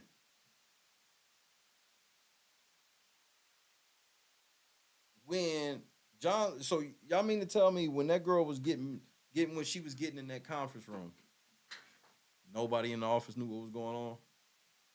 Even though they said the walls and shit in there are thin so you can hear everybody's conversations, but nobody heard that bitch in there screaming. Nobody?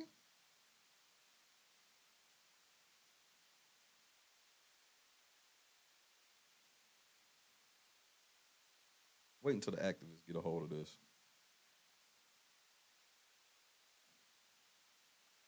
Just wait.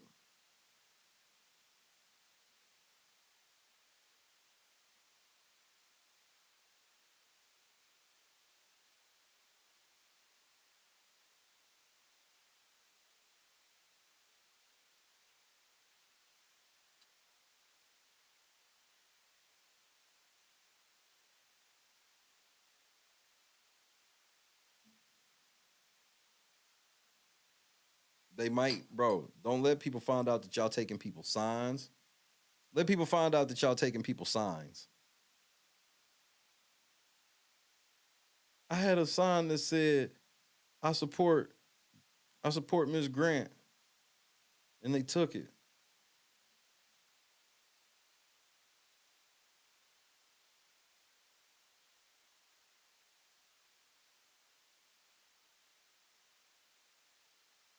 "2024 has been insane.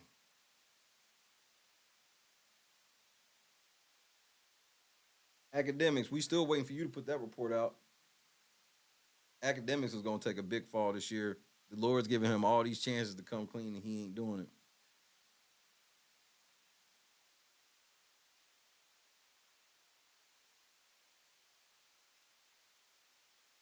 Rape allegation with the girl said she was going to come out and tell her story. She didn't, which means they paid her, so she shut up. He got out of that. Then his co-host got caught on camera touching kids in Walmart. And he's around all these demon time people. And I didn't know. I just so happened to be hanging with niggas who be like this. Repeatedly. One nigga around you. 3? Wait, one nigga around you, but 3?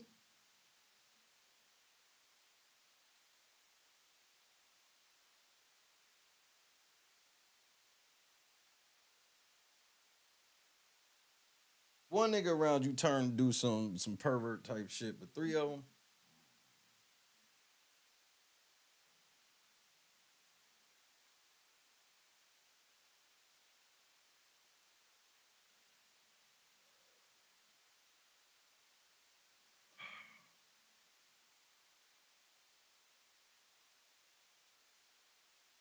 Again, I pray for everybody involved.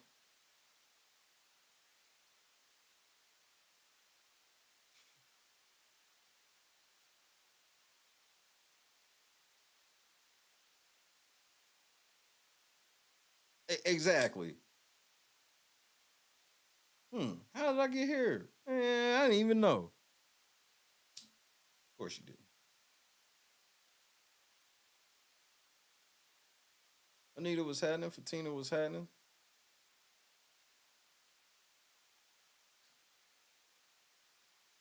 This has been a crazy week.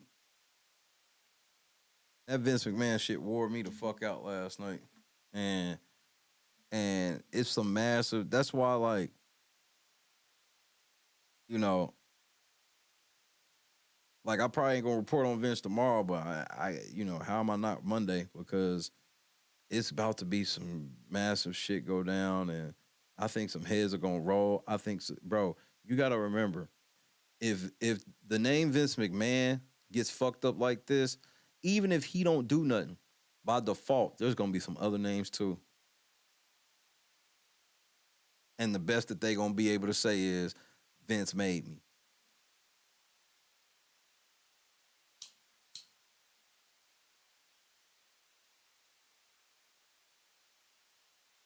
So please keep in mind, this shit is a long way from fucking over.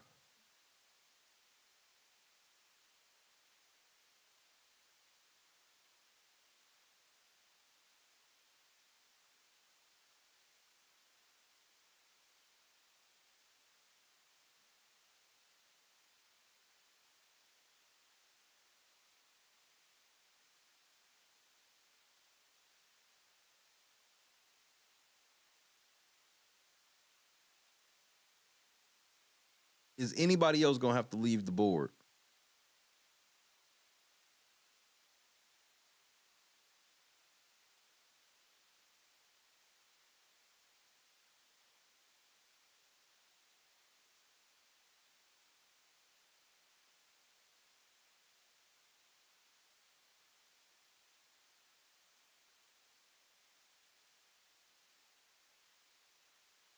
Yeah. Yeah. Anybody that was up there with The Rock ringing the bell. Vince is gone. Is anybody else that was up there gonna have to leave?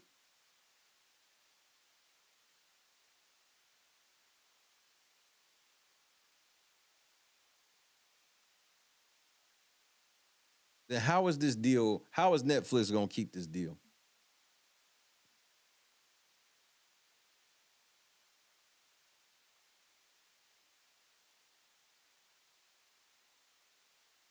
That's another reason. They knew that Netflix wasn't gonna come out and say shit like today. That's why they did it, bro. Them just trying to sacrifice Vince. They gonna have to, bro. That nigga, that was for openers. Vince is openers. Vince was, yeah, we all conceded Vince. What else you giving us?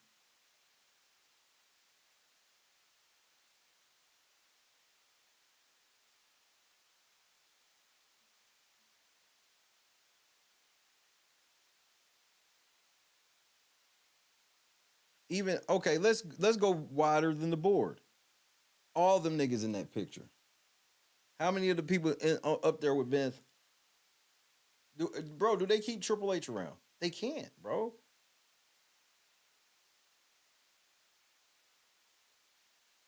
Keep Triple H. That's the biggest question.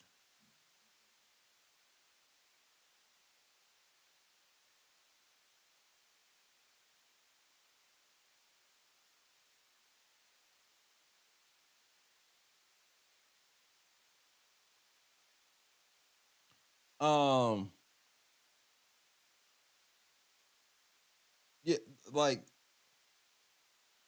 they didn't lie to Netflix. They didn't lie to Netflix. And Netflix, because here's why. Here's why. They told Netflix this is a $5 billion deal. Oh, excuse me. $5 billion deal. They can't lie to Netflix, right?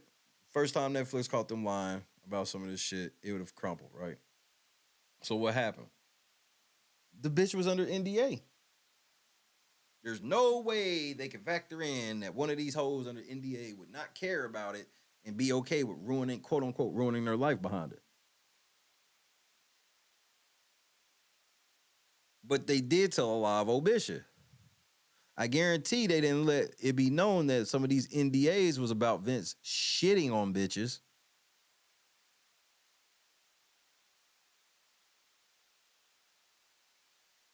I guarantee they made it like, oh man, just this bitch just try to say some shit. I ain't really do nothing. We paid her and made her sign an NDA. You ain't gotta worry. She's already been paid and she can't come back because we already got this. What are you gonna say if you Netflix? Like, I mean, especially when you on that demon time like they are, you be like, okay, whatever, that's handled. As long as the bitches can't come back, show us that she can't come back. I guarantee they saw the NDAs. Like proof of NDA.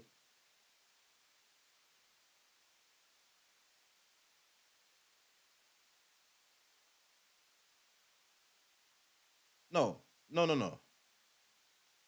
They learned about the details of the lawsuit when it got filed. They knew a lawsuit was coming, but they didn't think shit of it on that level.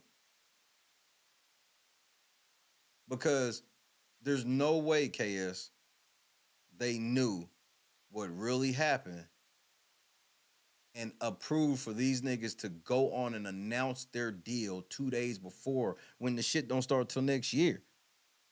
They would have said, okay, let's wait till next month. There's no fucking way they knew exactly what the fucking lawsuit and shit was going to be about. They knew of a lawsuit, I'm sure, but they knew what it was. There's no way. There's no way. Because they would not have approved all of that rollout. That'd have been the worst. That's one of the worst business moves they could have ever done with knowing. I just don't think that Netflix is that damn stupid.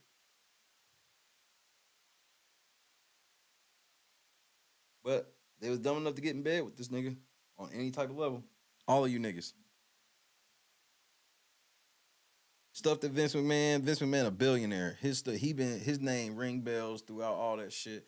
Y'all niggas knew how this nigga was and how this nigga got down, but y'all thought he was vulnerable enough to take his shit from him and make a lot of money off of it. And this is what you get. I don't feel sorry for now nigga that invested in this nigga Vince McMahon. I'd have never invested $1 with this nigga on some shit like this. His name too dirty.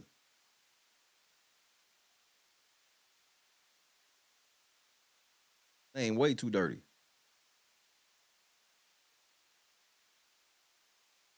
And think about everybody in Vince McMahon's circle. One of the most powerful things you could say as of last week was, you got a Vince McMahon vouch. That shit ain't even worth a peso now. That's like cryptocurrency falling off the cliff. A Vince McMahon token ain't worth shit now. You could have pulled out a Vince McMahon token and been good at a whole lot of places. Now that motherfucker ain't even worth wood.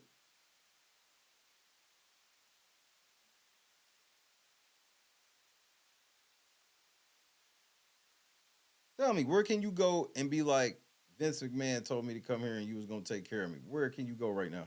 Nowhere. If one of Vince McMahon's grandkids work at a McDonald's, you can't get a free cheeseburger right now. Yeah, his name has been publicly dirty for 34 years, and now it's just a culmination. That's why I was like, I can't believe that you would have ever agreed to a $5 billion deal with any type of board of directors that includes Vince McMahon. He's not your regular board. Most people that be on those boards and have that type of money just don't have the type of public shit that Vince, that's why he felt invisible. He felt invisible and invincible all together. He felt like you couldn't see him, and he felt like he couldn't be stopped.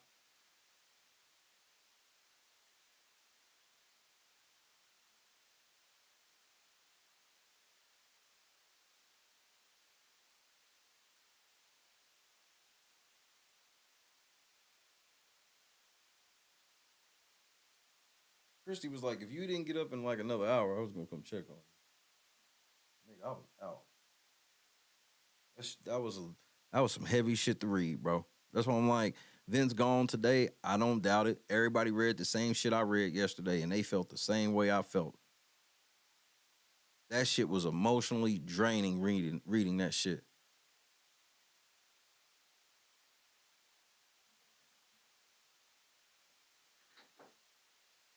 I was lit.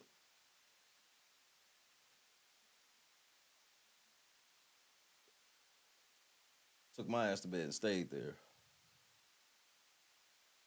Fucked up world we live in.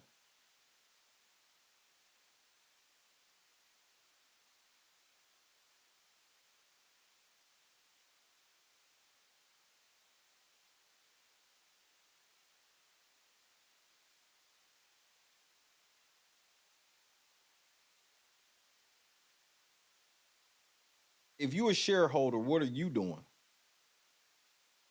I'm sorry, I'm pulling out.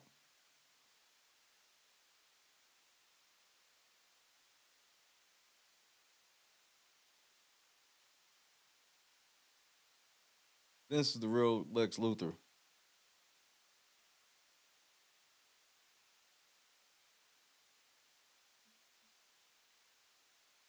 There's nothing that TKO could call and say to me as a shareholder and be like, just keep your money in.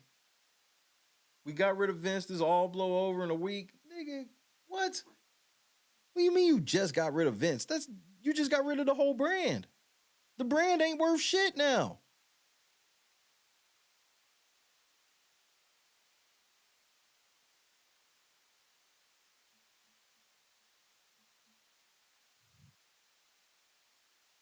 Green and black ring, TKO wrestling next week.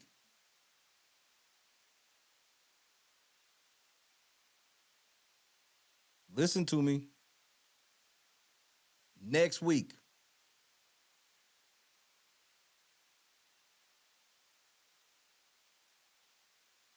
And it's going to keep falling.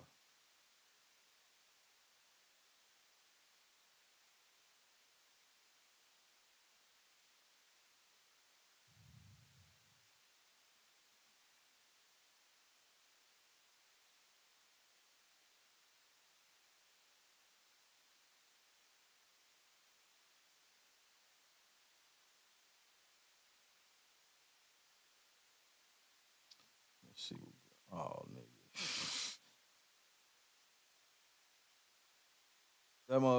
This motherfucker. Yeah, nigga. This is no bueno.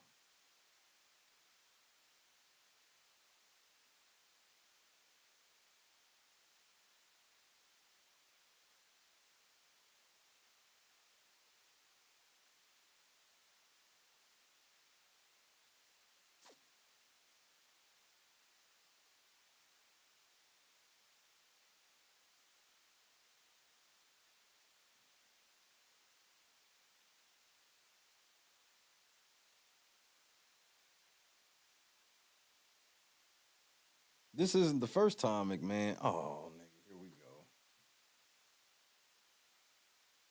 Sean gotta go. Yeah. They all gotta go. They all gotta go, unfortunately. Jerry Lawler probably can't come back. Michael Cole, like, bro, it's got to be a full cleanse.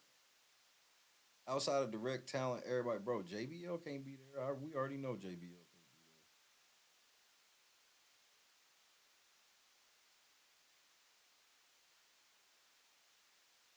Or watch what happened. There's gonna be worse shit to come out.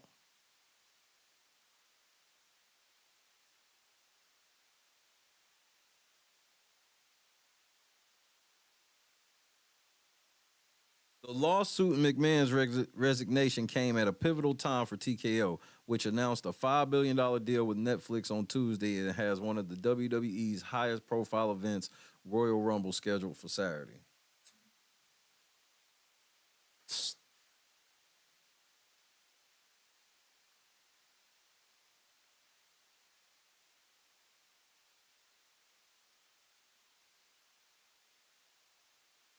This is like on The Wire in the season when they opened that first row house that had bodies in it.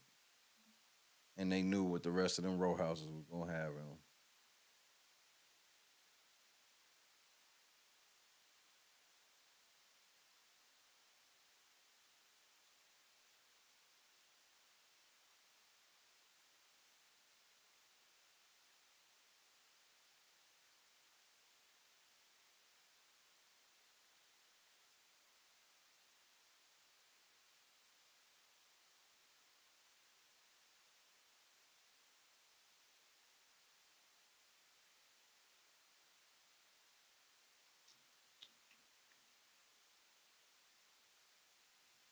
And that motherfucker just shot up too.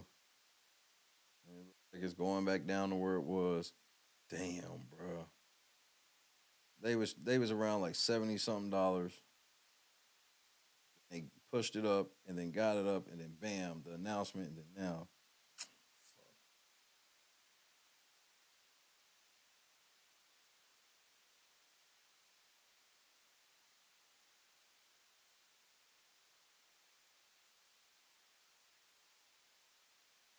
Well, it's y'all fault.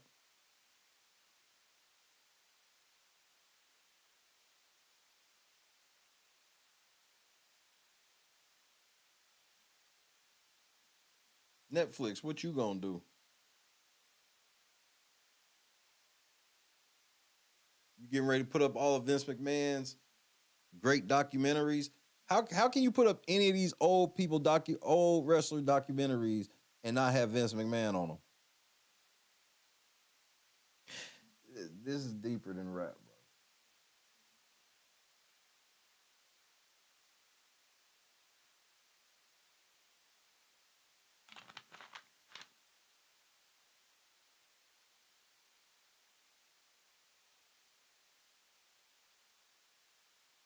But this ain't a Netflix issue. Everybody know that Netflix is the consumer in this situation. They the customer. They buying shit. I guarantee they combing through that contract looking for any type of poison pill right now to get their money back.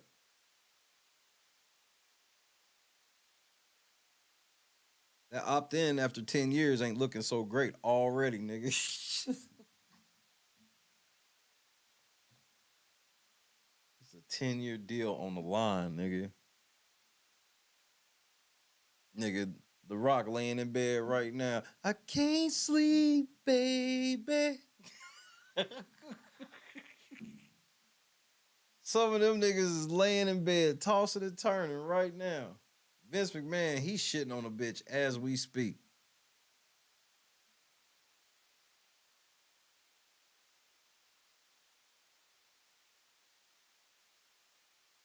He's sending a bitch to Suplex City.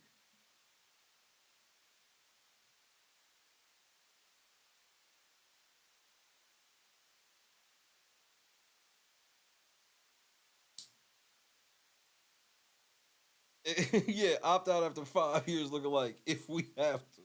Exactly. Because they would have been like, we not giving y'all $5 billion to start a whole new brand. We could have took $2 billion and started our own. Exactly. Because that's what's got to happen. Netflix got to sit here and be like, so we got to deal with y'all going through a whole brand change and hope it works.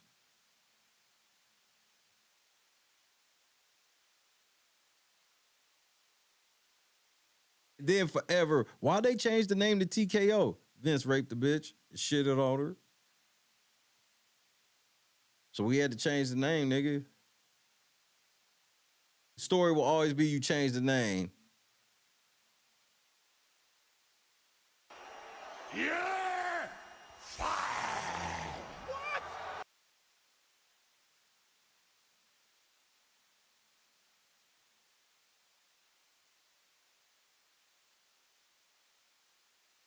Y'all did it wrong. What y'all should have did was everybody should have stepped down and let Vince be there by himself.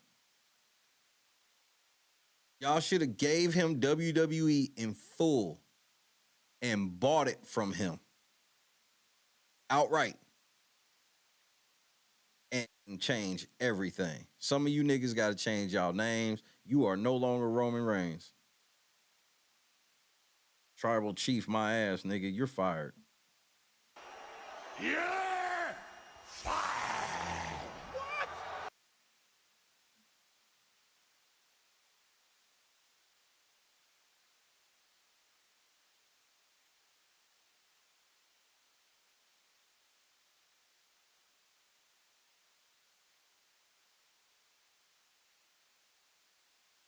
Vince's monopoly literally just destroyed wrestling history, like all the way.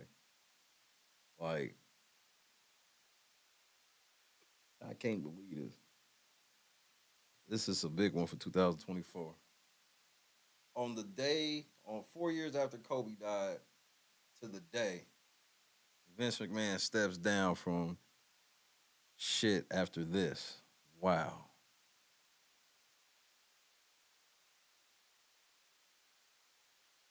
You talking about like 3 seasons of Raw, every match is commentated by Vince McMahon. The first 3-4 seasons of Raw, all the matches were commentated by McMahon.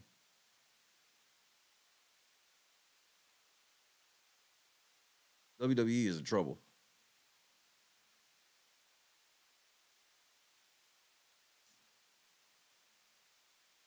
Either way, I'm getting the fuck out of here.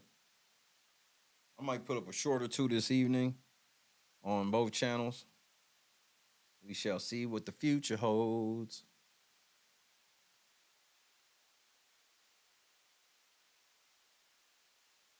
But for now, say goodnight to your boy. Marlon, bro, you trying to become a superstar at 51, it's over. I love you. You've always been one of my favorite, bro, but you ain't never been my favorite stand-up comedian. You ain't never even been on the list. And I saw you stand up and was thoroughly unimpressed. Boston, KS, Dub, Awake, Jennifer, Fatina, Shay at LateNightCrew.net. Obviously, anything major breaking or whatever I'll talk about. I was not even talking about Vince today at all. It had to take something like this. That 5 hours took a lot of you nigga yesterday. So I had to recharge. Natasha, whole late night crew. We out of this motherfucker. Man, I'm out of here early than a bitch. I'm cheating today. That's why I gotta have a couple shorts come out. I have to do a couple shorts or I'm lazy than a motherfucker. Guess we'll see. God is great, man. I love y'all, bro. R.I.P. Kobe. Let me fix my cursor. I'm out of here, y'all. Enjoy y'all Friday. I'm hungry than a bitch, so I'm gonna go get me something to eat. I'm out of here. Peace. Right on, Fatina.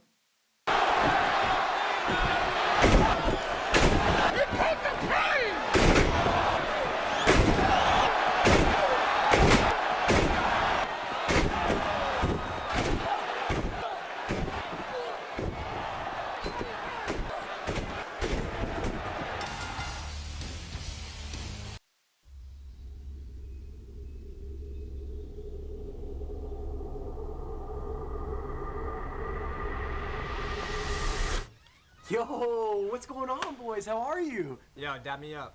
Hey, all right, damn. What part of the city are you from? Yo, what's up? there, brother. Hey, Yeah. What's up? Yeah. You guys ready for this? Take this. Oh, all right, sick. Why don't you guys come inside? Don't ski. These are the guys. I'm Octavius Gray. And I'm Steve. Steve LeVois. It's okay, I have bacon here, right?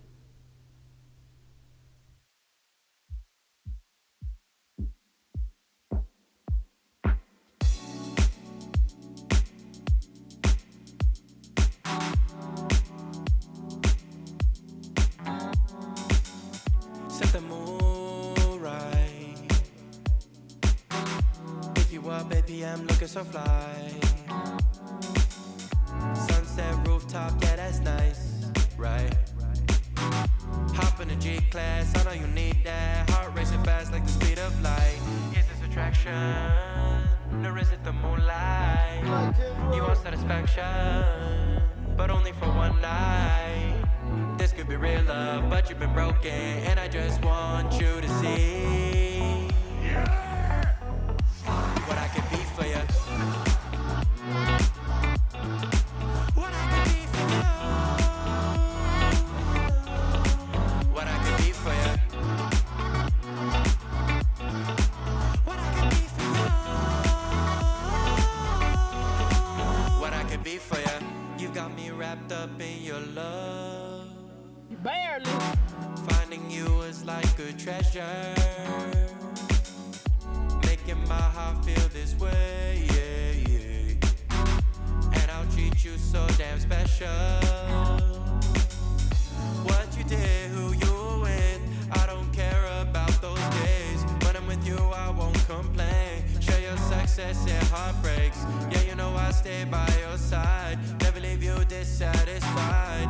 But I need you to let me know. Is this attraction, or is it the moonlight? You want satisfaction, but only for one night. This could be real love, but you've been broken, and I just want you to see. I mean, this is some shameful shit. What I can be for you. What I can be for you. What I can be for you.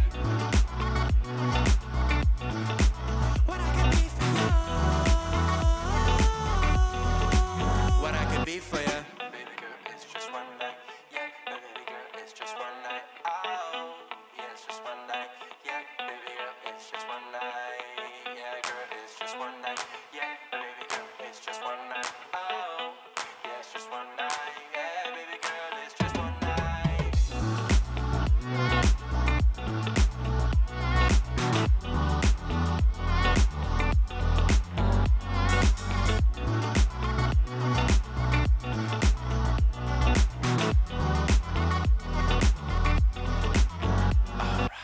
Crushed it.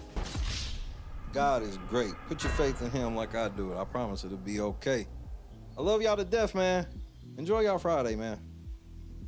I know I will.